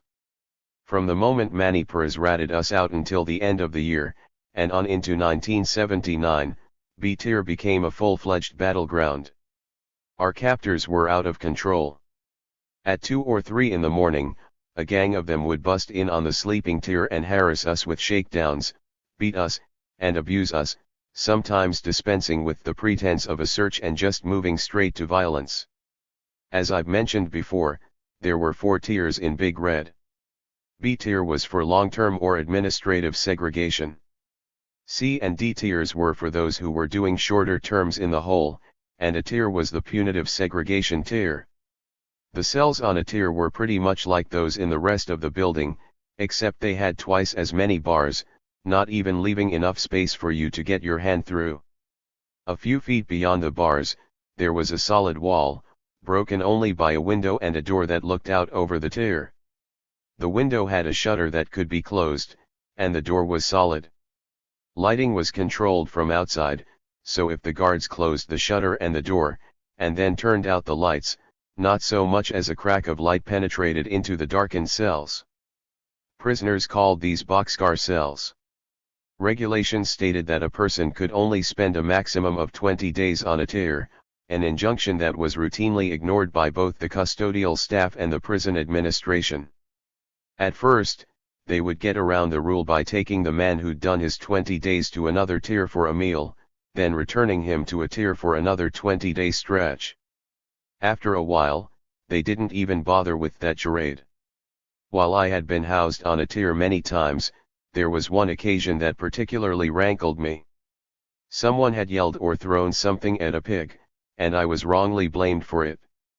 I was unceremoniously slammed onto a tier, wearing nothing but my undershorts, without a hearing or any opportunity to respond to the accusation.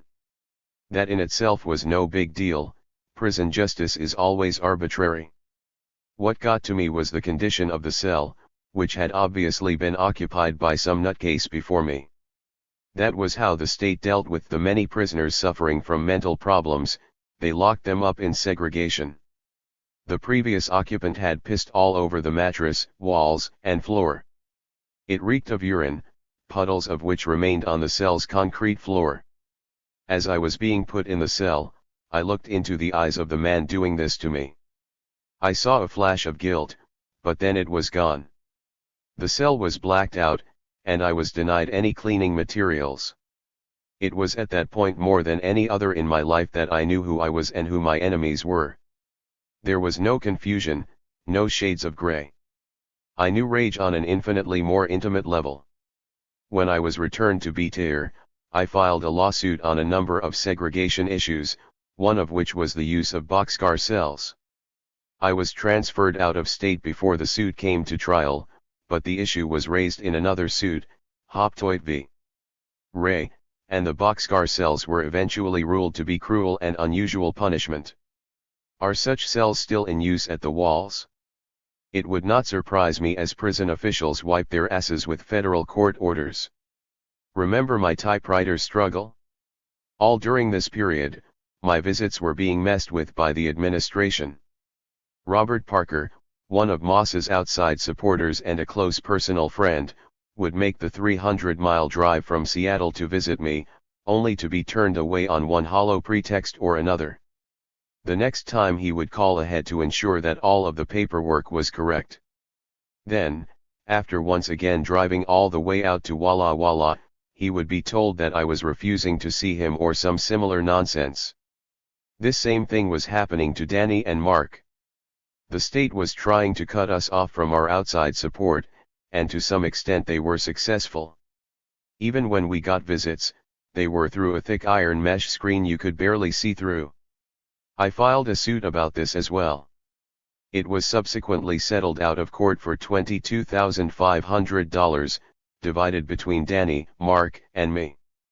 While we were battling away in segregation, general population was also going through some heavy shit. This was the Kevin and Andy era, characterized by narcotics addiction, robbery, extortion, and murder, which Ethan Hoffman and John McCoy captured so well in their book Concrete Mama.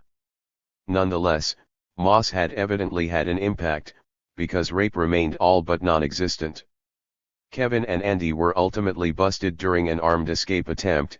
The guards were waiting for them on the outside of the wall when they crawled through a tunnel that originated in the Lifers Clubhouse.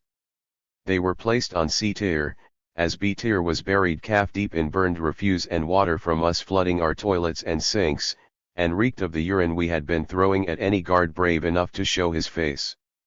The worst part of all of this was that the administration used their escape attempt as an excuse to pave over the beautiful Lifers Park, which had been the only island of tranquility in the sea of violent turmoil that was the Washington State Penitentiary. It was at this point that the administration started sounding me out about a voluntary transfer to an out-of-state prison. At a monthly administrative segregation hearing held on February 7, 1979, a hearing that was nothing more than a sham carried out every 30 days to satisfy regulations, I was asked if I would like to be transferred. The minutes of that hearing read, Mr. Cummins asked resident Mead if he has any desire to transfer to another institution in another state. Resident said that all the cards have not been dealt here in Washington state and he would like to play the hand out. I would later learn, through documents obtained under the Freedom of Information Act, that the process of transferring me had already been initiated. A letter from Robert Tropp, Washington's Director of Corrections, to M.D. Wagner of the Federal Bureau of Prisons, dated January 2, 1979, reads in part, Edward Mead had been actively identified with the so-called George Jackson Brigade movement and has been a disruptive influence at our penitentiary. If arrangements would be made to transfer Edward Mead to a federal institution, we feel we could effectively dissipate the leadership of the brigade organization. At about 3 a.m. one morning in March 1979, the goon squad arrived at my door.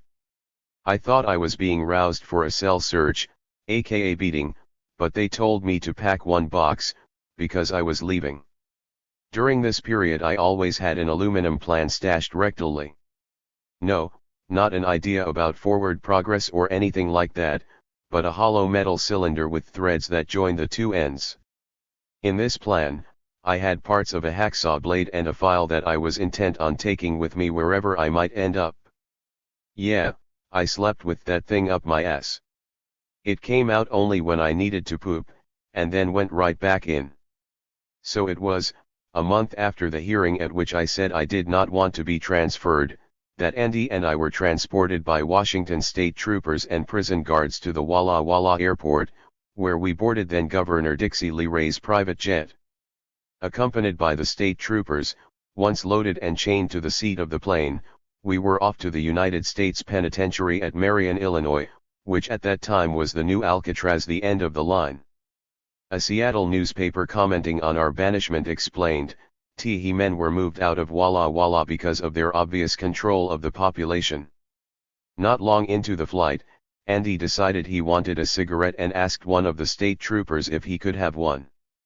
The guard gruffly said, "No, smoking is not allowed on this aircraft." Andy reiterated his demand, yelling in the trooper's face that he wanted a motherfucking cigarette.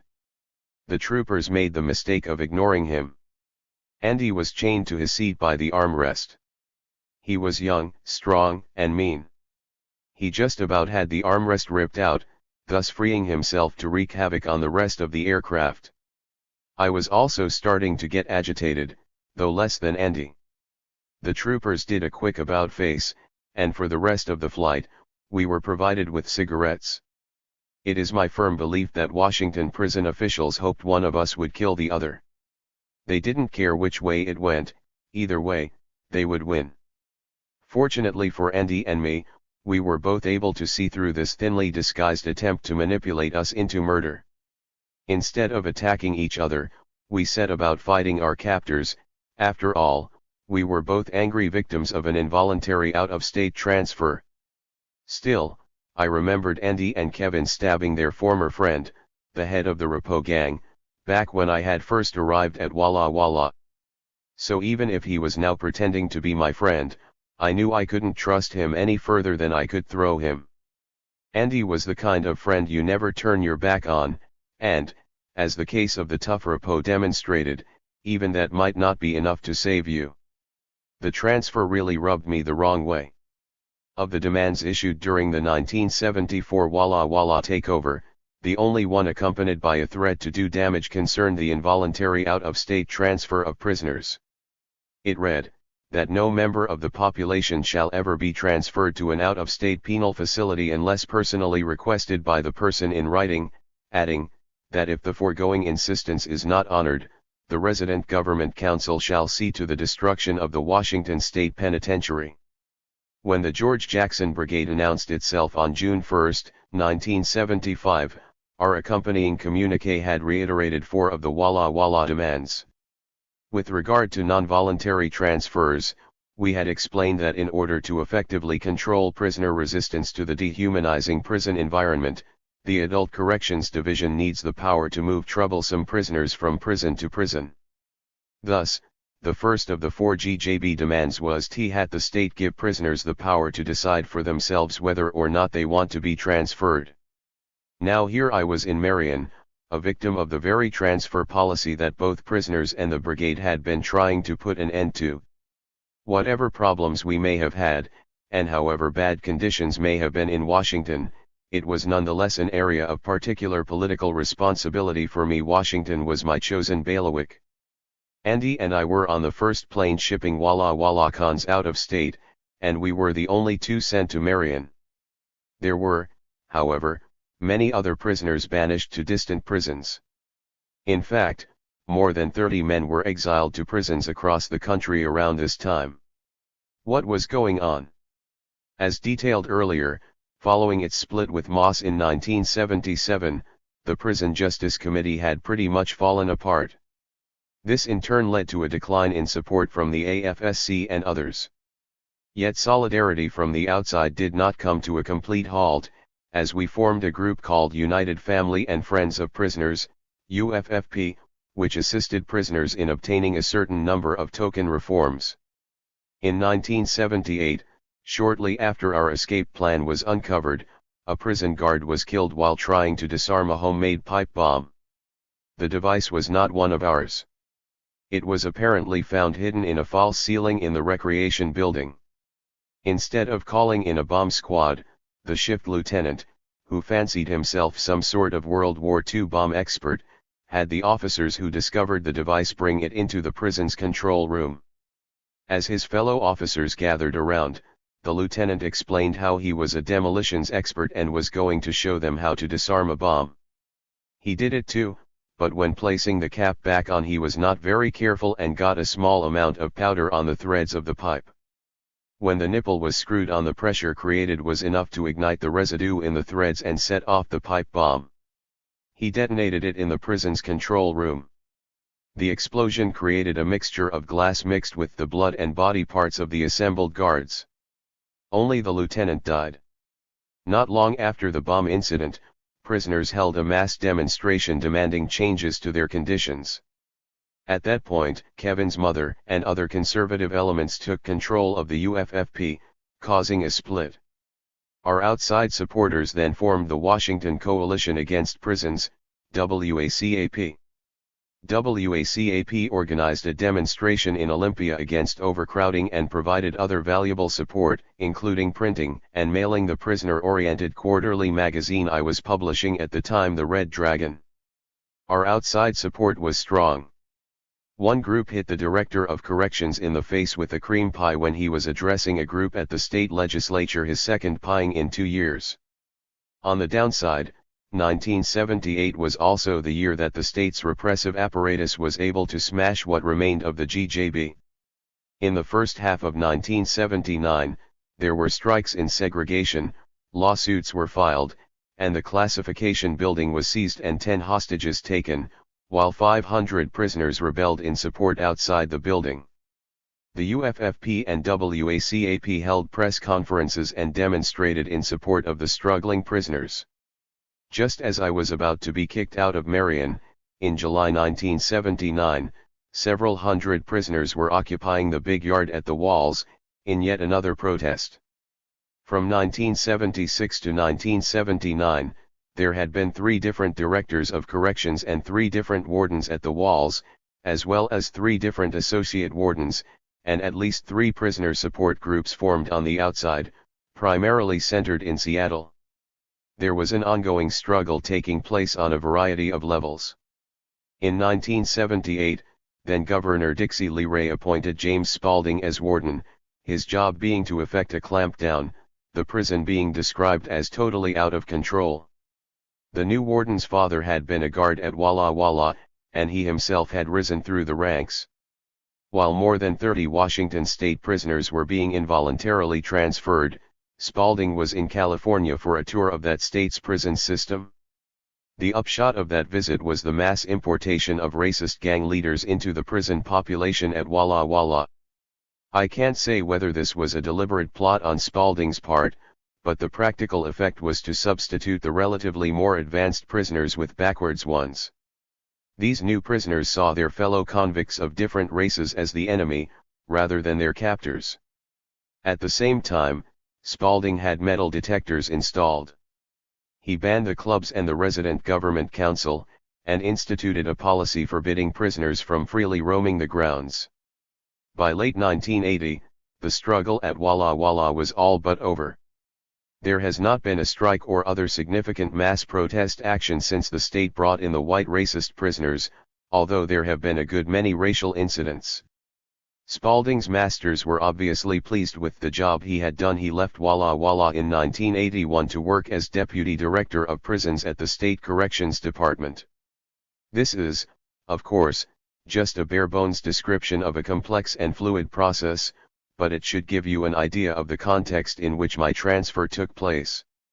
Over the next 4 years, I would be housed in 8 different prisons in 5 different states.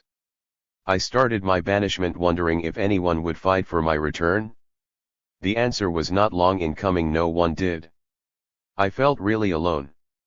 One good thing did come from this involuntary out-of-state transfer.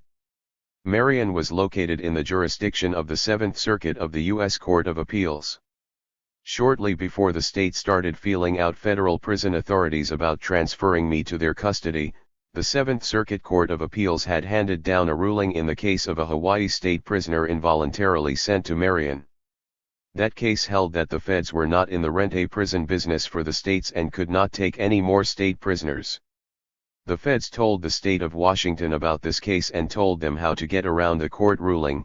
If the state were to ask the U.S. Attorney General's office to make my state and federal sentences concurrent, then the state could send me to Marion to do federal time, and it would be legal. At the time, I did not know that any of this was going on.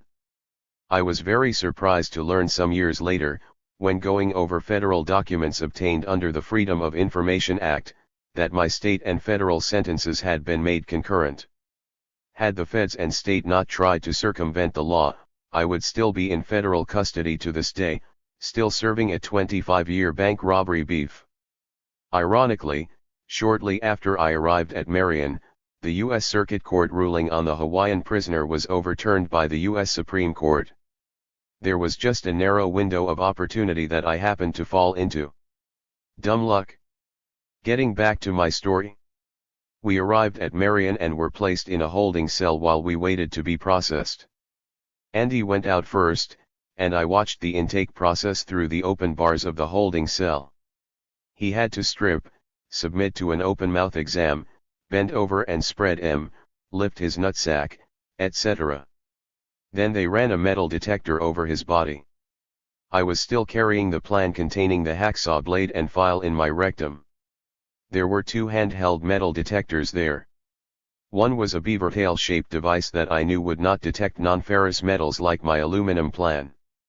The other one was the newer differential wire loop model, which would detect any kind of metal. I considered stashing the plan in the holding room, but instead decided to play it for a bust-out. I was processed next. The pig handling me reached for the beaver tail and ran it over my body, to no response. Dumb luck, once again I'd made it into Marion with metal cutting tools, 6-inch lengths of a hacksaw blade and a similar sized part of a metal file. Andy and I were placed directly in the hole at Marion, where we remained for some weeks. We were on a punitive segregation tier in I Block, even though we had not been charged with or found guilty of any institutional infraction. While there, I wrote articles against the transfer policy for the Northwest Passage and any other leftist publication willing to print them. I also drafted a habeas corpus petition challenging my forced exile from Washington. I don't know if Andy had any legal experience prior to this, but he quickly took to litigating the transfer with me, carefully learning the applicable law as he went. The only other thing I did while in Marion's hole was make a few friends among the local residents. It is strange, but one meets both the very best and the very worst of humanity in a prison segregation unit. I only remember the good ones from those days at Marion. One of these guys, who I will call Norm, told me how to get a job in Unicor, aka Federal Prison Industries. He and his partner were in the hole because it was suspected that they were behind a series of fires in the prison's industrial area. We hit it off right away. Marion was a different kind of prison. The feds had prisons at 6 different security levels, but Marion was the only level 6 facility in the system. The place was new and clean and boasted all sorts of amenities. There were handball and tennis courts and areas for basketball, baseball, and even basketball, along with inside and outside running tracks and weightlifting areas. To anyone touring the prison, it would look like some sort of resort for prisoners. Behind this sanitized exterior, however, a heavy sense of hopelessness permeated the place. This was the end of the line, the last stop. Of course, the tourists never saw the oppressive security measures prisoners were subjected to in every aspect of their daily lives, some of them quite silly. For example, prisoners working in the industrial area were required to wear shoes with steel-capped toes. This was a nice safety requirement, but in order to leave the industrial area for lunch, a prisoner had to pass through 2 metal detectors, removing his shoes each time. After lunch, while waiting for the return to work whistle, the prisoner had to go into the yard, as there was no loitering permitted in the hallways. To get to the yard, he had to pass through yet another metal detector, once again removing his shoes. On his way back to work, he had to do the process in reverse, removing his shoes 3 more times, 6 times in total during his lunch break, and each time he was also patted down. Of course, the only watches sold at the commissary were entirely made of metal, so they too had to be removed at each metal detector. I seem to have a knack for trying to breathe life into a struggle that is dying, rather than growing. During this period and into the early 1980s, I was contributing as much as I could to the development of a national prisoners organization. However, just as the brigade had come at the tail end of the anti-Vietnam War movement, using the shortcut of armed action to try to keep it alive, I now found myself working to build a national organization at a point when our nascent struggle was collapsing in on itself. I believed that sheer will and hard work, the subjective factors, could overcome the adverse objective conditions. Of course, at the time I did not see these movements as dying. If anything, I presumed we were experiencing a temporary lull in the natural ebb and flow of the revolutionary process. There were hopeful signs. During that period there were four main organizing trends in the nation's prisons, represented by four distinct organizations. The first and oldest of these was the California Prisoners Union, a group discussed previously. It put forward a four-point program, seeking, 1. To abolish California's indeterminate sentencing system, 2. To work for the civil and human rights of prisoners, 3. To fight for a prevailing wage for the confined, and 4. To implement a collective bargaining process. The union was to all intents and purposes apolitical, and in practice relied very heavily on the courts as the primary instrument for social change, rather than on the organized strength of prisoners. The second national organization flew under the flag of Institutional Educational Services Incorporated. It was based in Washington, D.C., and its monthly publication was called the Prison Law Monitor.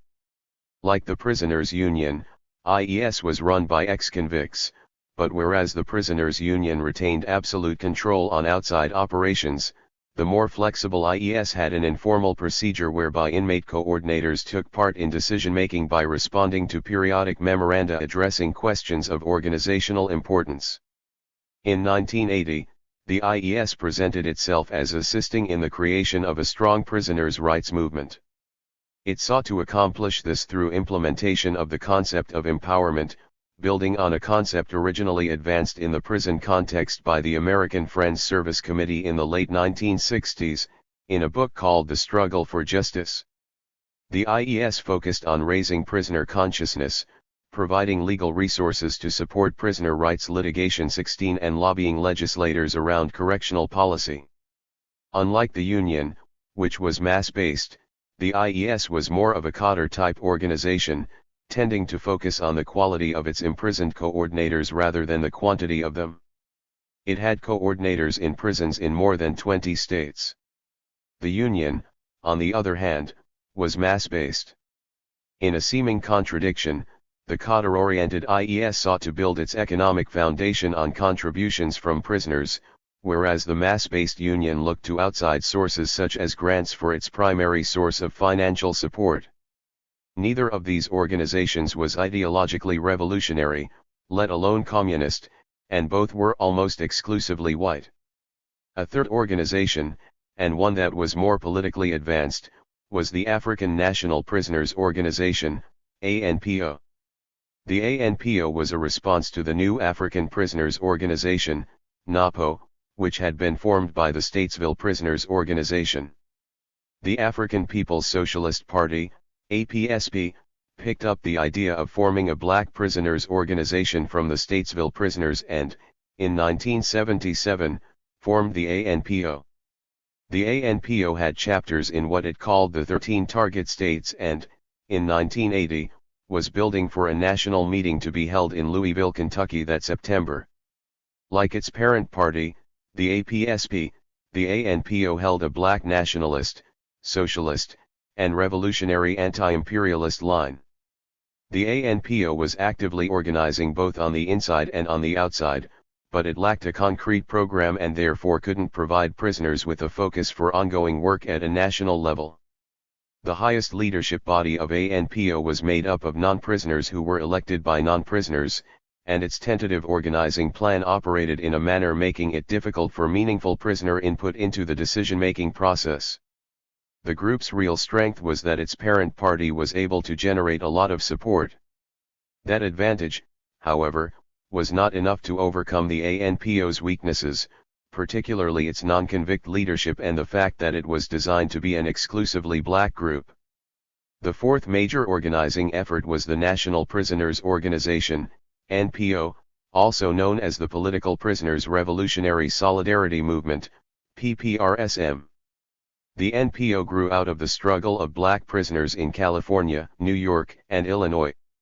These were the guys who led the nationally organized drive to present the prisoners' petition to the United Nations in 1977, an initiative that served as the impetus for Lennox Hines and the National Conference of Black Lawyers to invite the UN International Commission of Jurists to tour numerous U.S. prisons and interview political prisoners.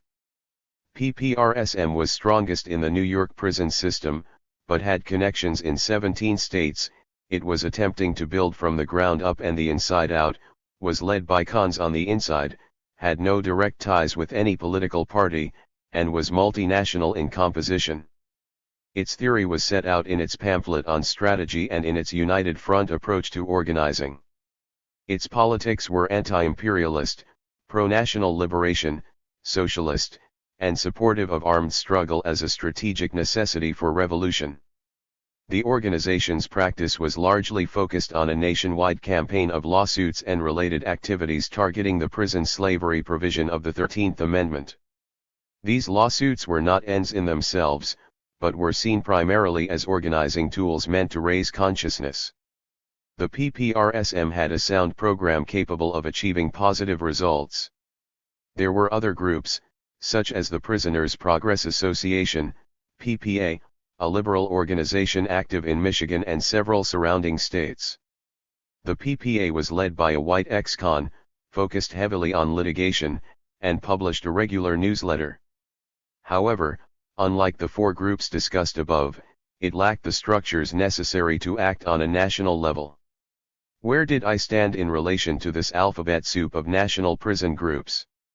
I'm probably about to tell you more than you want to know, but these same questions will come up again and again as prisoners try to develop a new political movement, so I think they are worth discussing. I've always considered the prisoners' union model to be a good one, and it's an option that should always be considered. The California Prisoners Union, however, was too conservative to respond to valid criticism and tended to resist efforts to create unity. IES, on the other hand, was less conservative and sectarian than the Union, but it had structural weaknesses stemming from its organizational framework. These weaknesses precluded IES participation in any formal united front. Moreover, any formal affiliation with class or national forces would have undermined the important communications work their legitimacy as a legal publication facilitated. Given that the Union was generally unresponsive to political criticism, and the IES was unresponsive to certain types of criticism, the ANPO and PPRSM/NPO Cotter were the ones best suited to hammer out the role of a revolutionary prisoners organization on a national level.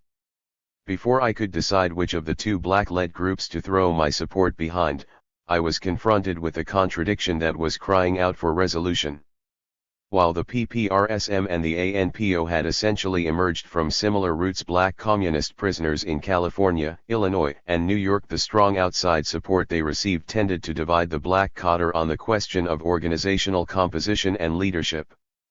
Both groups were organized along democratic centralist lines, and both agreed on the need for a disciplined structure. What distinguished them was, 1. The all-black nature of the ANPO, with its concomitant tendency to focus on problems specific to black prisoners, and, 2. The fact that the ANPO was organized and led from the outside. I considered the first of these problems the more serious. I did not question the need for an independent and separate political organization for blacks on the outside during that, or even this, period. Nor did I have any objection to the formation of a black caucus within a multinational prisoners organization of the future. With me, the issue revolved around the wisdom of creating an all-black national prisoners organization. I felt that our fledgling movement was too small and fragile to be divided from the outset along lines of race, sex, or sexual orientation. At Walla Walla, gays and Native Americans provided much of the leadership for the struggle, while the Black Prisoners Forum Unlimited, BPFU, the Black Prisoners Organization at the Walls, largely disassociated itself from what the newspapers called the ongoing war at the penitentiary. In other institutions, depending upon the racial makeup and geographic location, blacks, Asians, or Chicanos tended to be the groups consciously struggling.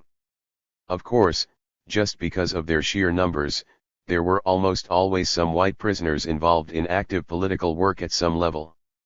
I felt that excluding everyone but blacks from the first National Prisoners Organization would have been a serious setback for the overall development of the movement.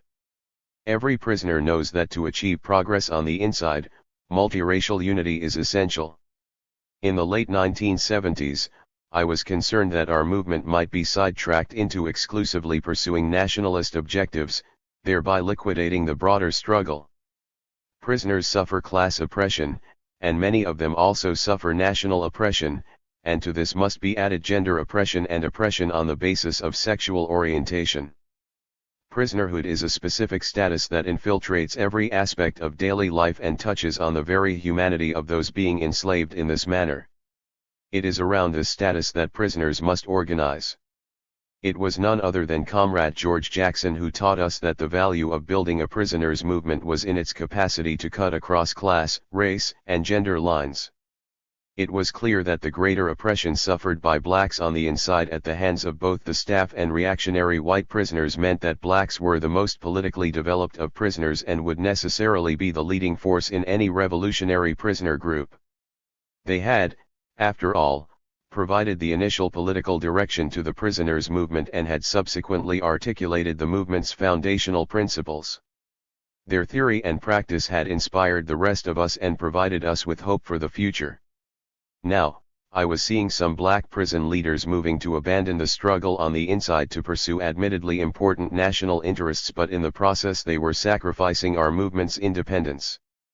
Nonetheless, I wrote articles for the Red Dragon and other papers supporting both the PPRSM and ANPO. I also wrote articles and published papers trying to advance what I believed was the correct line in the existing situation. My efforts came to nothing, and it soon became apparent that the movement was doomed in the end, not because of these issues, but because the Reagan era was upon us, and revolutionary struggle would soon draw to a close almost everywhere. When I arrived at Marion, there were many political prisoners and POWs being held there. I looked forward to struggling alongside these famous comrades, but I soon learned that some of them did not even recognize the prisoners' movement. They came to prison and it was King's X, a place to relax and do work around national issues and other questions unrelated to prison. For me, however, there was no time out from the struggle. I felt it was our duty to fight the enemy wherever we found ourselves, and on the inside, the immediate enemy is the state's repressive apparatus and the tiny class that controls it. That is what I tried to do, but the times they were a-changin', something I didn't yet recognize.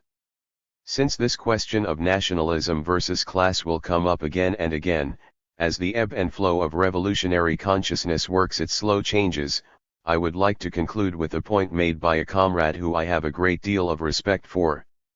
Jalil Muntakim is a former Black Liberation Army member, who is doing massive time in the New York prison system.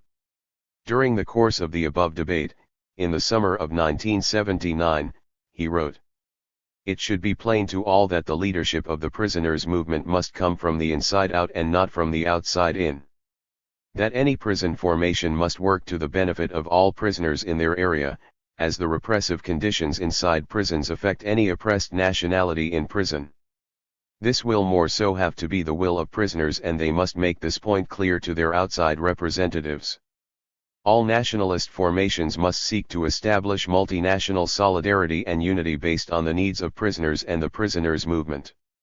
Multinational solidarity and unity must be according to the class and national aspiration of the particular class or nation of people in question and abiding their national strategy or liberation. We should all seek to combat national chauvinism, opportunism, indicated as vanguardism and sectarianism, and build the entire class and national liberation struggle based upon the concrete conditions and composition of the region or area of responsibility.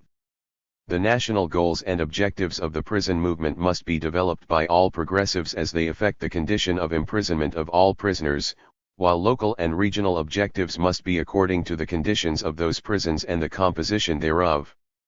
I'm not here claiming that the prison struggle is a separate movement that isn't a part of or subject to the discipline of the greater revolutionary process. Indeed, my purpose has always been to contribute to the development of a national prisoners' organization that could be proudly placed at the feet of some future, red, real, communist party. However, until we have a movement and a revolutionary working class party, prisoners have no option but to build their own movement and be their own leaders. Anyway, back to my story. I spent most of my spare time at Marion in the law library, working on a habeas corpus petition challenging my placement at that facility. I was also active writing for and getting inmates to subscribe to the Prison Law Monitor. My main political contribution during this period, however, was the publication of a little newsletter called the Marion Times. As mentioned at the beginning of this chapter, one of the first friends I made at Marion was a social prisoner named Norm, a white con who like me was also a state prisoner, from Michigan, who didn't want to be at Marion. He was a tough, muscular, state-raised convict with a big swastika tattooed on one of his upper arms. Despite the tattoo, he was not a right-winger or a racist. He did, however, hate the pigs, and in that we had a common understanding. He and I would write the Marion Times in the law library and use the library's old manual typewriters to hammer out multiple carbon copies, which we then circulated among our fellow prisoners in general population. For work, I chose the industrial area, where I made another friend, Brown Bet. Brown Bet was a big black man, with an outstanding sense of humor and a quick smile. He was religious, of the Moorish faith, while I was political, but we got along fine. Everyone assumed we were lovers, and we probably would have been if the opportunity had been more readily available. I hung out with Norm and Brown Bet, and Andy would sometimes leave his Aryan Brotherhood friends and join us. I did what sabotage I could while working in prison industries, but my little efforts to gum up the production line never cost the government more than a few hours of downtime. At Marion, the mess hall was segregated, with whites eating on one side and blacks on the other. I somehow got it into my head that this should change, and that the first step toward racial unity would have to be breaking down these artificial barriers to communication. The initial plan was for Norm, Andy, and I to sit on the black side for one meal, then Brown Bet would sit with us on the white side for the next meal, and so on, until the segregation broke down and everyone was mingling and eating wherever they felt like. Come the morning we intended to act, it was only Norm and I eating on the black side. Andy had evidently lost his nerve. At the noon meal, Brown Bet joined us on the white side, along with a couple of his friends. At supper, I was by myself on the black side. It went like that for a few days, then a guy I knew more or less indirectly, a friend of a friend from Washington State, came up to me with a message. "There are people in here who won't drink from a glass if a black man has used it," he warned. "They are outraged that you are bringing blacks over to the white side. They are going to stab you unless you stay where you belong and make sure they stay where they belong. These people are serious, they will hurt you." I believed the threat. From then on, I mostly ate on the black side. I was the only white over there. In the eyes of many of the whites, I was a nigger's punk. The mess hall threat certainly scared me, and when I get scared I arm myself. Norm and I used my smuggled file pieces and hacksaw blade to fashion knives for ourselves. When he finished making his knife, he returned the tools to me in an envelope from a letter he had received from a Christian woman friend he was corresponding with. I removed the tools from the envelope, hid them as best I could, and then tossed the envelope in the trash can in my cell. Some prisoners also used these tools to make some homemade, single-shot pistols for an escape attempt. They made either 4 or 6, I can't remember which, single-shot guns, using powder made from match heads. The plan was that a gang of cons would be on the yard at a certain time. 2 men would open fire on one gun tower, and 2 on the other gun tower, while 2 others would hit the fences between the towers. I was invited to join since my tools were used to make the weapons, but couldn't find a pair of shoes that I could use to quickly climb the thick wire mesh fences, so I had to decline. In retrospect, that turned out to be a good thing. The would-be escapers opened fire on the towers as planned, but the guards did not hit the deck as planned. Instead, from behind their bulletproof windows, the two gun towers opened fire on the 6 prisoners who were by this point trying to climb over the first fence. Only 2 men made it as far as the concertina wire before the second fence. One of them got caught in the wire and the other suffered a grazing bullet wound to the head. The administration promptly ordered the yard cleared, and about a third of the inmates went inside as instructed. Another third hung out by the door leading into the main building, from where they could scoot away should circumstances dictate. The final third, the group Andy and I were with, stayed on the yard, refusing to go in until a doctor arrived and we could be certain that the wounded prisoners were not murdered right there. A gang of guards led by a lieutenant came over and tried to intimidate us into abandoning the injured prisoners, saying that if we did not disperse, they would open fire on us. There were about 50 of us, and we were all bunched up. Rocks started flying at the pigs from within this anonymous crowd. They retreated, and a standoff took place. We stayed until medical help arrived, and then we went inside. While we were sorry the escape attempt had failed, those of us who had remained on the yard felt empowered by our show of resistance. Andy had taken the lead in demanding that the wounded prisoners receive medical attention, making it clear that that was the only condition under which we would go inside. My small contribution had been to throw some tiny rocks at the guards from the safety of the crowd. If nothing else, this incident serves to illustrate the 1/3/1/3/1/3 rule I outlined earlier. One day, we were shooting the shit, and Norm started talking about wanting to return to Michigan, expressing the notion that killing a federal guard might get him there sooner. He had been sent to Marion for killing a guard in a Michigan penitentiary. Then, he suggested that he seriously wound 1 or 2 pigs, and then he, Brown Bet, and me, wearing guards' uniforms, rush the injured officers out of the prison on a stretcher. The plan did not sound very good to me, so I nixed it. If I were going to escape, I hoped it would not to be over someone else's dead body. A few days after this conversation, I had trouble getting underwear in the clothing room. I had a right to clean underwear, so that evening in the mess hall, I complained to the shift lieutenant. He contemptuously responded, "Why don't you have your black daddy get you some underwear?" I returned to my table and told Norm and Brown Bet what the asshole had said. Bet laughed, but Norm was angry. The next day at lunch, Brown Bet and I left the industrial yard for the mess hall. We had just started to eat, when I saw Norm walk up to the associate warden of custody and say something to him.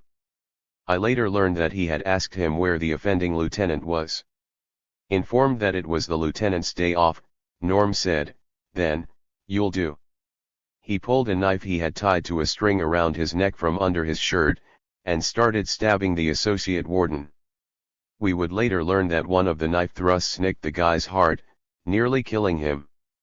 I sat and watched what followed. A bunch of line guards saw Norm stabbing one of their bosses and tackled him, trying to disarm and restrain him.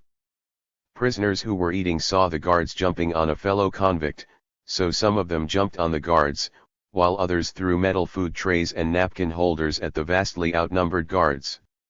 It was a riot. I watched calmly from my corner. At first, the pigs came close to regaining control, but prisoners kept joining in, maintaining a balance of power.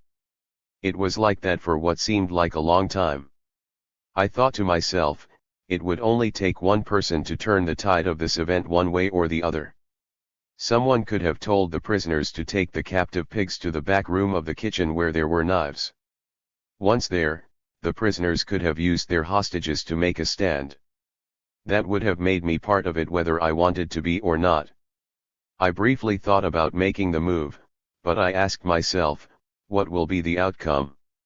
I thought of Attica and other situations where hostages and prisoners were murdered by the state and no demands were ever met. I decided it would not be a good idea to turn this conflict from a riot into a hostage-taking. The balance of power didn't shift for what seemed like a long time. Then, one of the pigs timidly and quite tentatively ordered the prisoners to leave the mess hall. He might have been squashed and he knew it, but none of us had the stomach for full-blown war at that point. Emboldened by this, another pig gave the order to leave the mess hall, then more of them joined in. We peacefully submitted to authority and returned to our cells. The prison was immediately placed on institution-wide lockdown. Back in my cell, I retrieved the envelope from the letter Norm had received from his Christian woman friend, wrote and told her what had happened, and asked her to mobilize her church to ensure that Norm was not mistreated by the guards. She did so, and for several months we corresponded to stay on top of what was happening with our friend. Other than some involuntary druggings, he wasn't too badly treated. Because I corresponded with this woman to try to make sure that Norm wasn't abused by his captors, the pigs decided I had something to do with the associate warden's stabbing. They put a letter in my file to that effect. This was just one of many lies that went into my records over the years, and it would create a problem further on down the road. Not long after Norm went down, the pigs conducted a thorough search of my cell and discovered my knife. I don't remember if they found the tools as well, but I think not. I was locked up in I Block, back where I'd been when Andy and I first arrived at Marion. No matter where I was, I always subscribed to numerous leftist political publications, many of which I had differences with, but nonetheless read for the varying perspectives on international events. The bourgeois media tries to pass off the viewpoints of the liberal and conservative wings of the CIA as objective reporting. There is never any news from a working-class perspective in the ruling class press, so I relied on communist publications to fill that void. When done with these papers and magazines, I would pass them on to other prisoners on the tier. This usually had a radicalizing effect. Although I wasn't a tough guy, I generally received a certain degree of respect because of my clear notion of who the enemy was. In short, at times, my presence stirred up resistance, and that's what happened in Marion's I Block. I remember we'd ripped our cells up, slung fecal matter at the walls, torn apart the pillows and scattered the feathers, set fires, and exercised a couple of other options open to those who are so far down that the only way up is to fight. We had been on hunger strike for 5 days when the guards came to my cell and took me off the tier, chained me up, and loaded me onto a bus bound for Leavenworth. At Leavenworth, I was placed in a holding cell for those en route to other destinations. They told me that I would be there until the state of Washington came to retrieve me. I later learned, through FOIA documents, that the feds wrote a letter to Washington's prison officials, telling them to come and get me, and that they hoped this one failure would not disrupt the long and positive relationship between the two jurisdictions. I had been kicked out of Marion, the only level 6 prison in the federal system. I litigated and fought on every level available. Even in Marion's hole, there was going to be no peace, so after only 5 months, I got the boot. It was July 1979, and I was in Leavenworth, where my brigade partner Mark Cook was being housed. I was in a 10-man cell all by myself. In fact, other than me, the entire tier was empty. Nobody was supposed to talk to me. Mark would come to my cell block almost every day and yell up to me from the flats. Since I was on the second tier, we could talk easily. I was at Leavenworth for something like 4 months, while the state searched for another jurisdiction willing to accept me. During my time there, I was tossed in the hole a time or two for reasons I no longer remember. During my entire exile, I continued to publish the quarterly Red Dragon newsletter, writing articles opposing the banishment of Washington state prisoners, and trying to organize both outside support and the exiles themselves. The only other thing worth mentioning from my Leavenworth days is that I made several batches of something approaching gunpowder, a skill I had picked up during my stay at the Walls, the University of the Penitentiary. I didn't know where I would be going, but I knew that explosives would be an asset when I got there. I would ask guards on various shifts for matches, and as they did not want to bring them to you every day, they would give me a box of 50 books. I soaked the sulfur off the heads and threw the stems away. Then, I spread the material out to dry on the recently cleaned floor. Once dry, I would scrape this white crystalline substance up with a razor blade. Finally, I would patiently scrape the oxidizer, the black powdery stuff, off the matchbook scratcher and add it to the mixture. Once this was done, and it took a lot of books of matches to make enough, I keister stashed it and waited for the state to come and get me. One day in October or November, they finally showed up. I was taken to a nearby airport and loaded onto a small 8-seat airplane, along with Kevin, Andy, and 2 other Washington state prisoners. We were not told where we were going. It was only as we arrived that we learned our destination, Brushy Mountain Prison in Petros, Tennessee. 13 Tennessee and Arizona prisons. An individual who breaks a law that his conscience tells him is unjust, and who willingly accepts the penalty of imprisonment in order to arouse the conscience of the community over its injustice, is in reality expressing the highest respect for law. Rev. Dr. Martin Luther King, Jr. The Brushy Mountain Prison is an old and forbidding structure, made from large rocks held together with cement. The place looks like an ancient military fort. 3 stone walls surround the prison, with a cliff on the side of a small mountain serving as the 4th wall. The place is located in the northeastern corner of Tennessee, in the same backwards county where the famous Scopes monkey trial was held. When I was at Brushy Mountain, there was only one black family living in the county. A substantial majority of the guards were proud to be members of the Ku Klux Klan, as were many of the white inmates. This area was so far back in the hills that it remained untouched by the sickness of the Aryan Brotherhood or the low-riding Nazis. These folks were just plain ol' Klanners. There was a whipping post in the central courtyard, left over from when beating prisoners was officially terminated in 1974. This was coal country, and until a short time before my arrival, prisoners worked in the coal mines in the hills around the prison. Some of the old-timers told me that many an uppity prisoner had gone into the mines and never come out. According to these old cons, the administration simply listed them as escaped. Remember when I mentioned that the Director of Corrections for the state of Washington was fired after the 47-day work strike at Walla Walla? Well, his name was Harold Bradley, and when I was in Tennessee, the good Mr. Bradley was that state's corrections boss. I got him fired from his old job, and now in his new job he had me back. Earlier, I said that there were ways for prisoners to set themselves apart as cool at every prison. At Marion, for example, the prison issued boxer shorts and tank top undershirts, and so those who found a way to acquire jockey briefs and regular t-shirts were considered better connected than the average con. At the McNeil Island Federal Prison, prisoners were issued white t-shirts, so having a so-called wife beater marked you as someone special. As we have seen, at Walla Walla, you established your place in the prisoner hierarchy by raping weaker or more vulnerable prisoners. Such petty distinctions were important on the inside, as they were how one established his or her place in the prison culture's pecking order.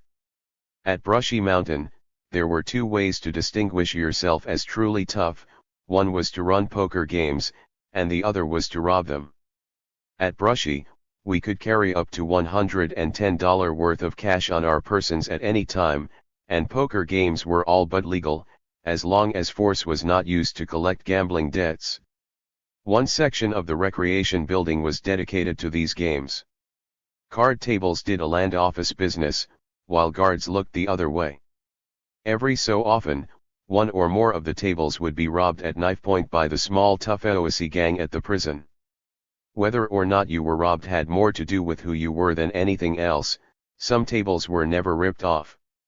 In this scenario, wannabe toughs aspired to start poker games as a rite of passage into the local macho culture. It's worth noting in passing that the games were all run by whites, and it was other whites who robbed them. Upon my arrival at Brushy, after the usual trip in segregation, I was released into population, where it didn't take me too long to make friends, even as an openly gay prisoner. There are 3 people I recall in particular. First, there was a black man whose African name I do not remember. I will call him Rick. He was the president of Brushy's Black Prisoners Group, the Akabulan Society. As it was explained to me, Akabulan was the original name of what is today called Africa. I had been out of seg for a while when Rick came up to me and said he had heard that I was political and wanted to know if I was Nazi or Klan affiliated. Evidently the fact that I was white and political would lead anyone in that area to assume that my politics were reactionary. I had just published an issue of the Red Dragon, so I gave him a copy. The next day I saw him, and it was clear that he was impressed with the anti-racist orientation of the newsletter. We were fast friends from that point on. I associated with the black prisoners, actively supported the work of the Akabulan Society, and ultimately took a black lover. Rick helped me to adjust to life at Brushy in numerous ways. He told me who to watch out for, how to steer clear of risky situations, and just generally helped me to survive in what was then Tennessee's only super maximum security prison. Rick even tried to have me accepted as a member of the Akabulan Society. When I read the group's constitution and discovered that it was intended for people of African descent, I declined the invitation, but I must admit I was flattered. James Earl Ray, the man who pleaded guilty to assassinating Martin Luther King, was also at Brushy Mountain. One day Rick and I were talking, and I asked how come Ray was able to walk the compound just like any other prisoner. He told me Jesse Jackson had been in Memphis not too long before and had talked with Ray. Jackson issued a statement saying Ray was not the man who had shot King. It was obvious that Rick believed what Jackson had said. I looked him in the eye and said, "Give me a break." He sheepishly looked down at the ground, looked back at me, and gave me an understanding smile. I later told him that I would not attack Ray on my own, but if folks ever wanted to ride on him I would ride with them. As it happens, Ray and I never spoke. There were only two places to go at Brushy, either the recreation building or the yard. If I was at the recreation building, which was where the law library was, Ray would go to the yard. If I went to the yard, he would go to the rec building. He clearly did not want to be around me. Shortly after I left Brushy, I heard that a group of black prisoners did assault him. Because I was a nigger-loving commie fag doing time in a bastion of racism and other forms of backwardness, I felt it was a good idea to be as well armed as possible. That took the form of a homemade knife. One day, a white friend of mine I will call David said he wanted to start a card game. I talked and talked to him about how this was a bad idea, but he was determined. I guess he wanted to be a tough guy, but he wasn't, nor was he smart enough to recognize his limitations in that regard.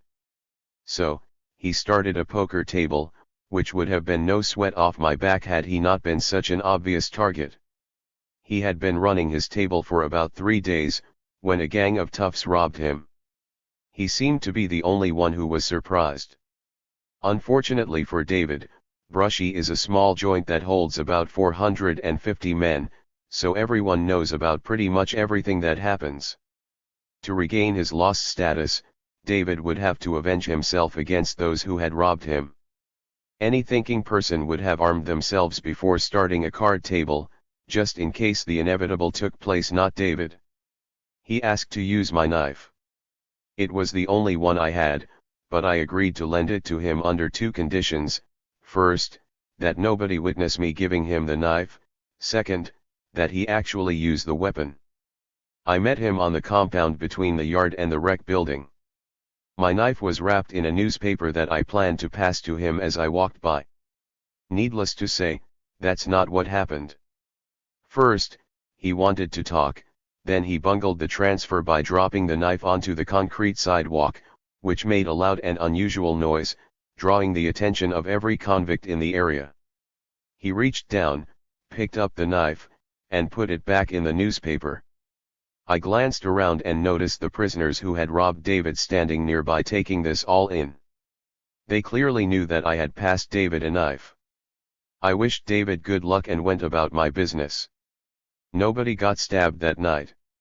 I generally sat at the same table as David and his buddy in the prison's dining room, so I asked him what had happened. He said he had changed his mind that knifing someone would get him into more trouble than it was worth. I said, "Okay, give me my knife back." He told me he couldn't, his excuse being that he had felt the guards were growing suspicious, so he had stuffed the newspaper and the weapon into the trash, and by the time he went back the garbage can had been emptied. In short, the knife was gone.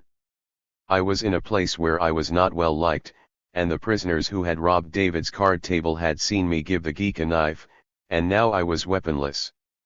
I decided then and there that in the future if I ever loaned someone a weapon, I would go with them when they used it. I wasn't going to lend a weapon to anyone who had a problem with that. It took me about a month to gather the necessary materials and make another knife. During that period, I also completed work on a habeas corpus petition challenging my placement in Tennessee and demanding my immediate return to Washington state. Andy liked prison life in Tennessee, so instead of a habeas corpus petition demanding his immediate return, he filed a civil rights complaint under 42 U.S.C. 1983. His complaint sought only monetary damages for the violation of his constitutional rights represented by the involuntary out-of-state transfer. I did not petition for damages, I only asked to be returned to Washington. This distinction would later prove important. My third friend at Brushy was a 20-year-old white kid, who was young for his age and really had no business being in a place like that. We made room for him at our table of losers in the mess hall and otherwise tried to look out for him. He was doing a short amount of time for some petty crime, the precise nature of which escapes me. Anyway, one day at noon, the kid came to our table in the mess hall, and it was clear that something was really bothering him. I asked him what was wrong. He said a group of prisoners had told him he had to pay them so much money every week or they would fuck him up real bad. He said he had to bring the money to them on the yard after lunch. Everyone at our table was outraged. I talked it over with David and his friend. We decided that we would arm ourselves and escort the kid out to the yard after lunch, where we would take a stand against the sort of strong arming of vulnerable prisoners. I went back to my cell and picked up the knife, then shortly before 1 o'clock escorted the kid out to the yard. David and his friend did not show up. The predators did, but they did not make any move on the kid. I guess they wanted to wait until I was not with him. That night I talked the situation over with Rick, not asking for help or anything, but probably complaining a lot about David's flakiness. For the next week, I went everywhere with the kid, and the predators were always lurking somewhere not too far away. They had to make a point around this issue, or their credibility in the eyes of their peers would be damaged. Fortunately, Rick was never too far away, either. The situation just kept getting more intense, until it was clear that something had to give. That's when Rick talked to the guys who had strong-armed the kid, suggesting that they back off. It was the sort of man-to-man thing that they could live with and still save face. At least it wasn't some punk-ass race traitor faggot running them off. I practically lived with this kid, and I was always armed and ready to go to the mat for him. I also liked him a lot and would have been happy to be lovers, but I never put the move on him in any way. A couple of days after this whole thing finally blew over, the kid stopped coming around. Worse, it seemed as if he was deliberately avoiding me. When I got a chance, I stopped him and asked what was going on and why he was going to such lengths to avoid me. He said, "My counselor told me that if I wanted to get minimum custody and to go to the farm, I had better stay away from you." I said, "Oh, okay," and went back to my cell to kick myself in the ass for risking my life for someone who could so easily brush me off because the pigs told him to. I had nothing to do with the kid after that. His cell was robbed once thereafter, but I believe that was the only problem he had before eventually being transferred to the farm. Real friends are hard to come by on the inside, and those who will risk life and limb for you are even rarer.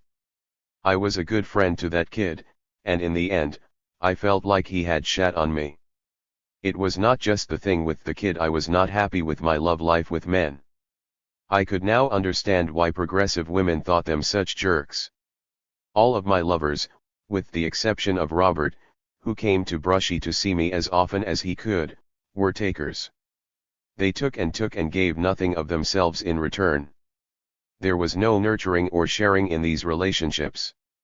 Sometimes that's fine, if all you're after is sex, But I wanted more. I wanted love to give it and to receive it. Moreover, I sought communication on deeper levels than most men were ready to deal with. In short, I was sick of men, and I started to wonder how I was going to deal with that in my life. I was not looking for a woman, and these were the days before AIDS, so there was no fear involved in this decision. I just slowly came to the conclusion that I should probably be celibate for a while. The incident with the kid and a couple of other disappointments soured me on Brushy, as well. Andy had been transferred to the main prison in Nashville and wrote back to say that it was pretty good. I put in for a transfer. While I was waiting for the transfer to be approved, or not, I continued to publish The Red Dragon and to write for various other publications. To make some money, I made Pruno, which I sold for $1 a quart. I used the wheat germ sold in the prison store and flavored it with chopped apples and oranges. It tasted pretty good and was fairly potent. Putting out the newsletter was rewarding work. I would get correspondence from people all across the country. Some of them sent me cassette tapes of music or provided postage stamps or other things I needed, and of course, I had interesting exchanges with a number of my correspondents. I had started the Red Dragon while at Walla Walla. I can't say exactly when, but if I had to I would guess it was while in ADSEG for the second time, after our escape attempt was discovered. It was my baby, though I relied on outside help to get it mailed out.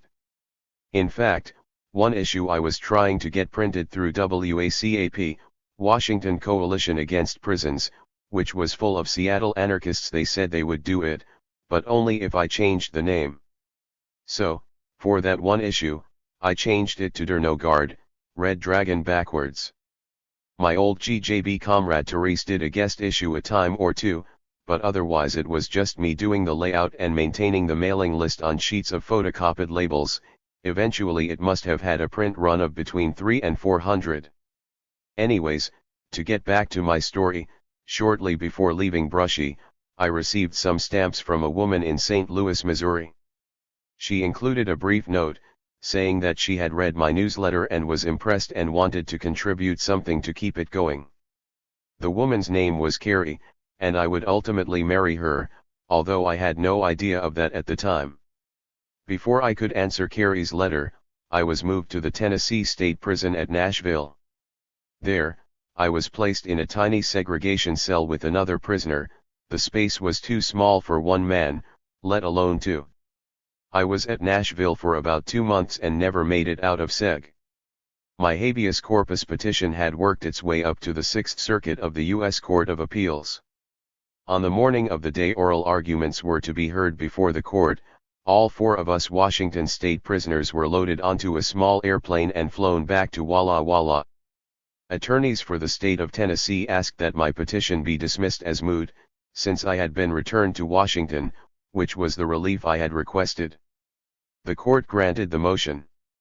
What the court did not know, however, was that we were unloaded from one aircraft and immediately loaded onto another and flown to the Arizona State Penitentiary at Florence. I had been in Tennessee for about 10 months. My habeas corpus petition had gotten me out of the Tennessee frying pan and into the Arizona fire. It was now the fall of 1980. As usual, when the 4 of us arrived in Arizona, we were placed in the hole while they figured out what to do with us.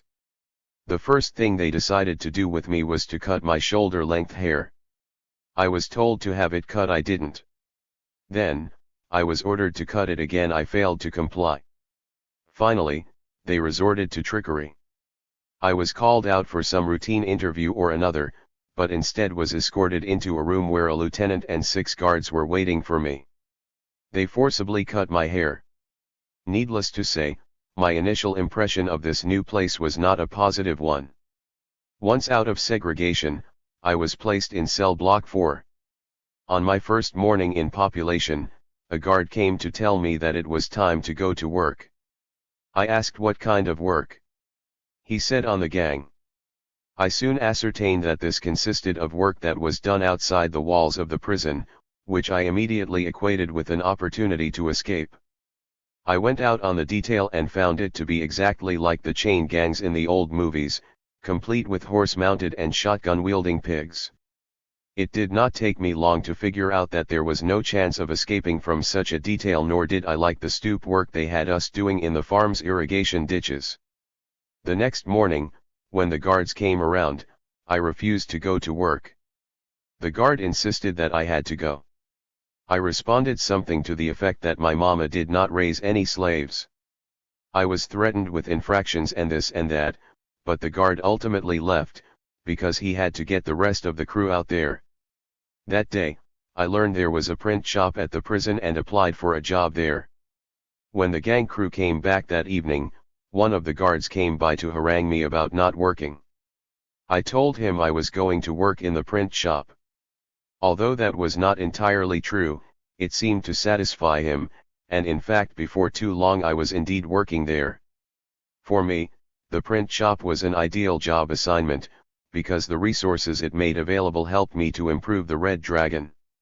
In fact, it was an ideal situation for making documents of all sorts. I started working in the stripping area, which is where the layout is done. I was able to print some false IDs and other useful documents. It is relatively easy to do something without the guards finding out about it, but to be truly slick you have to do what you're doing without other prisoners finding out about it. That considerably improves your chances of getting away with something. While it was not always possible to keep all of the prisoners in the area from knowing what I was up to, I was certainly able to minimize the number who knew. If I was printing something, for example, I would do the camera work, the stripping, and burn the plate myself. However, once I had the plate burned, I needed a press operator to run the item off for me. This was the weak link in my operation, but I lucked out by having some good friends running the presses. During my 2-year stay in Arizona, I made driver's licenses, birth certificates, passports, etc. I sent all of this stuff to a comrade on the outside for safekeeping. Later, when I wanted to give some of it to a recently released friend, my comrade told me he had buried the stuff, and rats had gotten to it and destroyed everything. I doubt that's true, but what is true is that I lost the product of 2 years of surreptitious work. One of the first things I did when I got my property, which I had not had since leaving Brushy Mountain, was to write a thank you note to Carrie for sending me the stamps. She wrote a nice letter back to me, and before long a regular correspondence developed between us. She had just completed her master's degree and was working as a technical writer for McDonnell Douglas in St. Louis. Our letters soon gave way to cassette tapes, which allowed us to talk with each other at greater length and in more detail, and of course, we also exchanged photographs. I have not been with very many women in my life, but I have loved the ones I spent any real time with. What makes these relationships distinct is the near single-minded purposefulness with which a person in love in some way devotes most of his or her waking hours to the object of his or her heart's desire. In my case, in addition to the letters, cassette tapes, poetry, homemade cards, and drawings I was constantly sending her, I would take the photos of her and reproduce them in all sorts of ways in the print shop. I made lined and unlined stationery with her photograph screened into the background and notepads with her face on them, as well as printing all sorts of other goodies for her, including return address labels and anything else I thought she might like. I enlarged her photographs, reduced them, copied them. I used all of the resources at my disposal to express the love I felt for her. This dynamic started in earnest in January 1981, and by May, Carrie had plans to fly to Arizona, so we could finally meet in person. Once again, I am getting ahead of myself. I should say a little something about the context in which all of this was happening. The population of the state of Arizona is only something like 6% black, which is way below the national average. Like most states, the percentage of blacks in prison, 16% in this case, was disproportionate to the outside population. Still, 16% was nothing when you consider that in some joints as much as 70% of the population was black. This relatively small number of blacks resulted in a power vacuum that was filled by the Aryan Brotherhood. With no significant resistance, they were able to flourish in Arizona's prison system, particularly in the central unit at Florence. Shortly after I arrived at Florence, I was walking the track around a yard with a black man I had recently met. Later that day, a guy I knew from my Leavenworth days delivered a warning, the substance of which was that I should not confuse or otherwise cross racial lines. He said that sort of thing just wasn't done there. This guy had helped us build a Marxist library in one of our cells at Leavenworth, but now he was an upstooge. I said as much to him, and he responded that he was doing me a favor, because he respected where I was coming from. Yeah, sure. I never talked to him again.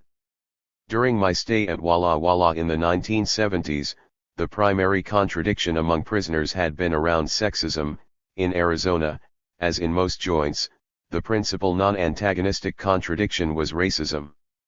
The AB worked to inculcate a notion of racial superiority, and hence served the interests of the pigs by keeping prisoners divided. They tried to pass themselves off as the defenders of white prisoners, but in reality they preyed upon, raped, and extorted weaker white prisoners. At the same time, they co-opted the stronger ones with the privileges they could offer. For example, there was a pop stand on the yard stocked with ice cream, sodas, and light snacks among the various perks it received. The AB controlled this money-making venture. They were the administration's first line of defense, and the pigs knew it. Anything the AB wanted, the pigs gave them. The AB ran the joint for them, and in return they were allowed to control the prison's drug trade and otherwise plunder the population. They tried to come across as political, but in practice they were nothing more than petty gangsters, and that was their weakness. Florence was a racist and brutal place, and I knew it would be difficult to organize prisoners there, but I also knew it could be done. While the AB was terrorizing the white population and race-baiting the rest of them, real abuses were taking place that needed to be addressed.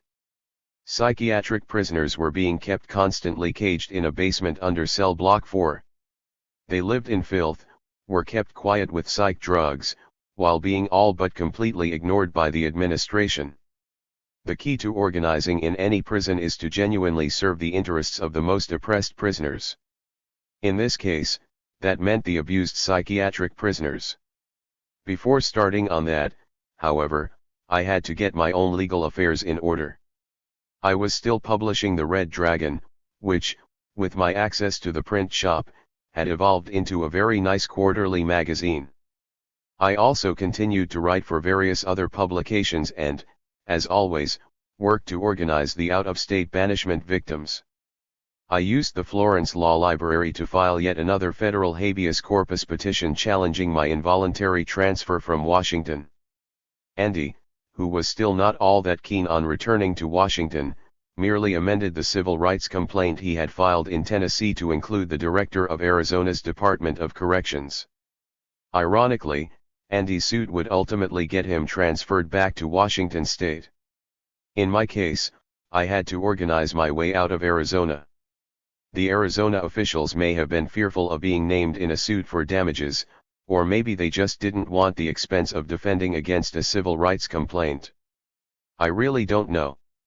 What I do know is that after about a year, the Florence administration approached Andy and the other guy he had filed with and offered to return them to Washington in exchange for the Arizona officials being dropped from the complaint. When Andy told me about this offer, I asked him to try and get me included, so I could catch a ride back on his coattails. He did not want to do that, saying it might queer the deal. I argued with him, saying that if it created a problem, he could cut me loose. Nonetheless, he wouldn't do it, with the result that once their deal went through I was left being the only Washington prisoner in that shithole. I felt bitter about Andy's unwillingness to even try to help me. I would certainly have pushed the issue for him had the tables been reversed. It was at this point that I started organizing in earnest. Up until then I tended to focus on regularly putting out The Red Dragon, maintaining my high level of litigation in the courts, and yes, producing all sorts of phony identification. The question of organizing on the inside has always been a difficult one for me. Should I be working to build cadre or a mass organization?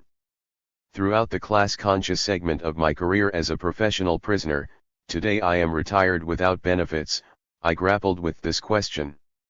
In various places I have done one or the other, and even tried mixing the two. For instance, in Big Red at the Walls, it was about building the cadre who would ultimately lead men against sexism, even as the latter remained a mass organization. Yet, because of the political backwardness and low level of class consciousness of most Arizona prisoners, and also due to the limited amount of time available to me, working to build cadre at Florence was not a real option. After a fruitless year of trying to educate the somewhat more advanced of my fellow prisoners in the fundamentals of radical politics, I decided that it would be best to settle for organizing what I could, even if it was less than I would have wanted it to be. One of the first steps to organizing in the prison setting is to prepare documents that explain your proposed structure and principles. If your comrades agree with the proposed structures, means, and objectives, then you're in a position to form a committee or a group. Your structures and principles should be couched in legal terms and address bourgeois rights, such as the right to vote, the elimination of prisoners' slave status, etc. It is impossible to legitimately defend keeping a segment of society in a condition of legalized slavery, and the lack of even the most empty pretense of democracy. For example, the right to vote cannot be rationalized. By struggling to extend democracy, you lay a foundation that only the most reactionary outsiders would be prepared to actively oppose. I have always found my best recruits in prison law libraries. Many of the best jailhouse lawyers are already rights conscious, it is only a matter of making them class conscious. In Arizona, I passed out copies of the Communist Manifesto and other subversive literature in an effort to raise political awareness, but there weren't that many people who were even rights conscious. In the end, a few guys from the law library, some friends from the print shop, and a couple of guys from the population formed a chapter of the Committee to Safeguard Prisoners' Rights, CSPR. Although I would have preferred a revolutionary group, that simply wasn't an option. Our CSPR chapter was made up of liberal prisoners, so a liberal organization was what we were bound to wind up with. Still, a rights-conscious prisoners' organization was progress in that era, the Reagan years, and in the reactionary environment we were operating in, with the of controlling the population. At least our constitution and bylaws specified that the organization would be multiracial. 17. As we went through the process of adopting our organizing documents, we also set about the task of filing a civil rights lawsuit against the treatment of the psychiatric prisoners. I drafted consent forms of dubious legality that we had food service workers take to the psychiatric prisoners when they brought them their slop. The kitchen workers would surreptitiously get the abused prisoners to sign the forms, and then return them to us in the law library. It took some time, but soon enough we had consent forms from the vast majority, if not all, of the psychiatric prisoners.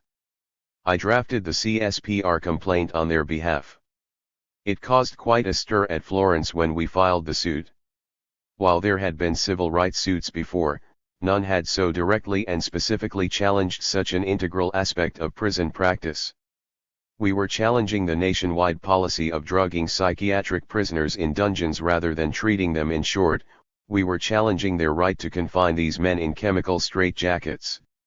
At the same time, the CSPR started a monthly newsletter in order to get the word out on what we were trying to accomplish with the lawsuit, as well as to expose other areas of abuse. We called this newsletter The Chill Factor, and I was its editor. Every month, we exposed cases of guard brutality, highlighted the things that needed to be changed, and otherwise tried to be a vehicle for extending prisoners' rights. Like Moss, the CSPR broke itself down into committees responsible for different areas of prison life. I ran the newsletter committee and the legal committee that was prosecuting the psychiatric suit. There was a committee to improve working conditions and increase pay for workers in the prison's industrial area. Another committee sought to improve visiting conditions and to lay the groundwork for the introduction of a conjugal visiting program. As I recall, there were around 6 committees, each with a coordinator who reported at our weekly meetings on the progress or lack thereof in their area of work. With the help of the newsletter, we were able to establish outside liaison people in every major city in the state, which isn't saying much, given that Arizona does not have many large cities. While our outside support was not great, it was enough to keep the pigs off our backs while we slowly organized. We had the population behind us, even the UB would have been ashamed to come out against us on these issues, so they made common cause with us. They did this only after the writing was clearly on the wall. The population was sick of the UB and wanted change. The UB never represents change, only narrow self-interest, like good capitalists. It was not necessary to war with this element, we merely organized around them. While they were extorting and exploiting the population, we were representing the real interests of the masses of prisoners. Yeah, who would have guessed it, the key, oddly enough, is to serve the people. By doing so, the CSPR had won the hearts and minds of the population. The administration met our first demand, retroactive paid vacations for all industrial workers, without offering the slightest opposition. We asked for it, and we got it, and this was in a prison with a lot of factories. Our next demand, a 100% pay increase for all industrial workers, from 50 cents to $1 an hour, wasn't going to be won that easily. In fact, it was never won, or even really fought for. Our newsletter had prisoners reporting from inside every major prison in the state, which at the time was not that many.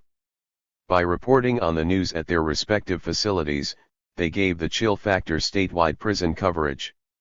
Some of that news, well, a lot of it, actually covered the cold-blooded murder of a prisoner, whose dead body had been found under a pile of rocks not too far from the prison, and the cover-up that accompanied it. This was something that prisoners felt strongly about. It was one the prison officials also had strong feelings about. They were not happy about our muckraking.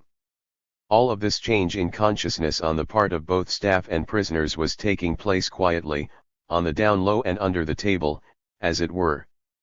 And while we were thinking of our next tactical move, the guards were preparing a strategic game changer. But again, I get ahead of myself.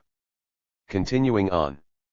A copy of the Chill Factor series of articles on the treatment of psychiatric prisoners found a receptive ear at a major Phoenix newspaper, which picked up the story about the lawsuit and started its own investigation.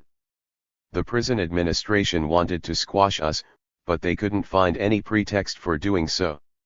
We published a story in the Chill Factor about the ongoing rumors that some prisoners had been murdered by the pigs and buried in the desert.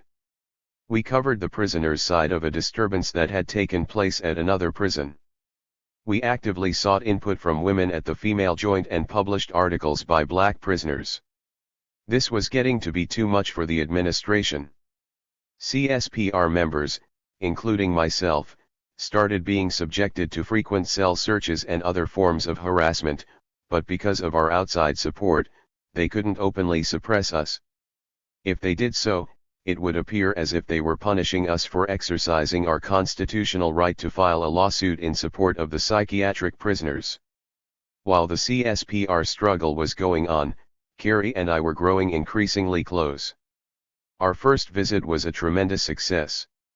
We understood each other perfectly, and to be able to finally touch was ecstasy.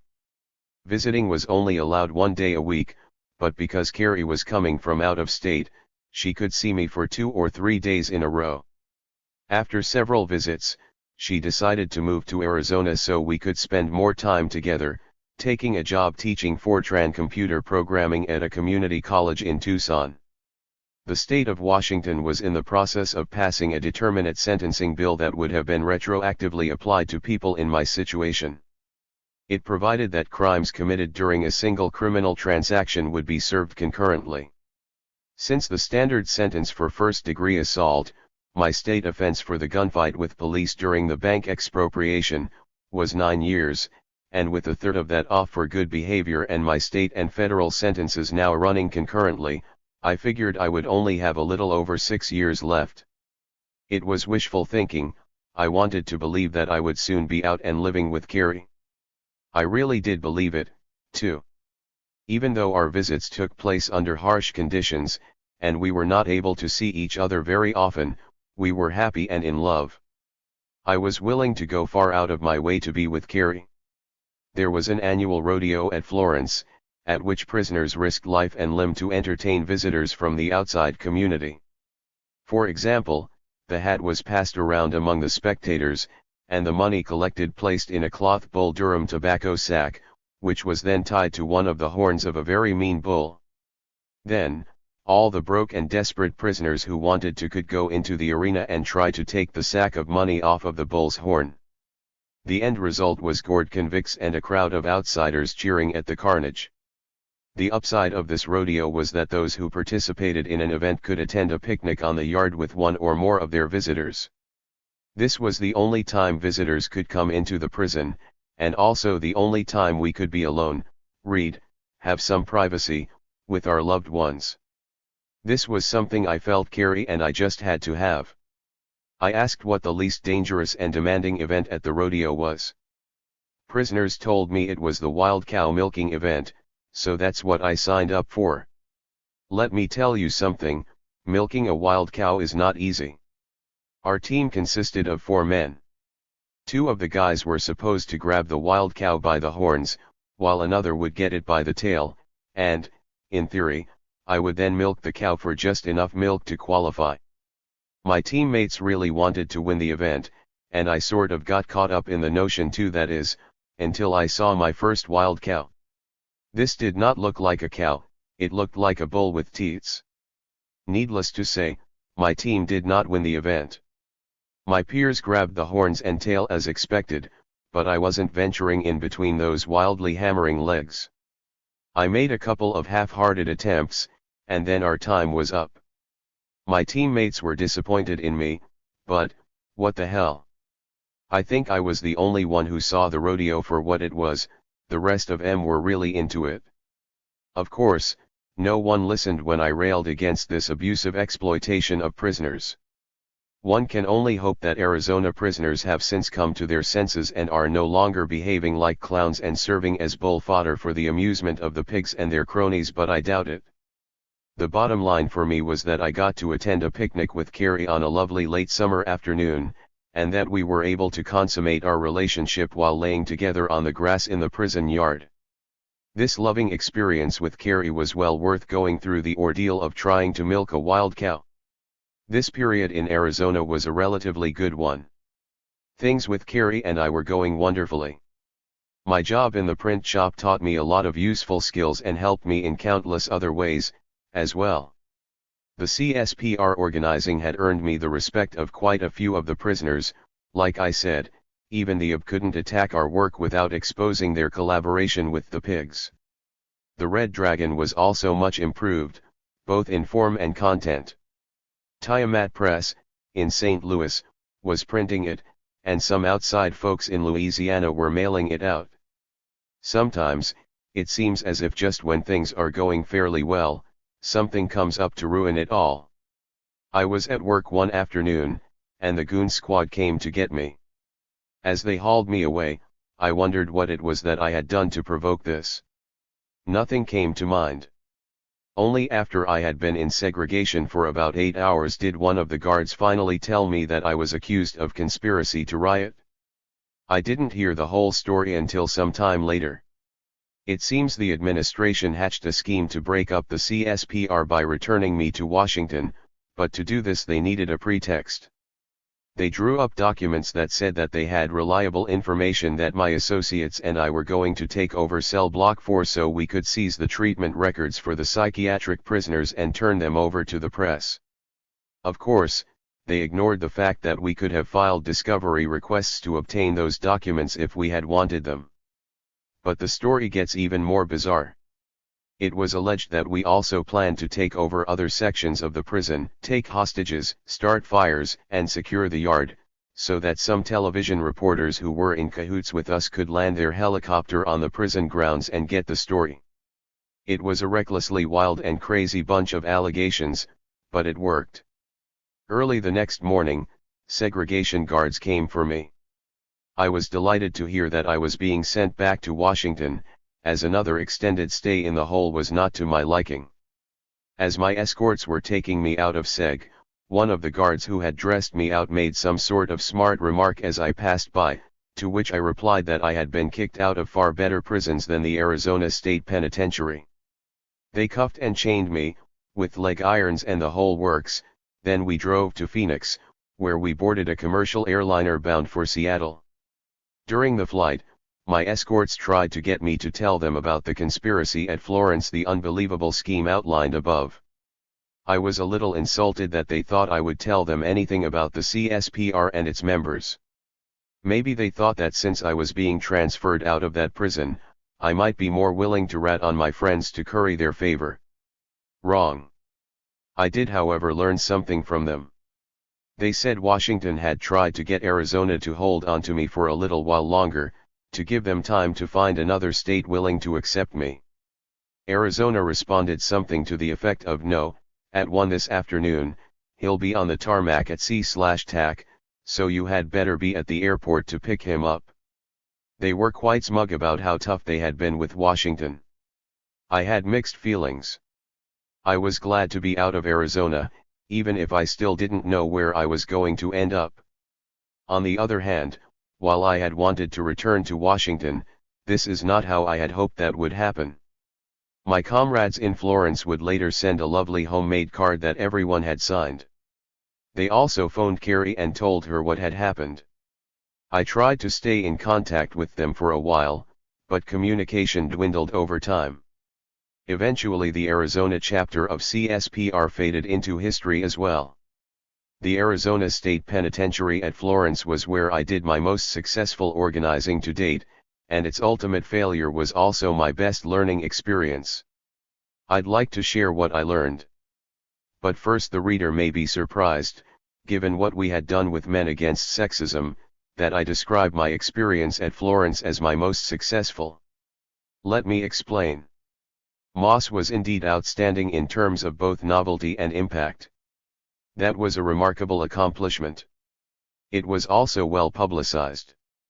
The difference is that in Arizona I had the entire population, including even the behind the effort. There had been a mass change in consciousness on the inside, not class consciousness, but a level of rights consciousness. That is why I was transferred out. CSPR had the total support of the population. If we called a shot, the population would respond. We were getting ready to call that shot, and that's why they moved to get rid of me. The prison administration was no longer in total control of the population. A state of dual power existed. It is in this sense that Arizona was special, it had a mass base. Whereas Moss consisted of about 30 of us, and we imposed our will on the population. The distinction is an important one. This relates to the lessons I learned, too. As I said above, when it comes to organizing in prison, you always have two options, building cadre or mass organizing. The latter can be easier and quicker, but it builds support that is a mile wide but only an inch deep. Without cadre, your organizing efforts are doomed to be sacrificed on the altar of reformism. Without class-conscious cadre, any organizing effort will quickly degenerate into mere liberalism in the form of some non-class-related, token reforms. There are no shortcuts to building the political foundation necessary to survive the trials involved in doing this kind of work on the inside. Cadre building, which is more time-consuming and labor-intensive, creates an organization that is both wide and deep. Ideally, over time, it can be merged with a broader mass approach. My error was in not putting in the time to develop cadre, but instead taking the shortcut of confrontation as an organizing tool. In my defense, I had initially tried to develop cadre, but there had been no takers. My comrades had liked me and agreed with what I hoped to accomplish, and, in that light, they were happy to cooperate with me, but they did not want to hear any of that commie shit. So, I had met them halfway.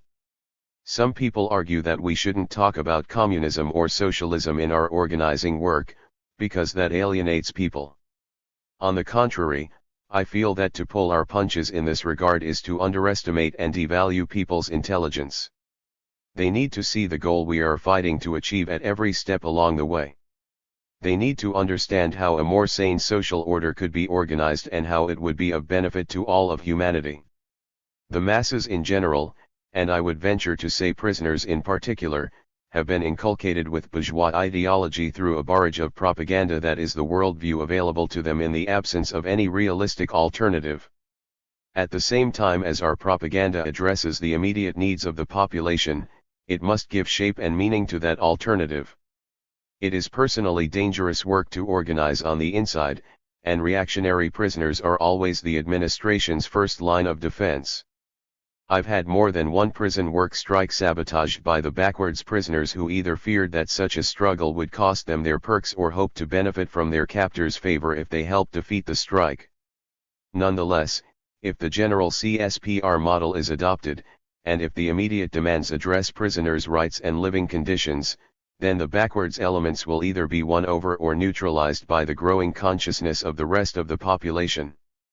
The obvious weakness of my Florence organizing was that prison authorities were able to kill the struggle by simply removing me from the state.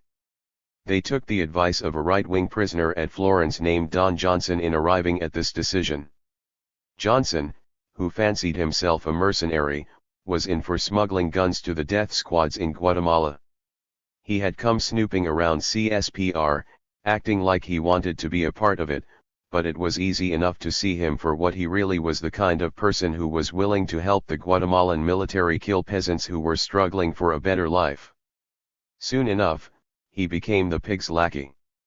I read in the charging documents sent to Washington with me that he had told prison officials in Arizona that the only way to kill the snake is to chop off its head, and that's what they did. They shipped me out of state, leaving Arizona CSPR headless. An organization that depends upon one person for direction is doomed to fail. Each level of cadre should be able to take the place of a fallen or transferred comrade, even if that person occupies a leadership position. That, however, was not the situation with CSPR, so instead the group simply limped along for a couple of months. By the time it died, it had ceased to be a fighting organization. As for me, it had taken 3 years, but I was finally back in Washington state. 14. The Monroe Experience. You're not to be so blind with patriotism that you can't face reality. Wrong is wrong, no matter who does it or says it. Malcolm X. A state car with 2 guards was waiting for me when we disembarked at the Seattle airport. I was driven to the Special Offender Center, or SOC as everyone called it, in Monroe, Washington. It was part of the Monroe Correctional Complex, a collection of prisons not too unlike that at Florence. Twin Rivers Correctional Complex primarily housed sex offenders.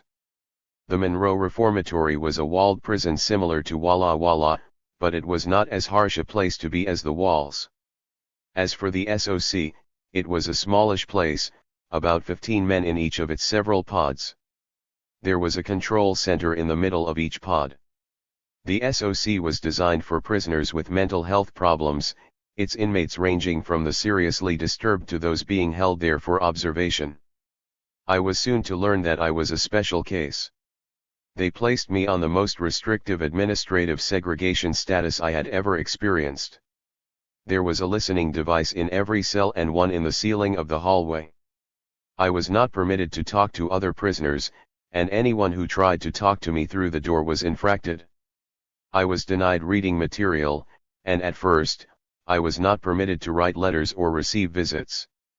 One of the prisoners down the tier from me passed his time by beating his head against the concrete wall of his cell. It made a sickening sound every time he did it. Thunk. Thunk. Thunk. It went on for hours at a time. I was able to communicate with him and some of the other prisoners who were too far gone to care about being written up for the crime of talking to me. In such cases, I would be threatened. I didn't give a shit, and they knew it. If I ever was infracted, it must have been no big deal, as I have no memory of it. It was several days before I was allowed to call Carrie to let her know where I was and what was going on. She did not want to leave her teaching position at the community college in Tucson until the semester ended, which was still a couple of months off, so we went back to maintaining our relationship through correspondence. Even though all of my mail, both outgoing and incoming, was being read by the warden, a psychiatrist. I continued to write to her every day. I ignored the pigs and wrote as if our communication was as private as it had been when I was in Arizona. Our separation was the most difficult part of this whole transfer process for me. The guards at the SOC told me I would only be there for a week to 10 days, just long enough for them to find another jurisdiction willing to accept me. Armed with this knowledge, I promptly set about filing a motion in which I asked the federal court in Spokane, where my anti-transfer habeas corpus was pending, for a temporary order preventing the state from once again banishing me to an out-of-state facility. The federal court, I would later learn, did not issue a formal injunction, but the judge did contact the relevant officials to say that if I was transferred out of state yet again, it would look bad when the case came to trial, and they would have to provide me with a Washington State Law Library wherever I ended up. It was a process that took several weeks, perhaps a month, and was certainly helped along by the fact that there were fewer and fewer, if any, places that were inclined to accept me. They all knew about the bogus Arizona allegation of conspiracy to riot and take hostages and the Marion allegation that I was involved in the near-fatal stabbing of the associate warden. I told officials at the SOC that if they moved me to another state, no matter where, I would get serious about being a troublemaker and get myself promptly returned. In the end, the powers that be came to me with a deal. If I would agree to stay at the SOC for 3 months for observation purposes, they would send me to any prison in the state I wanted to go to, a close custody joint, of course. I made sure that observation merely consisted of my going about my daily routine and not participating in any of the group sessions or taking any drugs or otherwise being subjected to their so-called treatment. The warden, Tom Rolfs, was supposedly a devout Christian, and people said he had a reputation for being honest. I decided I could trust him in this limited regard, and we arrived at a verbal agreement. As an immediate result, I was taken off administrative segregation status and allowed the same privileges as most other prisoners. Here, too, I made friends, even though I was the only one in the SOC who was even marginally sane. I tried to help the other prisoners as best I could, but it didn't always work out. One day, for instance, a prisoner told me that our captors were trying to poison him. As a result of this fear, he ate very little and was very thin. Otherwise, this guy seemed normal enough. He had a good mind and was generally bright and cheerful. I arranged it so that some SOC buddies would take turns trading trays with the paranoid guy. It was working fine. Then one day I saw the paranoid dude and tried to talk to him. He shuffled instead of walking, there was white froth coming from the corners of his mouth, and his speech was slurred and incoherent. I was able to ascertain that the administration had forcibly injected him with mind-altering psychotropic drugs, and he was experiencing severe side effects. He would be on that medication and in that condition for the rest of the time I knew him. He thought they were going to poison him, and their response was to do so. I also made an enemy or two during my stay at the SOC. Informants usually come in one of two packages. The weak rats inform on their fellow prisoners, because they are being pressured or otherwise brutalized by their peers. They have been verbally or physically threatened in some way, so they run to the guards, believing that these pigs, if not their friends, are at least the lesser of two evils. They see no alternative, because there is none. Prisoners have no authority of their own to whom they can appeal, nor can they expect to get justice. I don't have a lot of bad feelings for these weak individuals. I've been weak, too, even if I've never checked myself into protective custody and or ratted on anyone. I just try to stay away from them and not let them know any of my business. The second category of informant is the tough rat. Manny Perez of the Chicano Club at the Walls was one of these. I have known lots of them solid convicts until some special privilege or threat is imminent, then they get down first. Having no politics, they adhere to the dominant dog-eat-dog ideology of capitalism. It's about looking out for number one and to hell with everyone else. The tough rats have a strong anti-informant rap all the way up until the point when they become one. I do hold bad feelings toward this variety of sellout. They know better, but they do it anyway. After I had been at the SOC for a while, they brought in a notorious rat named Iron Necklace. He had been a tough, well-respected prisoner right up until the point when he informed on his comrades, going so far as to testify against his fellow Native American prisoners, fingering them for the stabbing death of a guard at Walla Walla. While Iron Necklace was in a different pod than me, I could still see him through the glass windows separating the 2 day rooms. I was outraged that they would put the likes of him anywhere near where I was being housed. One day, I was in the area between the 2 pods doing my cleanup routine, and Iron Necklace was using the phone there. It was the first time I had been so unfortunate as to have direct contact with him. In the past, I had only been able to shout rat, rat, rat through the food tray window as I went by the day room of his pod. Now, face to face, I butted into his telephone conversation to tell him how insulted I was to have to be in the same building as him. Maybe I threatened him, too, because he said, "You'll need more than a dustpan in your hand to deal with me." I dropped the dustpan and attacked him. My first blow landed squarely between his eyes, my second and last one hit him along the side of his head. The rest of the story is not so glorious. Iron Necklace was young and powerful, whereas I am more slightly built and not very solid. Nobody saw the beautiful blows I landed on this rat. What everyone in the day rooms of both pods saw was him grabbing me from behind and holding me in a firm bear hug, while I struggled and fought to break free so I could hit him again. I wouldn't have minded being beaten up, at least there would have been a fight, but he just held me until the pigs came. Now, that was humiliating. That was my only fight in all my years of confinement, and it wasn't much of one. 3 months passed quickly, and I contacted Rolfs about being moved to another facility, as he had promised. He responded by telling me the deal was not for 3 months, but for 6. I hadn't made a mistake, I knew what the deal was, but what could I do? I had to put it down to an error in communication and do the extra 3 months, but my respect for Rolfs dropped a few notches. I once again kicked myself for trusting the word of a state agent.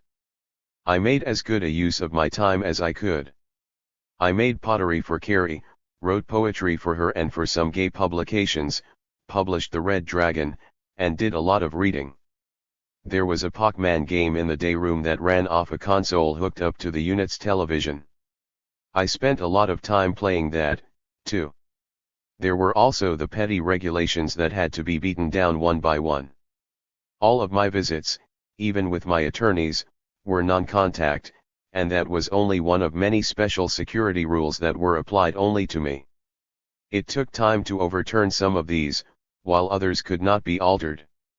Another 3 months passed, and I again contacted Rolfs, pretty much expecting to be moved. This time he agreed that the deal had been for 6 months, but said officials in Olympia were not going for it. The bottom line was that I would have to do more time in the SOC. Well, that was fucked. I drafted and filed a civil rights lawsuit in federal court, complaining that it was a violation of my constitutional rights to be held in a psychiatric facility for political rather than medical reasons.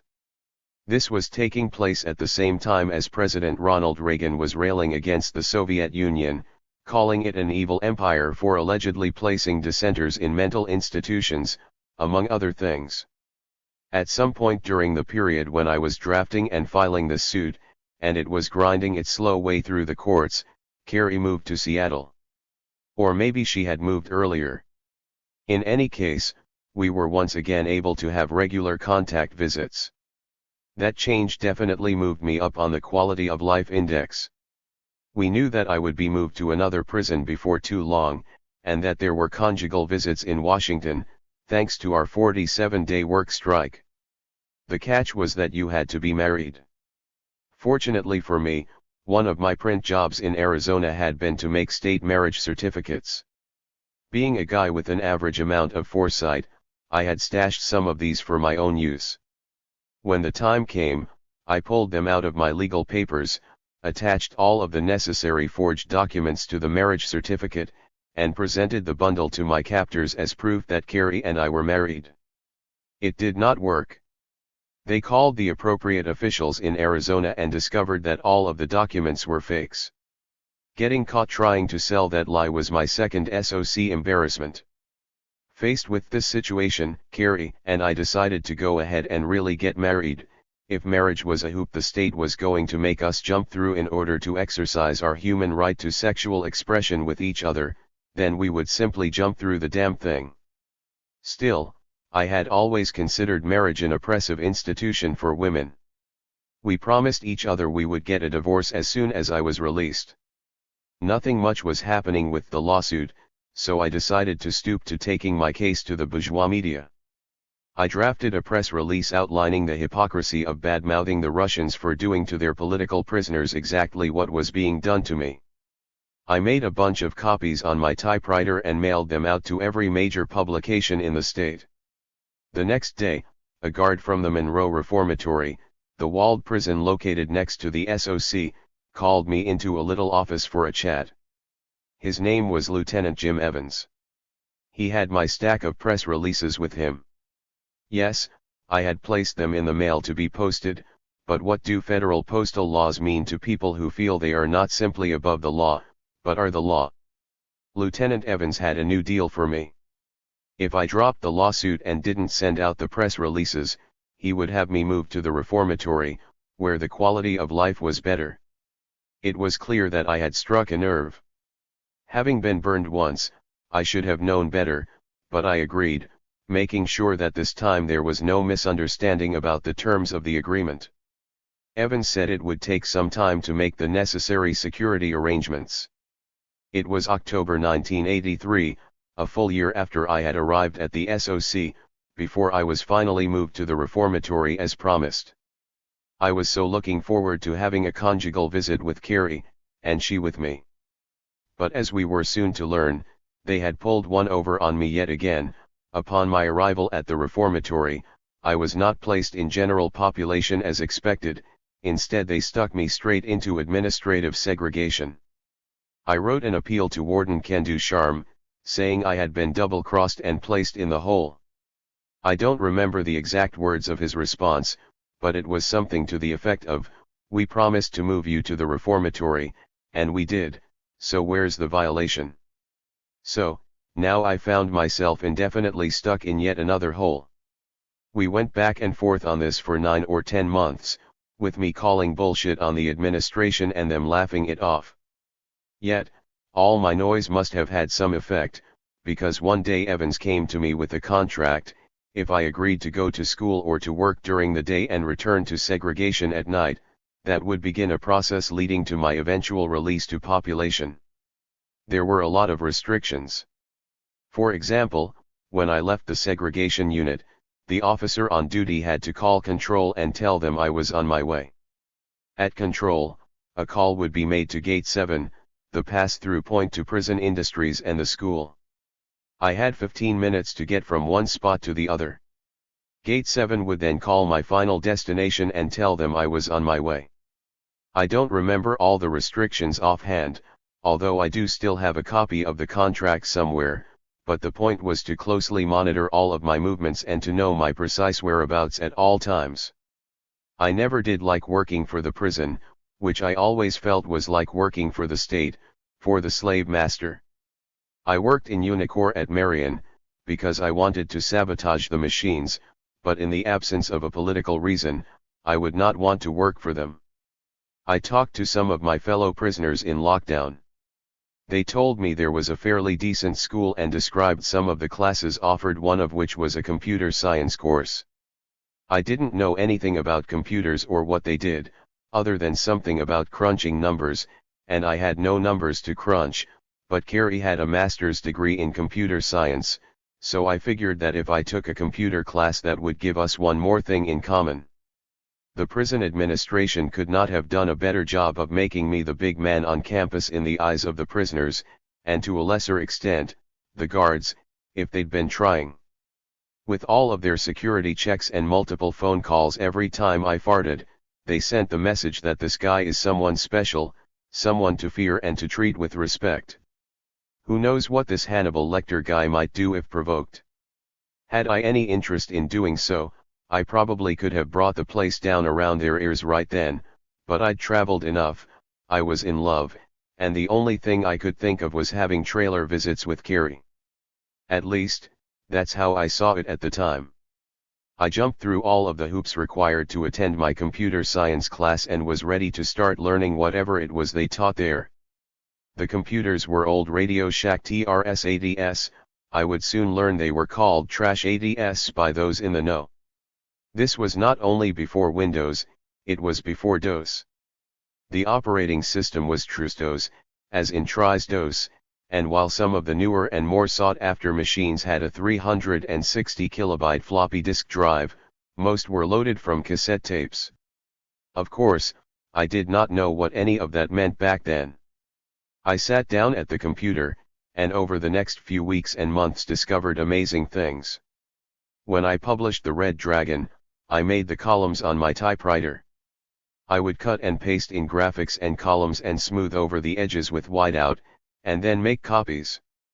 Imagine my surprise when I discovered word processing, where the text automatically flowed from one column to the next and from page to page. It was like a miracle, like magic. I could even edit typed text. And then there was database software. Previously, I had kept my mailing addresses on a typed master list in zip code order. I photocopied the master list onto sheets of address labels.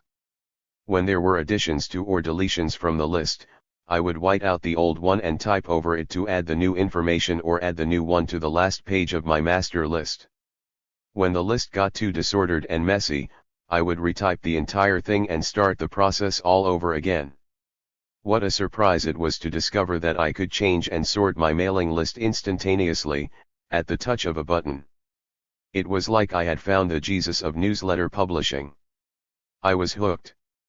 I signed up for every computer course available, and still it wasn't enough. I wanted more. I elbowed my way into being the teacher's assistant. This meant I was working with the computers all day long. That still wasn't enough. I wanted one of those babies in my cell. When I discussed the possibility with the other prisoners, they laughed at me like I was talking complete gibberish. When I raised the issue with staff members at the school, their eyes would glaze over. They couldn't wrap their heads around so bizarre a notion as prisoners having computers in their cells. But if nothing else, I am persistent. A lot of things happened over the next 2.5 years. I was released to general population, with severe limitations. Carrie and I started getting regular trailer visits, and I oversaw the upgrading of the computer lab from the TRS-80s to new MS-DOS-based machines, what we called IBM compatibles back then. These were called XTs, and they ran at a whopping 4.77 MHz. Today, my overclocked computer runs at over 4 GHz, a gazillion times faster. I also continued to try to get personal computers into the cell of any prisoner who was interested and could afford one. I wrote proposals and reports, sent letters, talked to various prison officials, filed administrative appeals, and so on. I even took the issue all the way up to the Director of Corrections for the state of Washington. I was shot down at every step along the way. Friends told me that my efforts were a complete waste of energy. It simply wasn't ever going to happen. I did new studies and new research and started the whole process of taking it up the official ladder again. Moreover, every time some big shot from the state capitol came through on a prison tour, I would buttonhole him on the computer issue.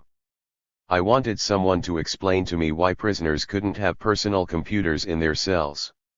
For every reason they came up with, I came up with a counter-argument they couldn't refute. It was like peeling an onion. I pulled off layer after layer of lies, until at last nothing remained but the reality of their prejudices. Anyway, as these prison crats came through the joint, I would latch onto them like a bulldog hangs onto a mailman's leg. They simply could not shake me loose. Finally, one of the high-up muckety-mucks I talked to said, "Okay, write me a draft computer policy, and we'll see." I wrote the policy, and in due course it was approved. Prisoners at Monroe could have personal computers in their cells, if they paid for them themselves. The main restriction was that we could not have modems, which we did not object to, because there was no internet to speak of in those days. My first computer was a 28-pound luggable, the forerunner of today's laptop. It had a 9-inch monochrome, no color graphics, screen and a 20 megabyte hard drive with 512 kilobytes of RAM, memory. I also had something called a daisy wheel printer. Dot matrix printers were more popular at the time, but the printed product looked like it had been generated by a computer. A daisy wheel produced nice type that looked like it came from a typewriter, so every letter to a legislator or a state official looked like it had been individually prepared. The downside of the printer was that it was noisy as all hell. In the following 3 years, some 52 prisoners bought personal computers, and during that period, there was not a single computer-related infraction. 18 We started a group called PUG, Prisoners User Group, and had outside people come in and work with us on computer issues. PUG met in the school's computer lab, and produced a newsletter, which I edited. The newsletter carried articles on issues like how to provide minority and poor prisoners with computers and how to expand the program into other penitentiaries around the state. We also did word processing jobs for a company on the outside that earned us a few bucks. Of course, the guards hated the fact that we prisoners owned computers, when they not only did not have computers themselves, but did not even understand how they worked. One of the things PUG did was chart the recidivism rate of its members who were released from prison. We did this for several years. What we discovered was that prisoners who had owned computers on the inside often found computer-related jobs on the outside. Some opened their own small businesses, others worked for various companies doing everything from computer programming to computer repair.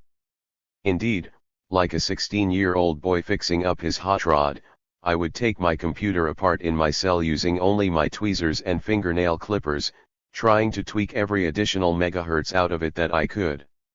The guard would come by for count, and I would have the motherboard out on my bed, the hard drive on my table, and other parts strewn all over the cell. In the process, I learned a lot about computers and how they work. This would prove important later on. In any case, our informal tracking over a 3-year period showed a 0 recidivism rate for those who had computers in their cells, and this was accomplished at no cost to the state. Our sample was small, only 20 people, but our 0 recidivism rate was nonetheless significant, especially when you consider that the most conservative estimates put the recidivism rate at 67%, many experts put it at over 80%. So, here was a program that benefited the public by reducing the crime rate, that cost taxpayers nothing, and that had former prisoners becoming productive taxpayers. This was clearly a win-win situation. The prison administration also liked the prisoner computer ownership program because prisoners with computers wanted to keep them, so they stayed infraction-free, making the prison a more peaceful and stable working and living environment. Indeed, one prison crat ended up helping us by sending a copy of our computer policy statement to other wardens around the state, in an effort to get the program instituted at other prison facilities. Enter stage left, the villain, who in this case takes the form of Director of Corrections James Spaulding. Yes, the same Spaulding, who as warden had transferred progressive prisoners out of Walla Walla and replaced them with Aryan Brotherhood racists imported from the California prison system. Notwithstanding the fact that this was a great, easily instituted program that benefited everyone, Spaulding ordered it shut down. Now, one might think that a public servant would want to serve the public interest, that he or she would be interested in what was best for everyone. Not so. They are only interested in the illusion of public service, and treating criminals harshly feeds that illusion. If you take a dog and put it in a small cage and poke sticks at it day in and day out for hours, weeks, months, years, you are going to end up with a vicious dog on your hands. When that prisoner, dog, is released, and nearly all prisoners are eventually released, he will find an outlet for his rage. he will take it out on his wife, his children, his neighbors, and the community. The simple fact of the matter is that you don't get something good from people by doing bad things to them. The offender is sent to prison as punishment, there should be no additional punishment. Having lost the right to liberty, a prisoner should still enjoy the constitutionally guaranteed pursuit of happiness. I know I've drifted into the area of difficult to comprehend rocket science here, but just think about it. Anyway, we lost our computers and had to ship them to someone on the outside for safekeeping. In the end, I would be at Monroe for 10 years. During this time, working with other rights-conscious prisoners in other state facilities, I engaged in a variety of positive struggles. I will touch upon a few of them here. In one case, I worked with a prisoner named Jeff Thompson, and my old nemesis Andy. Andy was the other contender for the Seattle Times title of the state's most dangerous prisoner.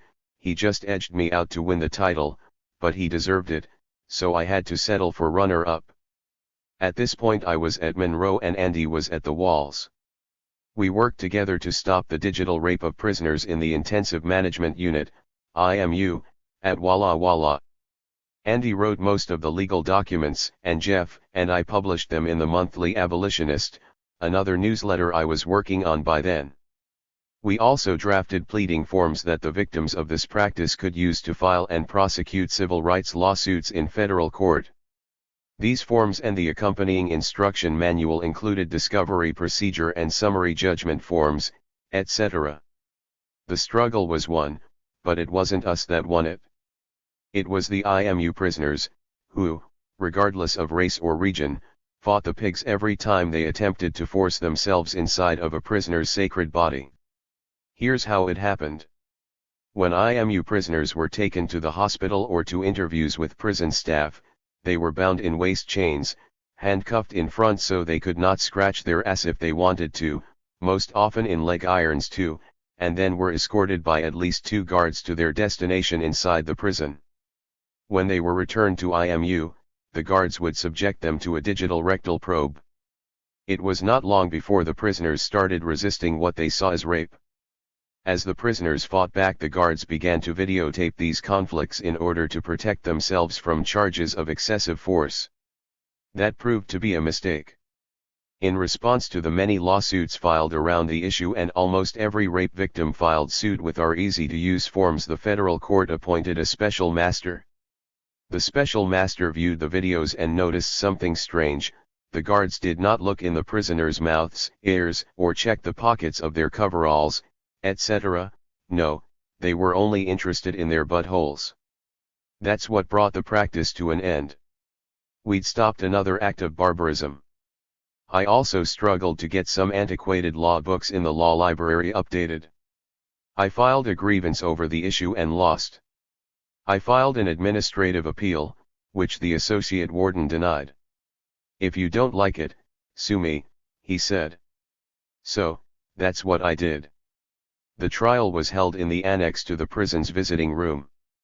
They decked it out to look like a federal courtroom. I acted as the attorney for my team and had 2 prisoners as co-counsel, one of whom was Jeff Thompson. I've forgotten the name of the other. At the outset, the judge was clearly on the prison administration's side, granting their motions and objections and denying ours. That's before I called the prison's law librarian, Judy Wick, to the stand. I handed her a copy of Title 28 Section 2241, the book on federal habeas corpus, and asked her to examine the pocket part in the back where the updates are located. She duly went to the back of the volume and looked at the pocket part. "What is the date on that update?" I asked her. 1962, she replied. You could almost hear the gasp in the courtroom. No further questions for this witness, I concluded. That's when the tide turned. Once a state prisoner has exhausted his state remedies, his next step is habeas corpus proceedings in federal court. For the state to have the primary habeas corpus book be one that had not been updated in approximately 25 years was an outrage. I won. There were also other struggles. To give one example, when prisoners came in from the yard or their work assignments to be racked in for the 4 p.m. count, they are patted down and their property, school books, etc., is inspected before they are allowed to enter the cell block. One day, Lieutenant Asshole, yeah, I forgot his name, was put in charge of the pat-down area. I don't remember what he did to piss everyone off.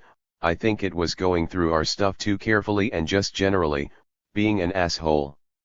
In this case I typed up, well, for lack of a better word, a call to action, and posted copies where prisoners would see it, but it was unlikely that the pigs would. It called for all prisoners to take as much of their property as they could carry to the yard before yard-in was called. When yard-in was called, the entire population, except for a few Jehovah's Witnesses, entered the shakedown area all at once, delaying count, which was and still is a huge crime in any prison. Lt. Asshole was promptly removed from his post. We would strike when necessary, demonstrations of unity where the entire population would hunger strike for a single meal, just enough to send a message to the administration that we had something to talk about. Yet, the big issue was doubled celling, as Monroe was the only prison in the state that was not doubled celled. I fought tooth and nail against opportunists in the population who were willing to agree to doubled celling in return for a few perks. I would print and distribute flyers opposing these sellouts by name. The prison was never double celled while I was there. It is, however, double bunked today. One important project I helped initiate while at Monroe was a newsletter called Prison Legal News. This is something I did with my best friend at the time, a guy by the name of Paul Wright. Paul was barely into his 20s back then, and was just beginning a 20-some-year sentence for murder. He had been a military policeman and had used that position to find and rob drug dealers, and in one such robbery, he killed his victim. I don't recall how he and I met, although Paul, being the only other communist in the prison, certainly would have been a part of the draw. He was a Maoist whose hero was Abimael Guzman of Peru's armed Shining Path revolutionaries. Paul would get his writings and translate them from Spanish into English. At Paul's insistence I read some of them until he gave me one that claimed Guzman was infallible. I joked with Paul that only the Pope was infallible, and never read another word of Guzman-related propaganda. Oh, Mr. Infallible was captured by the Peruvian government in 1992. A communist subscribes to the science of dialectical and historical materialism, which has no room for idealist notions of infallibility. That's a point Paul seemed to have missed. But I digress. Paul decided to help me recommence publication of The Red Dragon, a project that had been on hiatus. We managed to get an issue ready, but it was never printed for distribution, mainly because we had no support for it from the outside at that point. Then in 1989, Paul was transferred to Walla Walla, allegedly because of his involvement in what they called an international communist terrorist conspiracy. In other words, he wrote letters to progressives in other countries.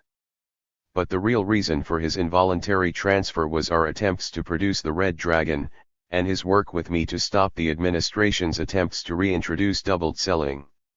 Still, we kept in touch, and set our sights on a more modest goal, a small legal publication that could be of some use to rights-conscious prisoners. In 1990, Paul was transferred to the Clallam Bay Corrections Center, a then new Washington prison. This is his description of those early days, written some years later. In May 1990, the first issue of PLN appeared. Ed and I each typed up 5 pages of PLN in our respective cells. Columns were carefully laid out with blue pencils and graphics applied with a glue stick. We sent the proof copy to Richard Mote, a volunteer in Seattle, who copied and mailed it. Ed contributed PLN's startup budget of $50. The first 3 issues of PLN were banned in all Washington prisons on spurious grounds. Ed was infracted by WSR officials for allegedly violating copyright laws for writing law articles. Officials at Clallam Bay ransacked my cell and confiscated my writing materials, background information, and anything that was PLN related. Eventually Ed's infraction was dismissed and I received my materials back. Just as we were on the verge of filing a civil rights lawsuit challenging the censorship of PLN, The Washington dock capitulated and allowed PLN into its prisons. Jim Blodgett, then the warden at the penitentiary in Walla Walla, told me that PLN would never last because its politics were harmless and outmoded, and prisoners were too young and immature to be influenced by our ideas. The reprisals had been fully expected, given prison officials' historic hostility to the concept of free speech. Jim Blodgett was wrong in one respect, but right in another. So far PLN has lasted over 25 years. Not only lasted but thrived. Yet it exists today because it is indeed harmless. You'll never see the words revolution or socialism in PLN, only liberal muckraking. That said, there is value in providing prisoners with another legal resource, even if they have to navigate through all the smut advertising. So, prison at Monroe wasn't all trailer visits and computers. Nonetheless, what I most remember about being there is the good friends I left behind, like Paul. During any 10-year period, there are both triumphs and tragedies, and I had my share of both, but with the love of my prisoner friends and Carrie, the years melted away. From time to time, Carrie would work in foreign countries that caught her interest. During the Nicaraguan Revolution, she worked in Managua. She taught herself Spanish, and then traveled down and got a job teaching computer programming at the state university there. She did that twice, and while she was gone, we kept in regular contact through letters. During one of these trips, I was called into now Captain Evans's office. All of my incoming and outgoing mail was still being read, and the nutcase assigned the task was one of those guys who sees a communist conspiracy behind every bush. Well, paper was in short supply in Nicaragua at the time, so Carrie, ever thrifty, would send me letters on the back of the printouts of her students' programming paper. This petty prison crat saw an incoming letter from Carrie with all of this programming gibberish on the back, and he flagged it as a secret code from the revolutionaries in Nicaragua, sending it on to the captain. Evans asked me about the letter. I explained the situation to him, and he seemed satisfied. Back in my cell, I got to thinking about this fool holding up my mail. The more I thought about it, the madder I got. I wrote a letter to the fool, who flagged the letter and sent copies to Evans and to Warden Ducharme. It went something like this: thanks to the vigilance of Lieutenant Sharp, whatever his name was, you have foiled me once again. Were it not for his dedication to defending the rights of Americans, such as our right to mail privacy between a husband and wife, my coded instructions from my masters in Moscow would now be being carried out. The letter went on and on in that vein, but I think you get the picture. The end result was that Carrie was free to write her letters on the back of used student programming printouts if she wanted to. Even though we corresponded regularly, Carrie being away was always hard on me. We had no direct contact, and there were no trailer visits when she was gone. Nonetheless, I was very proud of her for making those contributions to the Nicaraguan Revolution. After Nicaragua, she took an interest in China and started teaching herself Chinese. Did I tell you she had a master's degree and was very smart? Well, she was and is, and language has always been one of her interests. She also learned Esperanto, quite well I might add, and was active in Seattle's Esperanto Club. I helped her with her studies and learned a little Esperanto myself in the process. Anyway, Carrie taught herself Chinese, and once she felt her Chinese was good enough, she decided to go to China to teach English for a year. Soon enough, she found a job in China and was gone. Once again, we were having a long-distance relationship. It seemed like a very long time to me, probably the better part of a year, before she returned. I had a nice romantic trailer visit all hooked up for us. It was going to be great.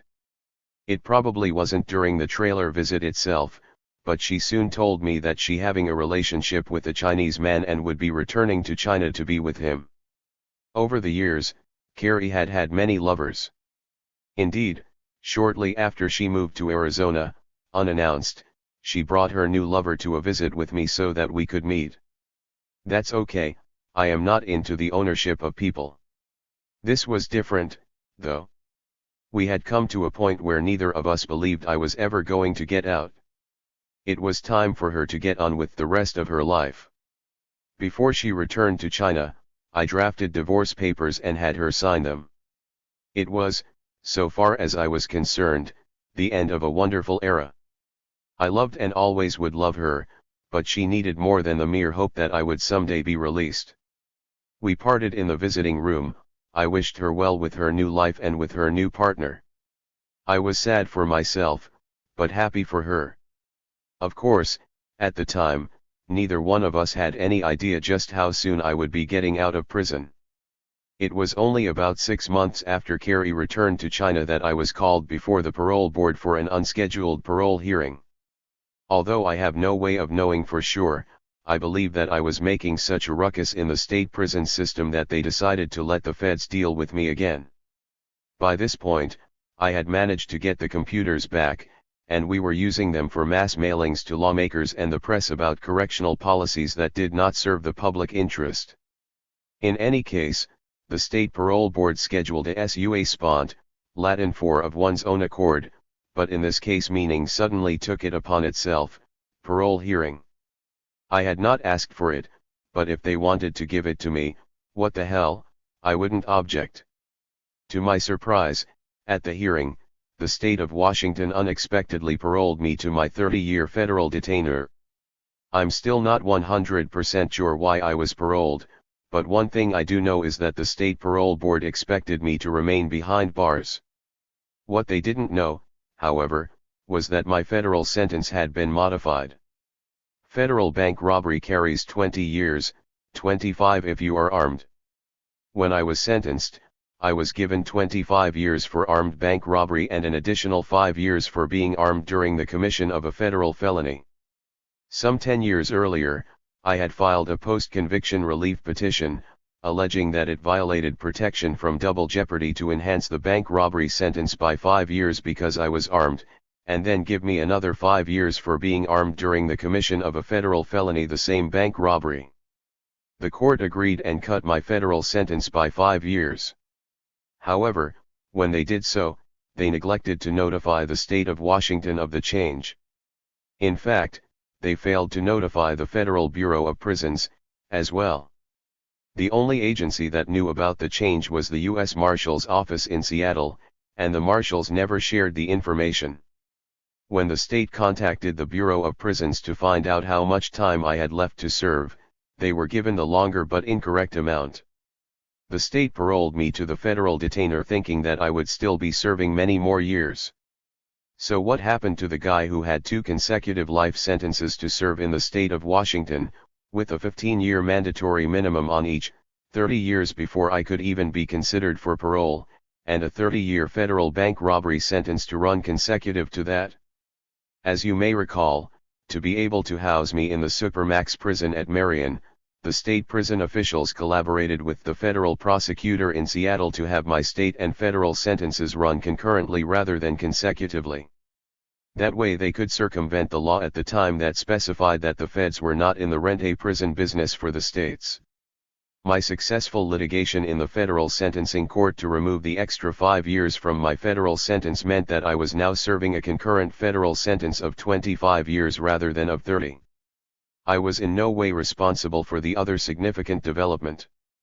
In 1988, the State Supreme Court of Washington ruled in the Irwin Case 19 that the state could not impose consecutive sentences for what amounted to a single criminal transaction, as was the case with my shootout with the police at the Tukwila Bank. I did not have to do anything. This ruling was administratively applied retroactively to my sentencing structure. So, when all was said and done, the time I was serving for the state amounted to a single life sentence with a 15-year mandatory minimum. When I learned about my pending parole to the federal authorities, I had copies made of the order knocking the additional 5 off of my federal sentence and quietly packed them with my legal papers, where they would be at hand when I needed them. My state and federal sentences were now running concurrently, and mandatory release is required after serving 3/4 of a federal sentence. I had already served more time than that. When the day came for my release from state custody, I was chained and trussed up and delivered like a package to the federal prison at Sheridan, Oregon. While being processed at the admission and orientation unit, I was interviewed by the Sheridan records officer. During the interview, I handed him a copy of the order cutting my federal sentence by 5 years. I said, "If this court order is legitimate, do you agree that I am entitled to immediate release?" The officer looked over the document, looked over the paperwork they had on me, and nodded his head in agreement. Then, "Would you please verify the document's legitimacy or lack thereof?" I asked. Even with me visiting his office multiple times every day to check on his progress, it took him nearly 2 weeks. There was one thing to offset my anxiety as I waited for my pending release. Mark Cook was also a prisoner at Sheridan. He and I were able to spend a lot of time together during that brief period. I even have photographs of the two of us taken during that time. Another good thing about Sheridan, and I have Mark to blame for this, is that I discovered Ben and Jerry's Chunky Monkey ice cream, which the Sheridan commissary sold. This was back when it was still just Ben and Jerry making the stuff. I had never had such great homemade ice cream before in my life. It turned out that all of the federal records of my case had been stored in a facility at a naval base outside Seattle and were not easily accessible. There was delay after delay in locating the original order cutting my federal sentence. I called Left Bank Books in Seattle and had them get on the case. They started phoning the federal court in an effort to get them moving. I too was regularly phoning the court clerk's office.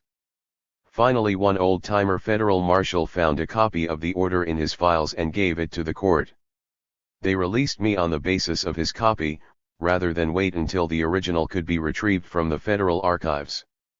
After about 2 weeks, I was called into the Sheridan property room, given a set of street clothes, including a lightweight windbreaker, driven to the airport in Portland, and placed on a flight to Seattle.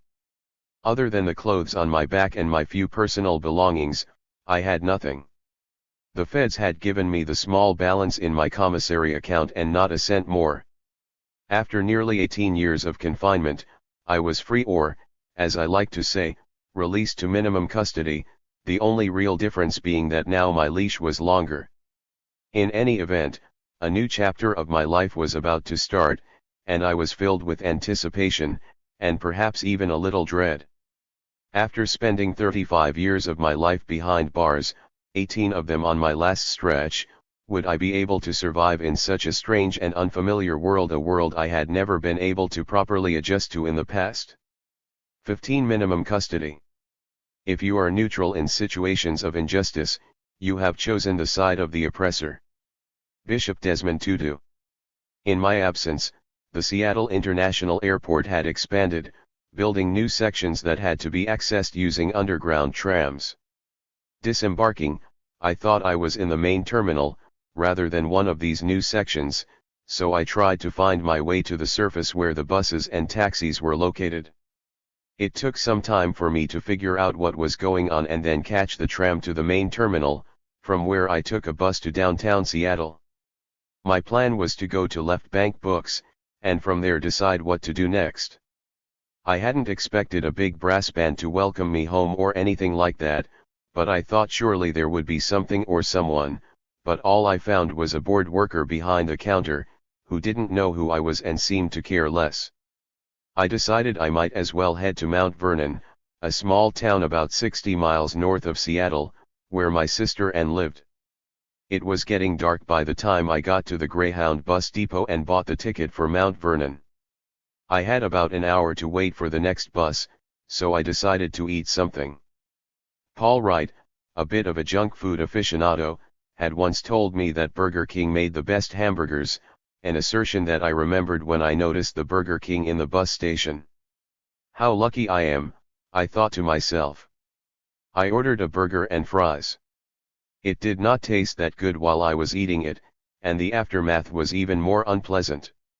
It felt like there was a brick in my stomach throughout the otherwise unremarkable trip to Mount Vernon. I would subsequently learn that not all Burger Kings are equal. The food sold at those located in bus terminals and other places where poor people congregate is not nearly as good quality as what is sold in more affluent neighborhoods. Anyway, after nearly 18 years behind bars, that was my first meal on the streets. Once in Mount Vernon, I had to figure out how to get to Anne's place. I asked a number of people for directions, but everybody seemed to have a different idea of how to get there and how far away it was. Completely confused, I finally decided that although I couldn't really afford it, I would have to take a cab. That turned out to be a good decision, because it was a fairly long drive, much further than I would have been able to walk. After paying the cabbie, I climbed the stairs to the second floor and found my sister's apartment. I knocked on the door. There was no answer. I knocked again and again, but still there was no answer. It was about 9 in the evening on October 14, 1993, and I had just been released from prison. I was in a strange town, late at night, with very little money, and nowhere to go. For some, this would have been a classic recidivism scenario. Discouraged, I headed down the hallway and started walking down the stairs. At the bottom, I saw a couple coming in. They looked at me, with my cheap clothes and the tattered cardboard box containing all my belongings, but not in a judgmental way. I smiled at them, and the man asked, "Are you Ed Mead?" I replied in the affirmative. He said how nice it was to meet me. They were Anne's next-door neighbors, and she had told them all about me. She had also given them a key to her apartment to give to me when I showed up. They said she had gone to Las Vegas and would be back in a couple of days. I walked back up the stairs with them. They went into their apartment, and I unlocked the door to Anne's place and walked in. The first thing I noticed was how quiet Anne's place was. I had not experienced quiet in so many years, I had forgotten what complete peace and tranquility was like. I looked around, found her liquor cabinet and made myself a drink, then located her CD player. I had read about CDs, but I had never seen one or operated a device that played them. With a little fiddling around, I was soon stretched out on a comfortable lounge chair in Anne's front room, really alone for the first time in a long time, with a drink in my hand, listening to classical music on the CD player's large speakers. Now, I said to myself, I feel free. After about an hour, I found the spare bedroom Anne had fixed up for me and went to bed. That was the last time I would be alone for a very long time. In the morning Anne's grown children showed up. Raina was about 29, and Thad a few years younger. I had seen them as they were growing up, and having brought them out to visit me a number of times at Monroe. The neighbors had called and told them I'd arrived, so they came to keep me company, and keep me company they did.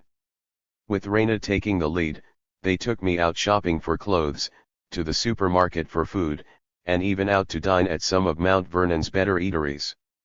And got back a couple of days later, and she too contributed to what would be my smooth adjustment to life out here in minimum custody. There was going to be a family reunion over Thanksgiving in Idaho. I didn't want to be a passenger on the trip, and in any case, I would need a car for job hunting and just getting around. Raina said she had a friend who could hook me up. I had some money, the spoils of one of the lawsuits I had filed against the prison system, which I had kept in a bank on the streets. Raina and I drove down to her friend's place, which turned out to be a dinky used car lot in a small town off I-5. It seemed like a cheesy little operation, and I had real misgivings, but Raina said it was okay, and I respected her judgment. "Let me take it for a spin," I said. The owner/salesman tossed me the keys. Thad and Raina jumped in, and we headed for the freeway. It was a 1988 Nissan Sentra, so it was about 5 years old at the time. I didn't know anything about testing cars other than to get them on the highway at a high speed to see if the wheels shimmied. I ran the thing up to over 100 miles an hour, and it was smooth sailing. Later, I realized that it was probably not such a good idea for me to have driven so dangerously with Thad and Raina in the car. Anyway, I bought the car, and Raina and Thad took off in theirs, with plans to meet me later. It was dusk as I drove off the used car lot. A mile or so down the road, I decided to turn on the radio. It didn't work. I started to question the wisdom of my purchase. As it got darker, I tried to turn on the headlights. They didn't work either. By this point, I was wondering if I had made a really big and expensive mistake.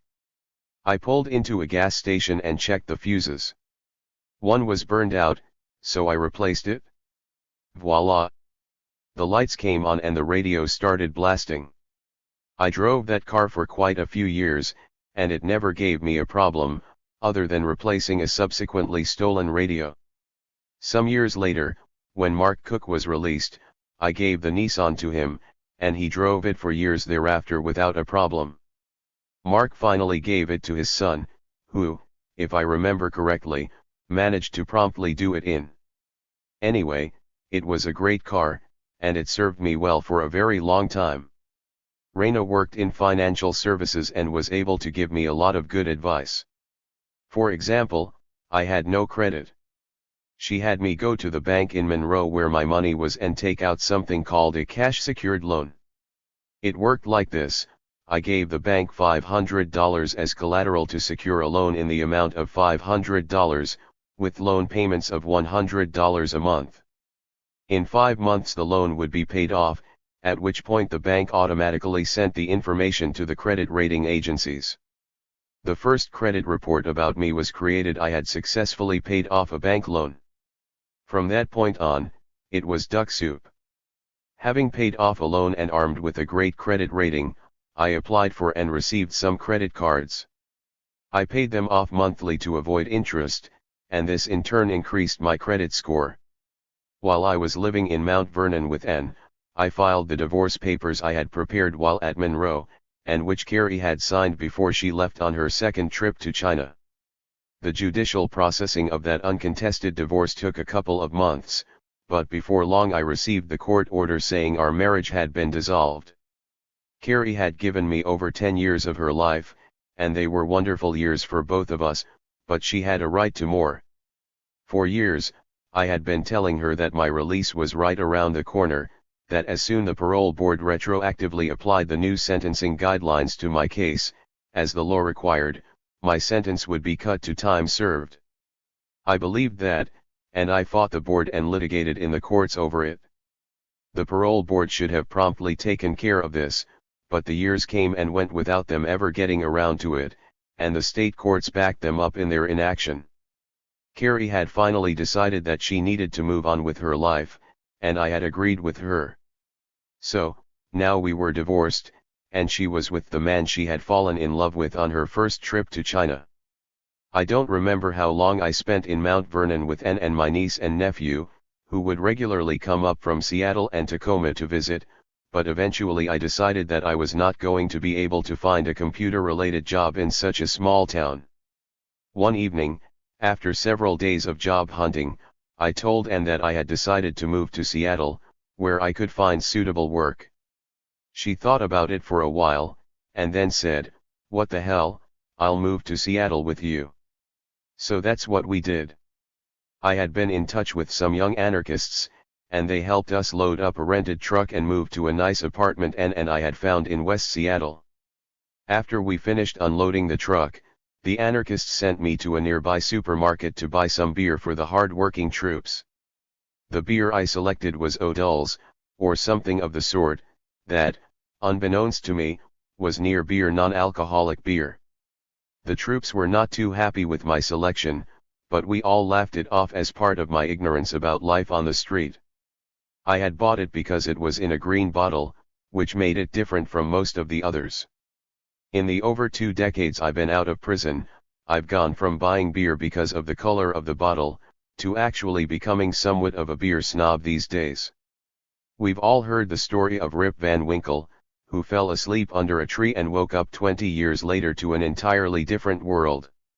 That's how I felt, and a lot of things freaked me out. People seem to move a lot faster, always on the go, flitting from here to there like hummingbirds darting from flower to flower. My first trip to Costco was, well, a trip. Everything came in bulk, and I was overwhelmed by the variety not only at Costco, but at regular supermarkets, as well. Once I went to the store to get milk for breakfast. There were like 20 different kinds to choose from, some of which were not even from cow soy milk, almond milk, rice milk, you get the idea. There were two differences I particularly noticed, something more than the fast pace of life and the dizzying selection in the stores. Remember that my comrades and I had been willing to risk imprisonment and even death to change the destructive status quo that existed in the mid-1970s? It had been that bad. But now, in 1993, it was far, far worse. It was not just the poverty, which, admittedly, was terrible. Back when I was last on the street, there were a few panhandlers here and there, but we didn't see the widespread homelessness we see today. Worse still, though, were the people stepping over the homeless lying in the street and otherwise ignoring them, as if they were invisible. I found this indifference shocking. The second change I noticed was the level of fear and distrust that people on the outside lived with. For example, there was no hope of hitchhiking 10 miles, let alone across the country. When I was growing up in Fairbanks, it was the next thing to a crime to not pick up a hitchhiker or to stop to help someone with car trouble along the side of the road in the winter. Today in America it has become almost a crime to stop and offer help. I recently read a story about a woman whose car broke down on the freeway. A kind man stopped to offer her some assistance. With one hand she pulled out her mace and pointed it at him, while using the other to dial 911 on her cell phone, all the time screaming at him, "Get back! Get back! I'm calling the police!" The level of today's indifference and fear sickens me, and it seems to get worse every year.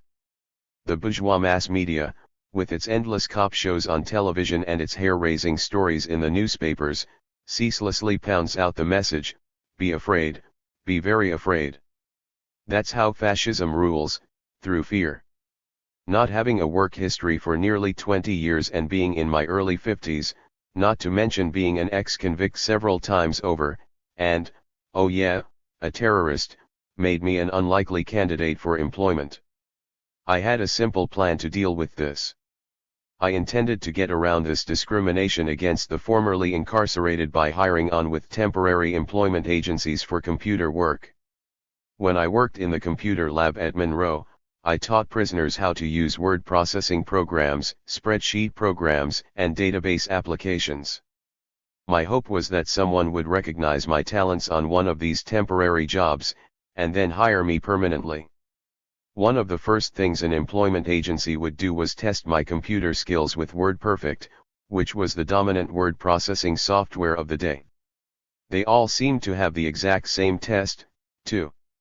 Since I was an expert with WordPerfect, having both used it and taught others to use it, I pretty much aced these proficiency exams, and once I had taken the same test a few times for different temp agencies, I figured out the answers to those few questions I had initially gotten wrong. So, I would go into these places, ace the exam like nobody else could, and then they'd send me out on temporary office jobs. And I had a nice apartment, and I was working a job where I thought they might take me on permanently. Except for the fact that I hadn't managed to get myself laid, things seemed to be going pretty well. Then one day I got a phone call from a friend asking if I had seen that day's Seattle Post-Intelligencer newspaper. He read the front page headline to me, "Parole Board Error Releases 70s Radical." I immediately went out and bought the paper. Sure enough, there was the article, with a picture of me accompanying it. When I went to work that day, they told me to leave and not to come back. I had lost my first job. With all the publicity, there was some talk that the state parole board might try to lock me up again. They said they would have never paroled me if they had known that I was going to be released by the feds. In the end, nothing came of it but the lost job. I knew that the public's attention span was short. I told Ann that I would wait 2 weeks and go back to doing temp work. Sure enough, 2 weeks later, I was yesterday's news, and back to work. While I was not on federal parole but on something called mandatory release, I still had to report to a federal parole officer every month, and of course, I was still on parole from the state of Washington and had to report there too. The situation at the federal parole office was not particularly burdensome, I just had to fill out a form and deliver it every month. The state parole, on the other hand, was a monthly chore. Not so much because the system of parole was all that different, but because my state parole officer was a complete idiot. The federal parole officer was concerned with my finances, the state guy was obsessed with my urine. I don't remember his name, so for our purposes, I'll just call him Mr. Fool. Picture a guy who wanted to be a cop so bad he could taste it, but more than a mere cop, he aspired to be an FBI big shot. The problem was that he was so stupid and incompetent that he couldn't even land a patrolman's beat for a small town police department. The best he could manage was being a state parole officer. I would happily bounce out of bed in the morning, ready to go to work. As I exited the front door at 7:15, I would notice Mr. Fool sitting in his car directly in front of my place. He did this day after day, evidently trying to make sure I was really going to work, rather than plotting the communist overthrow of the government with my non-existent army of volunteers. I had to go to his office weekly, and then later, twice a month, rather than monthly, as was the case for all other parolees. He would often take my picture when I arrived, as if my appearance had changed in the previous week or two. On top of that, every time I went to his office, I had to piss in a bottle for him. I'd just served 18 years and never had a drug-related infraction or a positive urine test. In fact, in all my years of incarceration, I'd never had a drug-related incident. Why was this fool constantly testing me for drug use? I'm a revolutionary. Test me for explosives, not drugs. The temporary employment agencies sent me off to a number of office jobs, most of them lasting a few days, maybe a few weeks. I did good work at every job, but factors outside my control kept causing me problems. First, the Seattle Post-Intelligencer article cost me a job, then the Seattle Times ran a similar piece, also accompanied by my picture, costing me a second temp job. Then came the best temp assignment I ever had. It was with an insurance company called Pacific Health, with offices located on an upper floor in a high-rise in downtown Seattle. I worked in accounts receivable, and spent the day at a computer terminal processing people's checks. I would enter the person's name, check number, account number, and the amount paid. Then I'd rubber stamp the back of the check and send it to someone else for deposit. There was a large volume of checks, so it was a hard day's work. I would come in a little early, work without a break until lunch, then grab a quick bite to eat, often at my desk, and then it was back to work for the rest of the day, often without an afternoon break. I had to keep going at full speed all of the time to have even the vaguest chance of keeping up with the flow of incoming checks. On the rare occasions when I did catch up, they would have me do some filing. One day, while I was doing some of that filing, I noticed that one of the company's accounts was with the Seattle Police Department. I didn't pay much attention to that fact, I just kept on working. I had been temping there for about 3 months, when I was called into the chief financial officer's office and offered my job on a permanent, full-time basis, effective immediately. Back at my cubicle, I asked the woman who supervised me why they were hiring me, when I could barely keep up with the volume of work. "You're the first person we've had who has even been able to come close to keeping up," she answered. That made me feel good. While the pay was not that great, I think it was around $8.50 an hour, I had achieved my goal of finding permanent work in the corporate world. I had proven to myself that I could make it on my own. One day, Anne and I were relaxing at home, and the phone rang. Anne answered it. As she handed it to me, she said it was from China. On the other end, with a voice made scratchy by the many telephone exchanges between here and there, was Carrie. She asked why I hadn't let her know I had been released from prison. She seemed a little miffed that she had had to learn about it from someone else. I told her that I thought she was with someone else and was beginning a new life in China. I didn't want to be a reminder of her past. She said that wasn't the way things were, and that if I agreed, she would fly back to the US, so we could give living together a shot. I said that if she wanted to do that, we could try it for 3 months and see how it worked out. I still loved her a great deal. It took a couple of weeks, but Carrie did return to Seattle. She moved her few belongings into my room at the house I shared with Anne. It was a new beginning for us.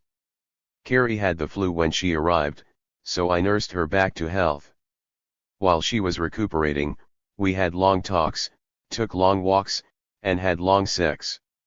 We decided we should move out and get our own apartment. Both Anne and I were sad that our great adventure together was coming to a close, but Carrie and I needed our own place. Anne, Raina, and Thad helped us move into a 2-bedroom apartment on 15th Street in the University District. The rent was $600 a month, which seemed like a lot, but we liked both the space and the location.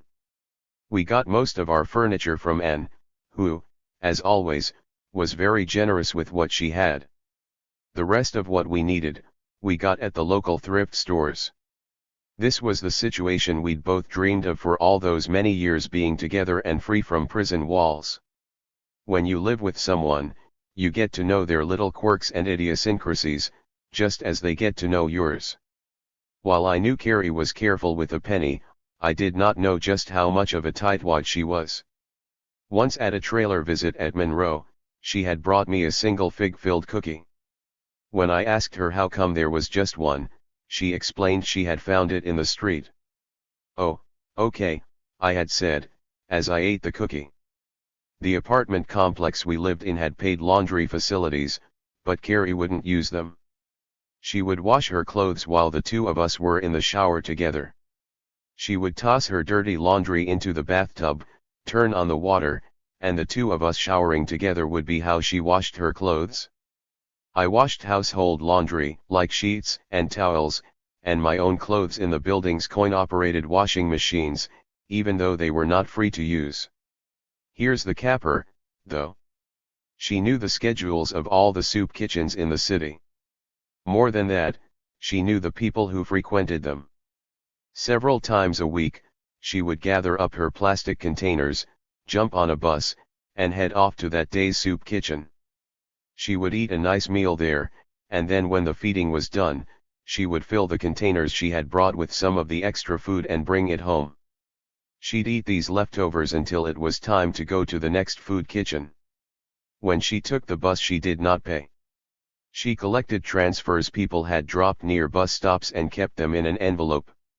When she took a bus, she would see what color transfer was being used for that day and time period and would then pull out the appropriate color from her tattered envelope. Carrie and I would never go out to a movie or dinner unless I paid, and because I enjoyed her company and I loved her, I would do so. At first, I didn't mind, money really didn't mean a lot to me. Nonetheless, after a while, I did get a little bit resentful. I never knew how much money she had, but her brother was a stockbroker and he handled her finances. Off the top of my head, I would guess, and it's only a guess, that Carrie was probably worth, I'm not even gonna guess, let's just say more than me. She was, after all, living off the interest on her savings, although it did not cost her much to live. I never wanted any of her money, but I did want us to be partners, which meant there had to be some semblance of parity in what we spent when together. Our living expenses were minimal. Indeed, about 6 months after we moved into the 15th Street place, the old building manager moved out. Carrie and I became the new building managers, and our rent was reduced to a mere $100 a month split 2 ways, that's $50 each a month. And since it was a relatively new building, taking care of the place was pretty easy. One day, after we had been living together for about a year, I said, "You know, in all of the time we've lived together, you've never once taken me out to dinner." After some thought, she said, "You're right, I'll take you out this Friday." When Friday came, she walked me down to the cheap Chinese place, where the starving university students ate. Rather than tables, they had a shelf with stools along the wall, where people ate. We entered the place, and Carrie ordered an inexpensive meal for one person, but asked for 2 plates. The kitchen staff looked at each other, then at us. They seemed to nod in silent agreement. Here was a couple too poor to afford to each eat a full meal. They heaped her plate with an inordinate amount food and gave us the extra place setting. I was a little embarrassed, but even more, I was thinking how silly I had been to expect Carrie to actually spend money on me. By this point, I was volunteering at the food bank with her every week so we could get free food, and on several occasions, she had talked me into going to the soup kitchens and eating with her and her many homeless friends. If I complained about the financial inequality of our relationship, Carrie would respond that she might someday have a debilitating illness and would need her money to pay the medical bills. Maybe she had never heard of health insurance. Anyway, I did not worry about my future medical bills, but, oh, well. I was working, and I did not spend much on food or shelter, so I just quit complaining. Still, I remember that first year as a very happy time for both of us. The World Wide Web had recently gone from a text-based to a graphics-based interface, and Carrie and I were building our respective websites. My first site was Ed's Prison Pages, which I put up in 1994. We each had our own personal computers, located side by side in the front room of the apartment. As time wore on, though, the difficulties between us started to become more concrete. Carrie began to frequently tell me that she was a lesbian and not into men. She would go dancing at one of the lesbian bars nearly every week, which I was fine with. I knew she'd previously had sexual relationships with women, and that had never been an issue for me. But now we were having less and less sex, and she was saying I had gotten fat, and that she no longer found me sexually attractive. I had put on a few pounds since my release, but I certainly wasn't fat. Meanwhile, the money thing was becoming a bigger problem for me. I wanted a partner, and what I actually had was a roommate with occasional benefits.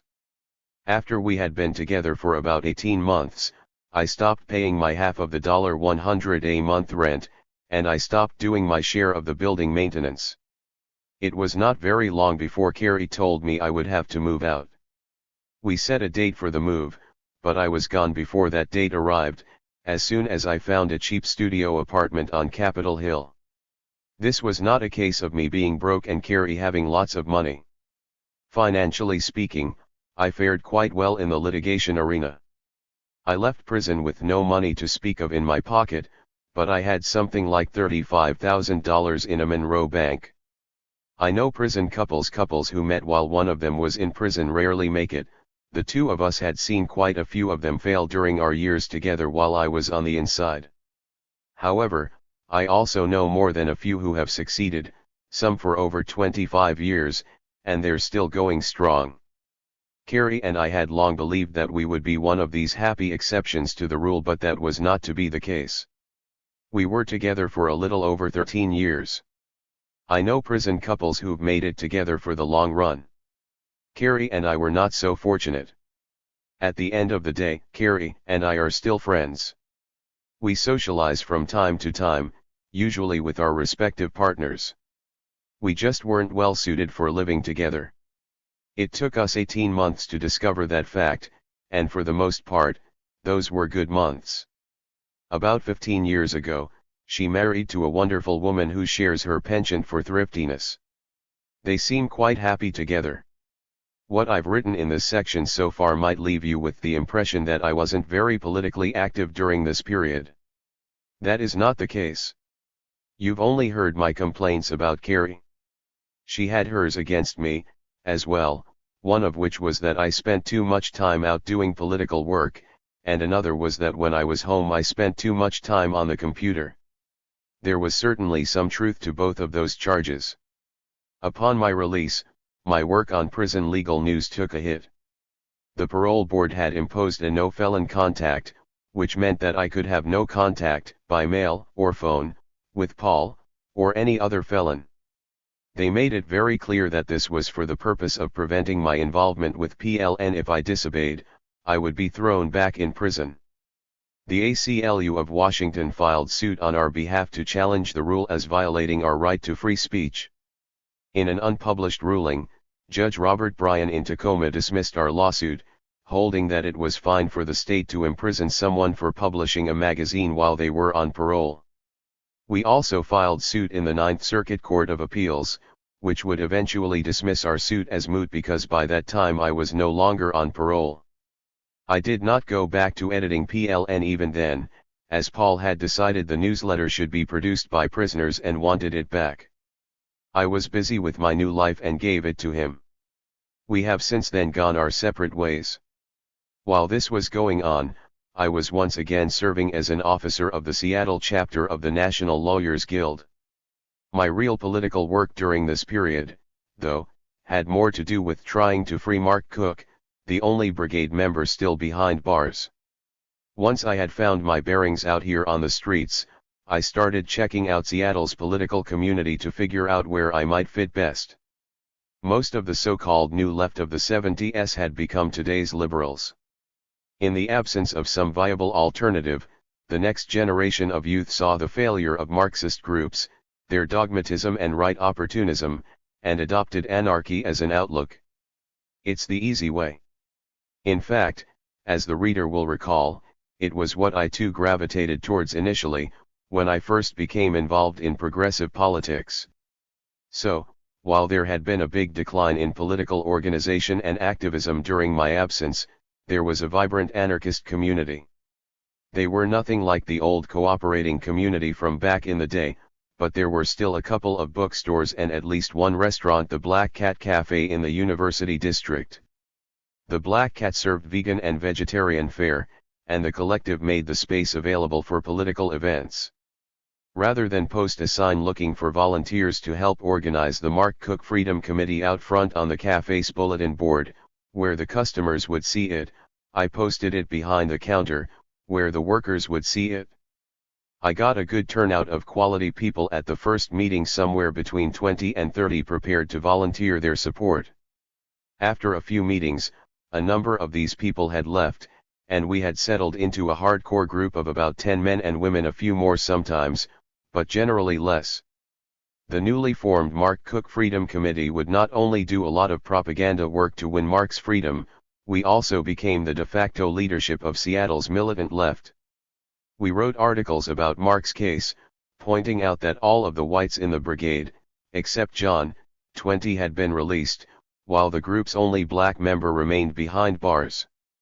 At this point, Mark was housed at my alma mater, Monroe, which was located about 30 miles north of Seattle. Our numerous activities included regularly sending people there to visit him, holding energetic demonstrations on his behalf, and making television appearances to present the facts of his case. We were trying to lay the groundwork for his release. For instance, here is something I wrote about his case in 1995. I am out here today not because I deserve it, but because I was a troublemaker. In contrast to my case, Mark Cook has maintained a good record in prison. He was active in the struggle for prisoner rights, and filed prosecuted litigation on behalf of the labor and safety rights of prisoners, especially those working in the prison's industrial area. But unlike me, in the earlier years of my confinement, he did not do his prison work violently. He is serving more time than his white counterparts in the brigade. We are free. Janine Bertram is free. Rita Bo Brown is free. Therese Kupes is free. I am free. Yet Mark Cook, the only black man arrested in connection with brigade actions, remains in prison. I was still exchanging letters with Therese, my former brigade comrade. She and I had corresponded regularly when we were both locked up. She had put out an issue or two of the Red Dragon for me, a guest editor kind of thing. We continued to stay in touch after we had both been released from prison. I was in Seattle, and she was living in San Francisco. We were on good terms, both politically and personally. Then, One day she wrote a scathing letter criticizing me for not giving Mark enough input into the decisions being made by the Mark Cook Freedom Committee. There was some truth to what she was saying, but instead of doing a self-criticism, I responded subjectively. I wrote and reminded her that she was the one who brought Mark into the group in the first place. I pointed out that she had been out for 10 years, and in that time had done nothing about getting Mark out of prison, while I, at least, was doing something. Shame on me. Therese wrote me back a "fuck you and the horse you rode in on" letter. I had always valued my relationship with her, and I responded to this with the self-criticism I should have made in the first place. She was having none of it. I apologized. She was still having none of it. My letters to her went unanswered. In a heartbeat, Therese went from being a brigade comrade to being firmly anti-brigade. Shortly after all of this happened, I got a phone call from Bo. She said she'd been told that I was abusing Carrie and wanted to know what I had to say for myself. Bo did the right thing by confronting me directly. It just so happened that Carrie was with me at the time. I handed the phone to her, and when she heard the allegation, she laughed and called the whole thing nonsense. She gave the phone back to me, and I asked Bo where she had heard such a ridiculous story. She told me that she had heard it from Therese. I am a man, and like all men raised in this sexist culture, I am a sexist just as I am a racist as a result of being raised as a white person in this racist culture, but as the organizer of Men Against Sexism and through my efforts to be an anti-sexist male, I am less sexist than most. Indeed, I took to looking for sexual expression with men rather than drain my sisters' energy they needed to overcome the thousands of years of oppression by men. I called that being a political faggot. As a progressive man, the one charge it would be difficult for me to defend myself against would be that I abuse women.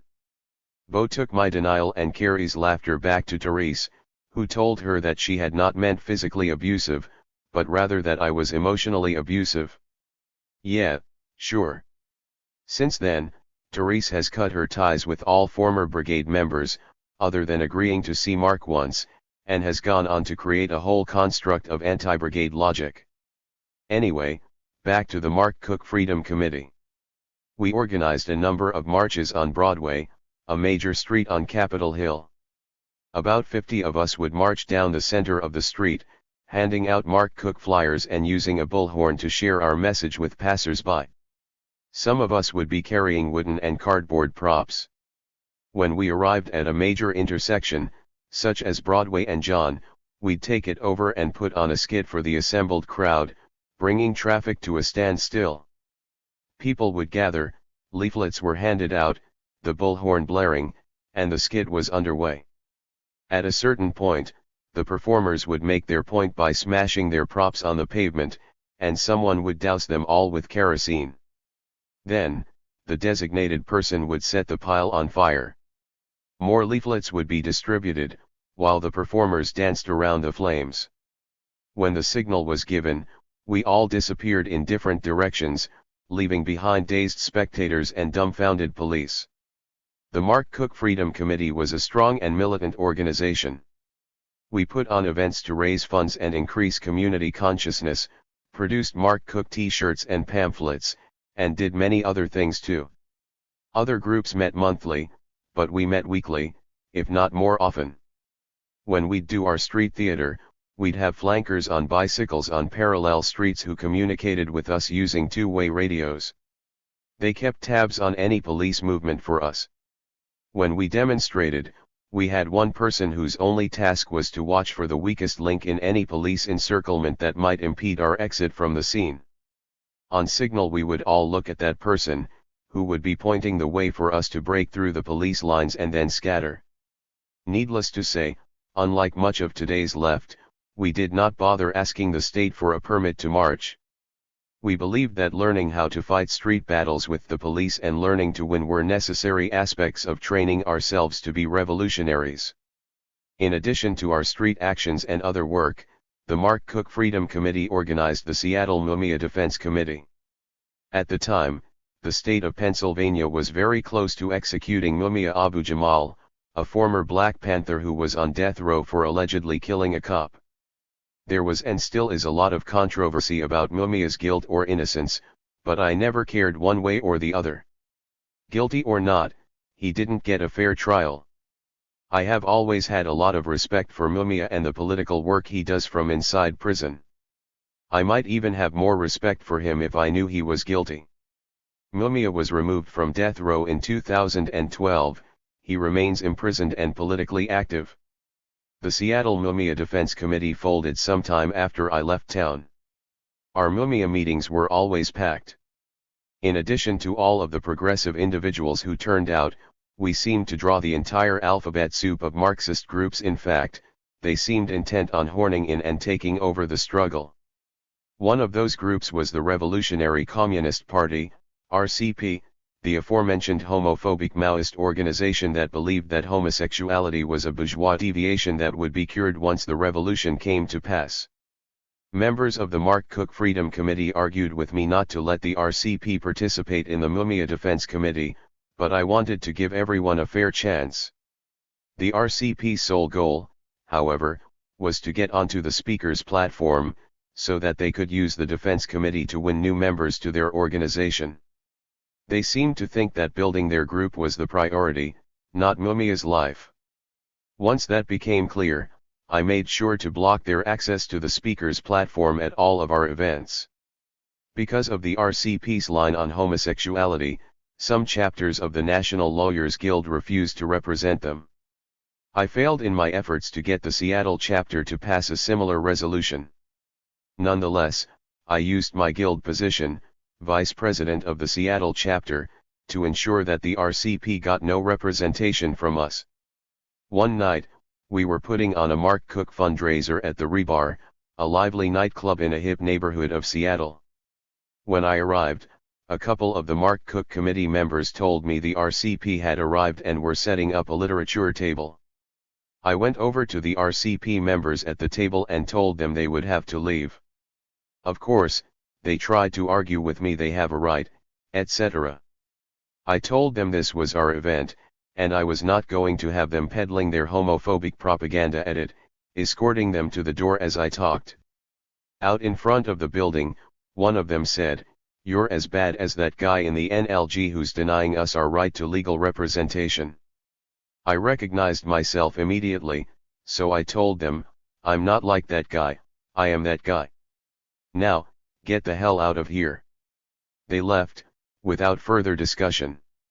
While I was out there helping to take over the streets of Seattle and starting fires, Mr. Fool, that state parole officer, was busy trying to find a way to make my life miserable.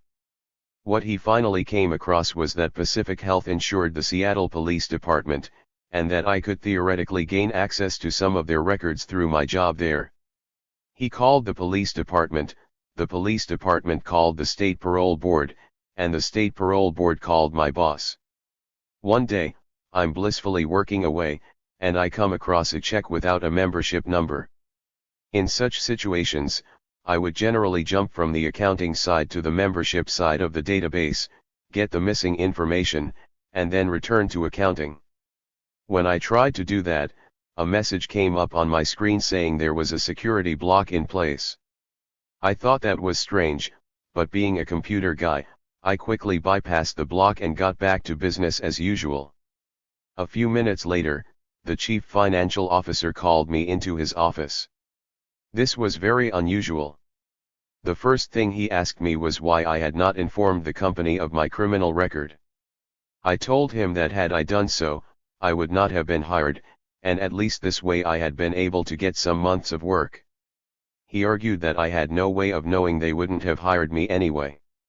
I responded that, in fact, from experience I did know that. He said the parole board had called and was concerned that I had access to the Seattle Police Department personnel files. He acknowledged that I was a good worker and said that they had hoped to keep me on, so they had blocked my access to the membership side of the server. Since I had bypassed that block so easily, they felt they had no choice but to let me go. I was fired, again. Nice going, Mr. Fool. This was the third job my criminal record had cost me. The first two were temp jobs and not such a big deal, but I had begun to think of Pacific Health as a place I was going to be at for a while. To say I was demoralized would be an understatement. And was then living at a place in southern Washington, south of Mount St. Helens, just off of Lake Merwin. I bought myself a blow-up rubber raft from Costco for $50, packed up a cheap laptop I had bought from a dope fiend friend I'd done time with at Monroe, and headed off. It was summertime, and I was in the remote woods near a lovely lake. While there, I wrote the chapters in this book covering the period from my arrival at Walla Walla until shortly before my release from prison, the prison years. The sections on my life before then had been written shortly after my arrest in early 1976. I also spent a lot of time on the raft exploring the area, reading, and just hanging out with N. From time to time, I would jump in my old Nissan and return to Seattle for one reason or another. On one such trip, one of my old National Lawyers Guild comrades told me there was a part-time position open at the Defender Agency, TDA, doing transcribing from home at $13.66 an hour. I jumped at the opportunity. Seattle has a strange setup for public defender agencies. Various agencies bid for contracts to do the public defender work, and the contracts are shared between several of them. In my humble opinion, the Defender Agency, TDA, is the best in town when it comes to protecting their clients' interests. In fact, I had been wearing one of their t-shirts, a Native American representation of St. George slaying the dragon, when we robbed the bank at Tukwila back in 1976. I got the job. I stopped working on this book, packed up my stuff, and headed back to Seattle, where I made the new job my priority. I was transcribing from cassette tapes of trials at the misdemeanor courts. TDA provided me with a transcribing machine, a tape deck with foot pedals for moving the tapes forward and backward in small increments. My job was to transcribe the recordings of misdemeanor trials that were being appealed to the Superior Court. It was good work, and I was well suited for it. I had to go to the TDA's office to pick up the tapes and return the work. Over time, the folks at the TDA got to know me a little better, and eventually, they offered me an office. While I liked working at home well enough, this made me feel more like a real worker. It may have been little more than a closet with a window, but it was employee paradise to me. I would type and type, cranking out transcript after transcript. There were lawyers I liked because they spoke clearly, and those I did not care for because they spoke too softly and thus made my work more difficult. Because of my long-standing interest in bourgeois law, I often found the trials I was transcribing interesting. For me, it was good work. I enjoyed it. Oh, and the pay was the most I'd earned up to this point in my life. The Defender Agency had 100 employees, give or take. They also had a lot of really old computers. The prosecutor's office gets the latest and greatest of everything, the public defenders get old, beat-up crap. The big boss was a guy named Bob, and his executive assistant was a woman named Chris. She was the one who took care of the computers for the agency. As I moved around the office, I would see her working on the computers, and I would often tell her, "I'm good with computers." She'd shine me on. A week might pass, I'd see her struggling with another machine, and I'd say the same thing. She'd say, "That's nice," and more or less ignore me. Finally, one day, I saw her working on a computer and obviously having a lot of trouble. As I passed by, I gave her my usual line about being good with computers. On this particular occasion, she said, "Okay, see if you can fix this." I don't remember what the problem was, but I fixed it for her quickly enough. The next time she was stumped, she called me, and then the next time, and then the time after that. Before long, when she was notified of a computer problem, she'd just call me, rather than even trying to fix it herself. This was the process by which my job title changed from transcriber guy to computer guy. I'm sure I had a better sounding title, but I forget what it was, maybe something like network administrator. Anyway, I soon stopped transcribing and began working on the computers full-time. Well, actually, I wasn't just doing computer work, I had also wormed my way into becoming a card-carrying paralegal at the Defender Agency. Another good thing about this job was that, unlike at Pacific Health, I could relate to my coworkers. They were my kind of people, and I felt like I fit in. I was making twice as much money in half the time, doing work I enjoyed with people I could easily relate to. What was not to like about this job? It was great. My political work was going well, and I liked my job. It finally seemed like everything was on track.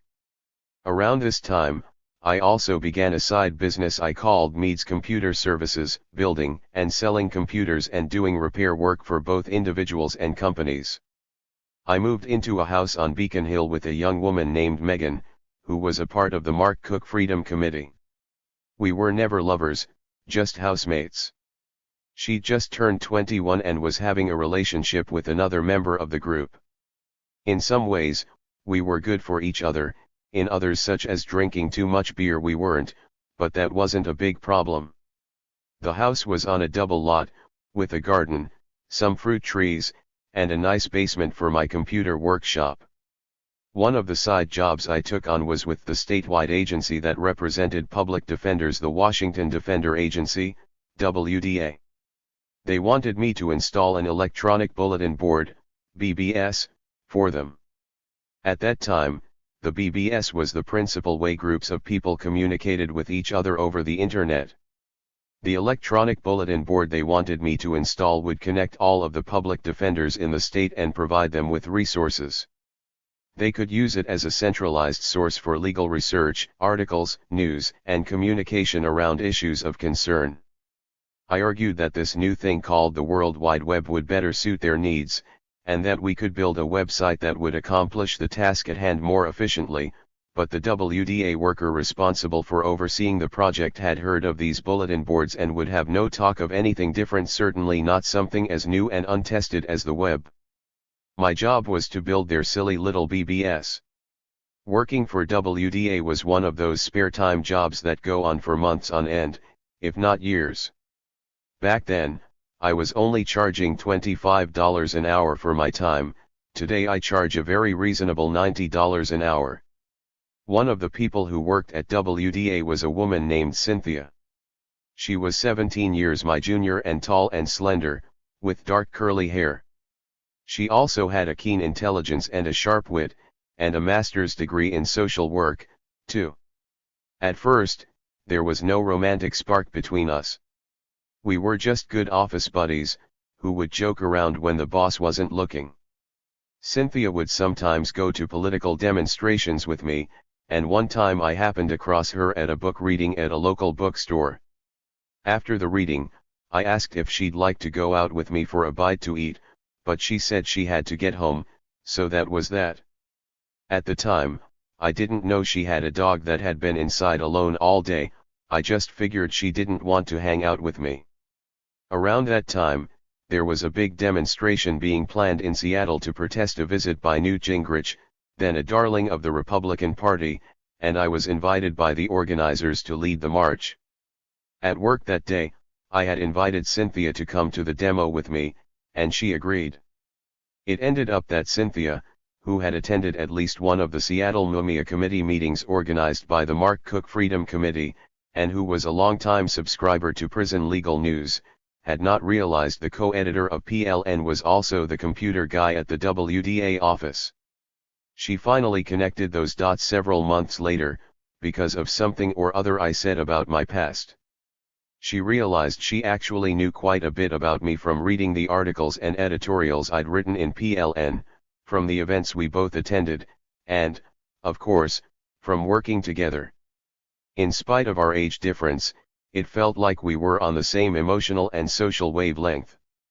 After I had been working as a consultant for the WDA for about 6 months, so sometime in early 1996 there was a party at the OK Hotel for an employee who was leaving.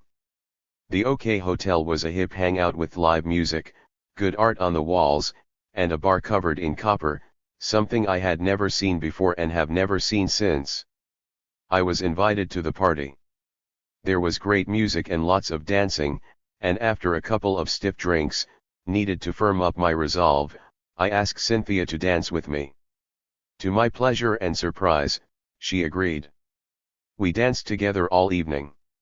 That night started out at the OK Hotel, but it ended up at her place. That was some 20 years ago, and it was the beginning of a relationship that has lasted until today. We are very happily married. I finally had the partner I couldn't find with Carrie. I will always love Carrie, but my relationship with Cynthia is a loving partnership of equals. The years we've lived together have been rich in growth and all-around good experience for both of us.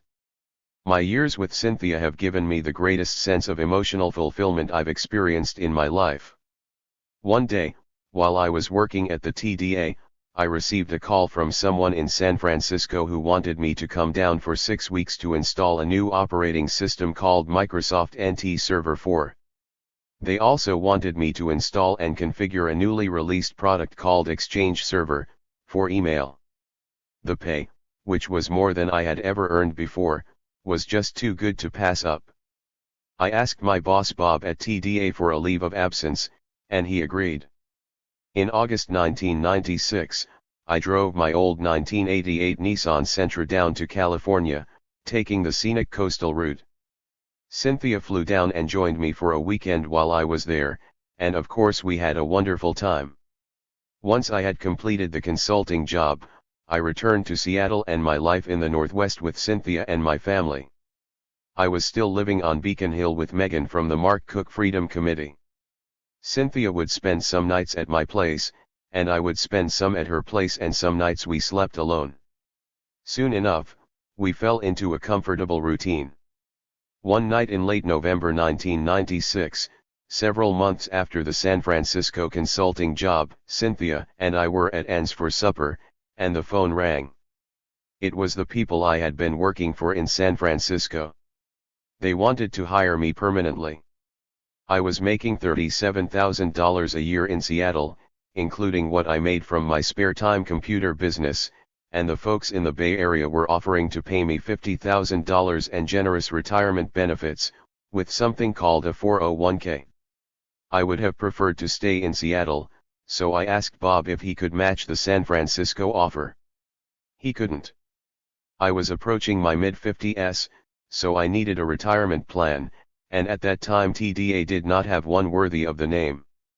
At the tender age of 55, the job offer was one I could not refuse.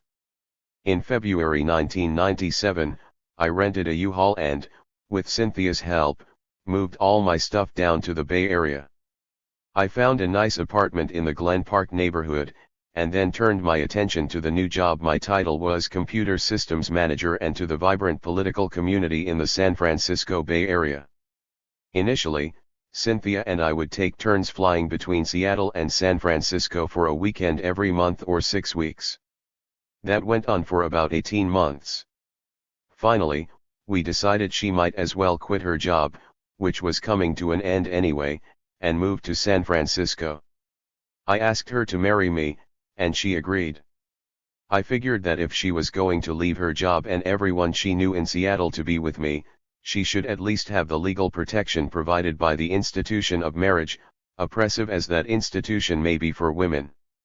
On September 18, 1998, we had a wonderful wedding at the Arboretum in Seattle, with friends and family attending from all over the West Coast.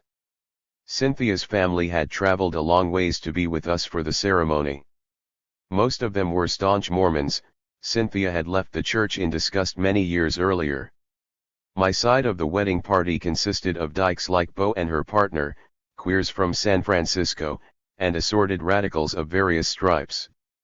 Carrie and her new wife were there as well. Actually, I don't remember if they had yet married, at that point. The morning after the wedding, I invited everyone who had attended the ceremony for breakfast at Salty's on Alki Beach, a lovely place on the water overlooking Puget Sound, with a wonderful view of the Seattle skyline. The bill for this feed was just under $1,000. Other people offered to help pay, but I refused. I had saved quite a bit of money, and I wanted to make a good impression on Cynthia's family. Besides, money has never been that important to me. If I had more than I needed, I'd give some of it to political causes. If I didn't have enough, I'd just get along as best I could. Once again, life settled down into a nice routine.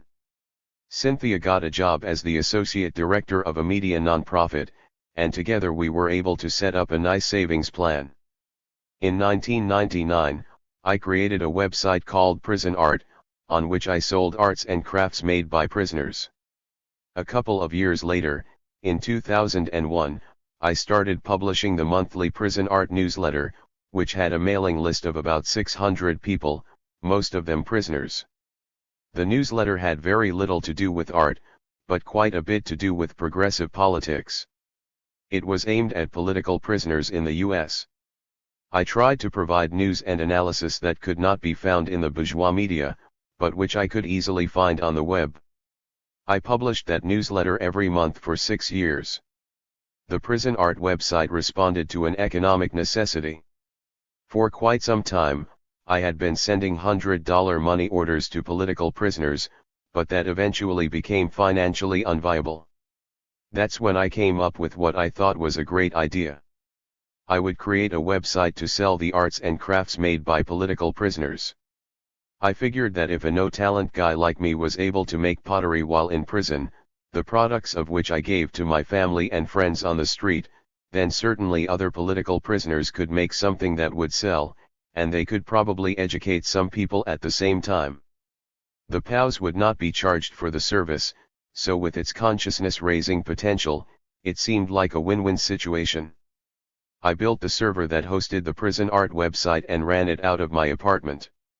As well as selling arts and crafts, the site also provided a space outside radicals could use for video conferencing, allowing people from all over the country, or even the world, to work on documents together, create on-the-fly project-oriented websites, have access to secure email, etc. As it turned out, however, neither outside radicals nor political prisoners had much interest in any of this.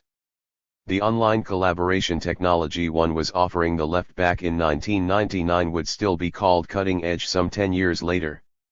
Similarly, few political prisoners took advantage of the possibility to sell their arts and crafts. They did, however, seem to like the monthly newsletter. Nonetheless, something interesting happened while I was patiently waiting for political prisoners to take advantage of the services offered by the website. Social prisoners discovered the site. It seemed there were prisoner artists and craftspeople in joints all across the country, and none of them had a place to sell their work. Although my literature said I charged social prisoners 10% on each sale, since I had a good job at the time and was making decent money, it was 5 years before I charged anyone anything. I was even paying to ship the stuff they sold. Here's how it worked. Prisoners would send me photocopies or photographs of their artwork or craft product, or have their loved ones on the outside email me scanned images, and I would post the items on the website. When something sold, I would have the prisoner or his or her outside designee send me the original artwork, which I would then ship to the buyer. I would then send the prisoner a postal money order in the amount of his or her asking price for the object sold. The biggest problem was that prisoners were always asking me to take and hold on to their original artwork. It was hard for them to get pictures taken of their arts and crafts, making it much easier for them to send their original stuff to me. I always refused, knowing full well that if something got lost in the mail or my dog chewed on it or something, then I'd be the asshole who had ripped them off. Also, as an ex-con, I felt I needed to be able to split at a moment's notice should that become necessary, and holding on to these items would have deprived me of that freedom. Besides, I lived in a small apartment, and I simply did not have the necessary storage space to hold the original art of the nation's prisoners. When Prison Art had been up and running for a few years, I started noticing imitators. I guess, looking at it from the outside, they thought there was money to be made selling prisoner artwork. They were wrong. Most of the art sold for between $20 and $30, give or take. So on a $30 sale, My 10% commission was $3. A money order cost me a trip to the post office and 95 cents. Then there's the time and postage necessary to notify the prisoners of sales and arrange for the artwork to be shipped to me. After that, there was the expense of shipping the artwork to the buyer and sending the money order to the prisoner. Every sale cost me money. In any case, websites selling prison art were popping up like, well, poppies.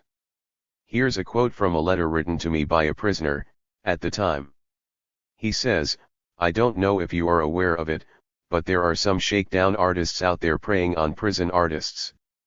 They mail brochures and set up websites offering to market the artwork, and then when they receive the work they just keep it. Guys are getting slaughtered here where I am. I lost 3 paintings to something called Captive Imagery out of Portland, Oregon. The organization that I am a part of lost 11 paintings to something called Poetry and Paint. Another guy lost 3 paintings to someone else, and another 3 to a person who was supposed to auction the work on eBay. And the list goes on and on. I've heard a lot of similar stories from other prisoner artists as well. These stories only serve to reinforce my decision not to store prisoners' arts and crafts. I didn't ever want anyone saying stuff like that about me. Now, more about that great job. I worked as the computer systems manager at a nonprofit medical, surgical, credentialing organization for almost 10 years. Of course, I made some occasional mistakes, but in general, I was very good at my job. The credentials they issued were only as good as the security of their network, and that security was never compromised. The users I worked with were always happy with the computer systems I built for them and the prompt service I provided. The servers I set up nearly always ran smoothly, and they were set to automatically back up the data on a nightly basis. Because of our ability to successfully leverage our cutting-edge technology, we were able to provide extensive services with a small staff. Both of my shoulders had been bothering me for a long time, especially the right one. It had started some 20 years earlier. Sometimes it was better, and sometimes it was worse, but over the years it got more and more painful. Cynthia had been bugging me to see the doctor, and finally, I agreed. The pain was so bad by that point that I was having trouble sleeping at night. The doctor took X-rays of both my shoulders and said that the cartilage in the right one was gone. I was grinding bone on bone and needed shoulder replacement surgery. When I returned to work from the doctor's office, I told my supervisor what the doctor had said. His response wasn't, "Oh, that's too bad," or "How are you feeling," or anything along those lines. He only wanted to know how long I would be off work. I told him I thought it would be between 4 and 6 weeks. The next day when I arrived at work, he called me into his office and asked me to take early retirement. I refused. 2 days later, on August 11, 2006, I was terminated without cause. Getting a new job as an ex-convict is hard enough, but getting one as an aging ex-convict is even tougher, especially in the computer field, which is pretty much dominated by young people. That said, I had been employed for nearly 10 years, which was nice, and what had been even better had been the fact that I had loved my work. In late 2007, at the age of 65, I became eligible for nearly $1,000 in Social Security every month. It would have been more had I not spent over 35 years behind bars. When I was fired, I was making $75,000 a year. I suspect my employers wanted to hire someone younger who would work for less. There was, however, another factor beyond simple greed that played into the decision to fire me. During the course of my employment, both my immediate supervisor and myself would attend computer software conferences. On one of these trips, without consulting me, his computer systems manager, my boss spent around $100,000, I don't know the exact price, but somewhere in that range, on a piece of accounting software, which he then had me evaluate. I did, and I told him it was total junk. He, nonetheless, had one of his guys use the new software to prepare the annual statements for the organization's membership. his guy emailed me the statements, which I printed and mailed. It wasn't long before we found out that the statements were a mess, with members who had long since retired or even died receiving bills. The problem wasn't blamed on the software or the guy who had prepared the statements. The fall guy was the man who printed and mailed them out me. Cynthia and I remained in San Francisco for another year, while I sued my former employer for wrongful dismissal. We eventually settled out of court for an amount I am not at liberty to disclose, and she and I moved back to Seattle, which was home for both of us. We rented a nice little house and got a puppy, Roxy, a golden shepherd mix who turned out to be a great dog. We also got a kitten named Maggie and another named Poe, both are a joy to be around. Home life is good. Given all the years I spent in prison, you'd think I would have met a lot of really bad people, but that's not the case. In all those years, I met a few men that I would call bad, but not very many. In fact, some of the best, most caring, and most giving people I've ever come across, I met while on the inside. So what am I doing these days?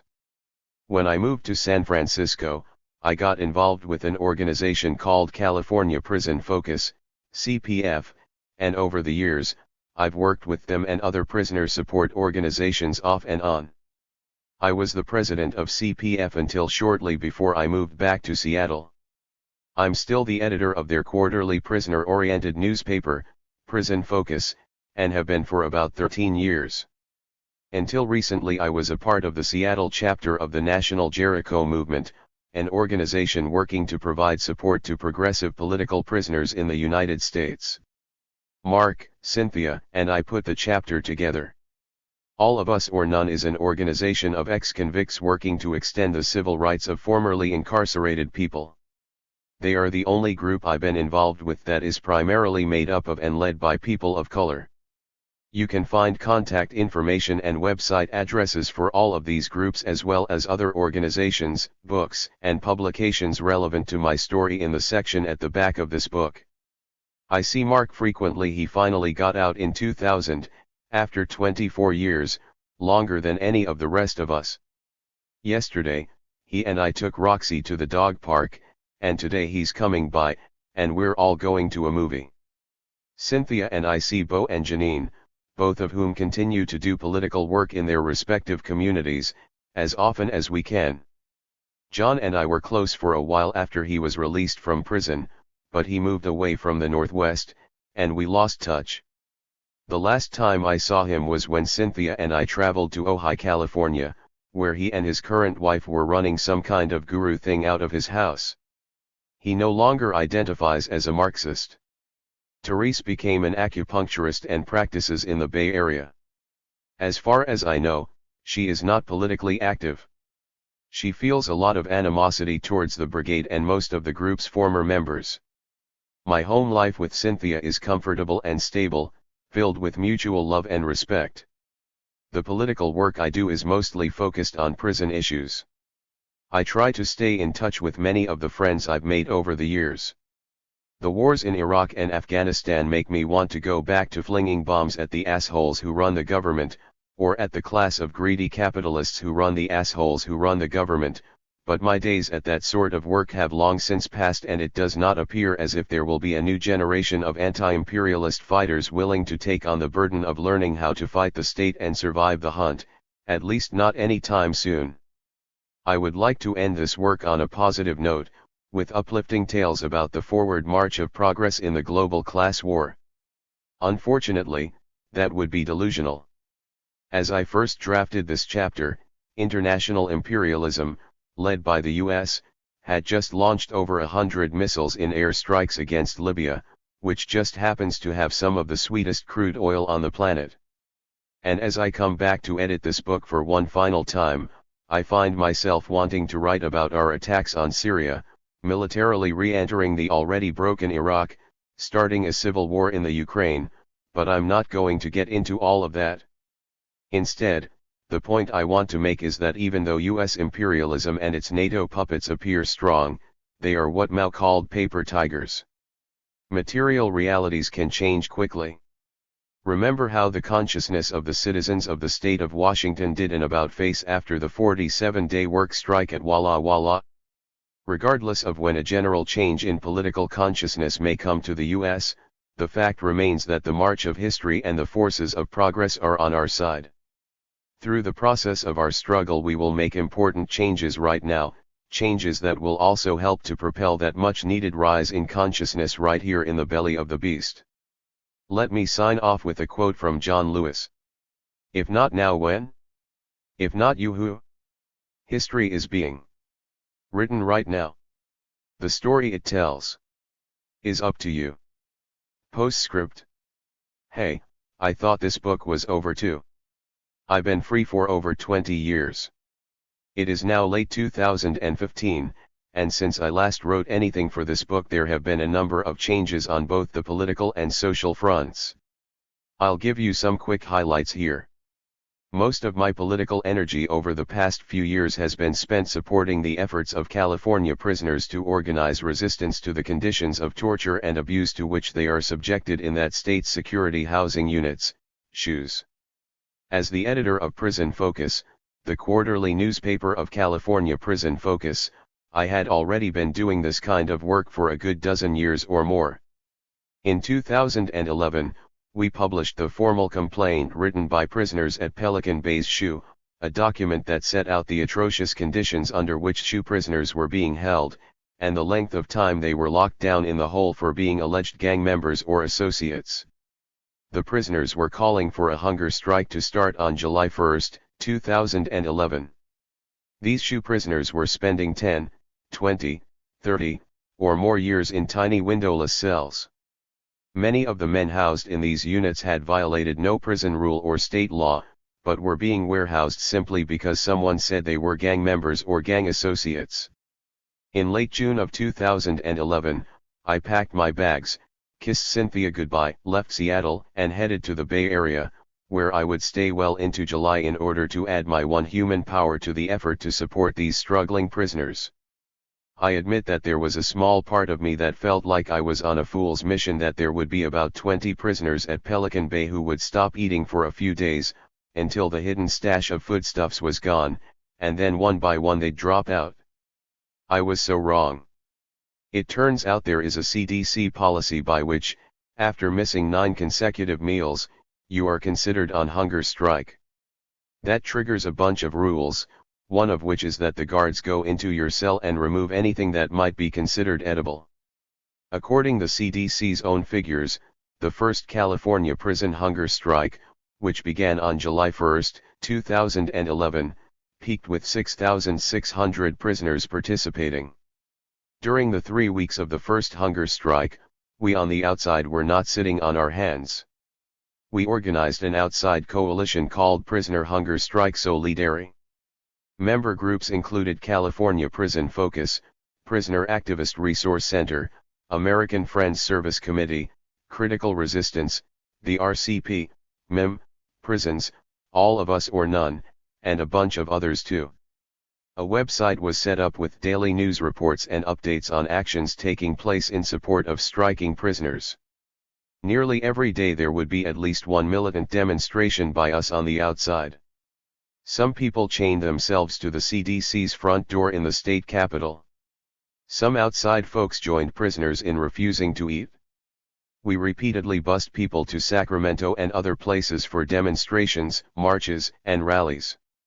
While we were strong in the Bay Area, other parts of the state were active as well, especially Los Angeles, where there were many prisoner family members involved in the support effort. This first hunger strike ended after 3 weeks and after promises had been made by CDC to implement a number of specified changes. Of course those changes were never made, there was not even a pretense of implementing the promised changes. So a few months later, in September, the second hunger strike kicked off with, again according to the CDC's own published figures, just under 12,000 prisoners participating. Think about it. These are historic numbers. As far as I know, never before in recorded history have 12,000 people gone on a hunger strike, let alone 12,000 prisoners. This second strike also lasted 3 weeks, before being called off by the prisoner representatives on the basis of more promises from the CDC. Again, these promises were not kept, or simply led to reforms that really amounted to no improvement at all. So in 2013, a third California prisoner hunger strike kicked off. I did not fly down to the Bay Area for the second or third hunger strikes, but instead organized support for the California strikes from Seattle. Since comrades in the Bay Area had a great outside support network for the struggling California prisoners, I thought it would be best if people started organizing the support of comrades in other states around the country. We organized a Seattle hunger strike support group that we called Free Us All. During the third hunger strike, we went all in. July 8th was a nice sunny day.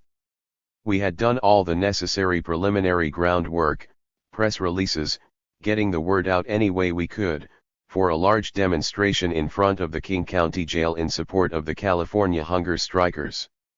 After the demo we conducted a few TV and radio interviews, and then about 30 of us caravanned 60 miles south to conduct a noise demo outside the juvenile prison at Green Hill, where prisoners were striking both behind their own demands and in support of the men in California. We put up banners on the fences and made all kinds of noise. The prisoners were all waving at us from their windows, with the guards running around and trying and stop them. It was a fun demo. Oh, it should be noted that on the first day of the third hunger strike, CDCR had announced that over 30,000 were on hunger strike and 2,500 plus were refusing to work. We also did other things, like printing 10,000 color copies of a broadsheet about the hunger strike, putting on hip-hop shows, handing out flyers, putting up pro-strike posters, etc. What I want to say is we fought our little hearts out. And whatever we were doing here in Seattle, outside people in California were doing far more.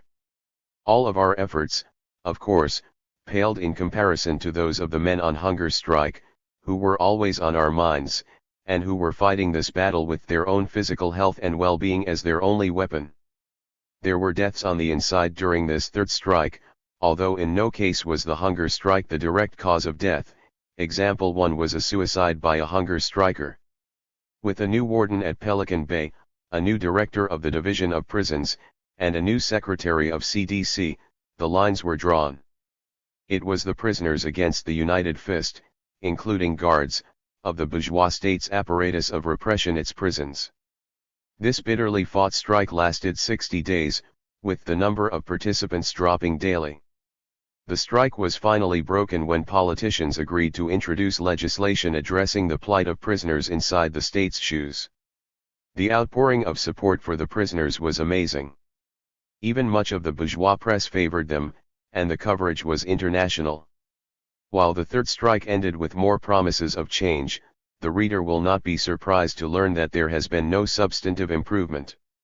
Like the U.S. government's dealings with Native Americans, lying and breaking treaties, so too California's prison officials use lies to break up these struggles, and once the prisoners agree to suspend their struggle, the state moves on without ever honoring its promises.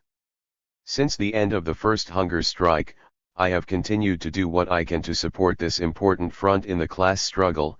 For the past 4 years I've been putting out a monthly newsletter, The Rock, aimed primarily at the SHU prisoners. It is a protracted struggle, and I remain convinced that it will only be won once prisoners turn to the only real source of strength they have, withholding their labor.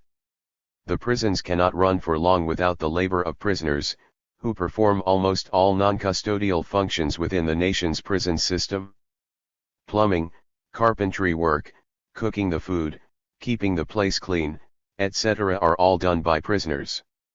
Moreover, peacefully withholding their labor is the only means prisoners have to enforce any promises made by the prison administration as a result of their struggle. It has been my fervent hope that I would live to see the day that the prisoners of one state would initiate a peaceful, long-term work strike, one that would light the way for convicts in other jurisdictions to follow. Georgia came close in December 2010, but failed after only 5 days. Maybe the political consciousness on the inside is not there yet, maybe prisoners still don't understand the need for unity. In any case, There is much more that I could write about the California prisoners' strikes, but here is not the place. I encourage readers to educate themselves about this struggle, which remains one of the few bright spots in an otherwise dreary political landscape. There are website addresses and organizations listed at the end of this book where you can do so. Also, at least once someone will be writing a book on these historic hunger strikes. At the beginning of this postscript, I also referred to changes on the personal front. Today I'm 73 years old. I've lived longer than my dad, who died at the age of 71 from colon cancer. I'm not sure how much longer I'll live, as I now have advanced stage lung cancer. This was discovered while a CT scan was being done of my right shoulder, which had been giving me a lot of pain again. There is a tumor over 3 inches wide between my lungs and multiple cancer nodules located throughout both lungs. I'm in chemo, and with this or other therapies, I'll either get better or worse. At this point, it's painful to move my right arm, so typing is a little difficult, but I am otherwise okay. Treatment may prolong my life, but the doctors are clear that we are talking about buying time, not a cure. While I don't smoke today, when I was a young boy of about 6 or 7, my dad would sometimes send me to the small neighborhood store to pick up a pack of cigarettes for either him or my mom. He'd give me a quarter and let me have the change. Back then a pack of what we today call Camel Straights, unfiltered Camels, cost 19 cents, leaving me with the remaining 6 cents to buy penny candy, and in those days you could buy a lot of candy for 6 cents. Gas was 19 cents a gallon, too. On our old black and white television, there would be constant advertisements for cigarettes. I remember one in particular, which was for the Kent brand of smokes. They'd have a doctor dressed in a white smock, with a stethoscope hanging from his neck, pitching the benefits of this particular brand of smokes, which we should buy because they had what they called the patented micronite filter. The company said the filters would offer the greatest health protection in cigarette history. As would be subsequently discovered, the micronite filter contained a particularly deadly form of asbestos. At about the age of 9 or 10, I started stealing individual cigarettes from opened packages left lying around the place by my mom or dad. I'd go out behind the garage in our Compton apartment and smoke these stolen cigarettes. By the time I was 12, I had a full-blown smoking habit, shoplifting or otherwise obtaining cigarettes whenever I could, sometimes even the Kent brand.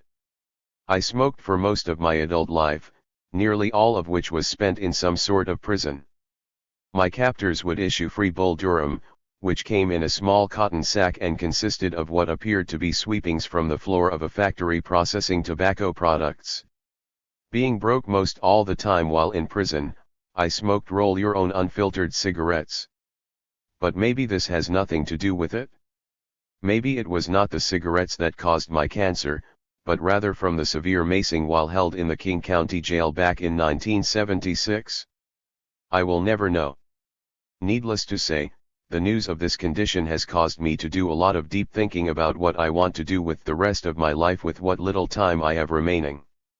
I've realized that I want to continue doing exactly what I've been doing, to go on working against the pro-slavery provision of the 13th Amendment and for the extension of full democracy to prisoners, including the right to vote. I would like to keep trying to move social prisoners in the direction of rights consciousness, and rights-conscious prisoners toward class consciousness. And all the while preaching the need for class-based revolution. How much time I have left is uncertain, and anything I said at this point would be little more than speculation. If the disease grows fast, not much. One way or another, I want to devote what time and power I have left to the same goals that I have pursued for most of my life, the effort to bring about a socialist revolution and to put an end to such crimes as income inequality, poverty, unemployment, exploitation, oppression, and perpetual wars of aggression. All of that is well and good, but let me tell you what my mama told me. She said the earth should be a better place to live as a result of you having passed through. It took me a long while to internalize that message, although I do think the world is a slightly better place as a result of my having been here. If you are a prisoner, I think it is safe to say you've made some poor choices and a few serious mistakes. Now you're in prison, just as I was before I became politically aware and class conscious. It is my fond hope that this book, sorry as it is, will help move you in the direction of positive change, a change that will enable you to also leave this life behind and say, the world is a better place as a result of my having passed through. The obstacles you have yet to overcome will require changes on your part. First and foremost is the need to study and learn the philosophy of dialectical and historical materialism, which is the science of revolution. Oh, you could be an anarchist. It's very easy, all you have to do say you are one and, poof, you are. Marxism, on the other hand, requires years of difficult study, and still you've not really mastered the science of revolution of global class war. The choice is and always has been yours, you do have a vote on how things will be. You vote with your feet.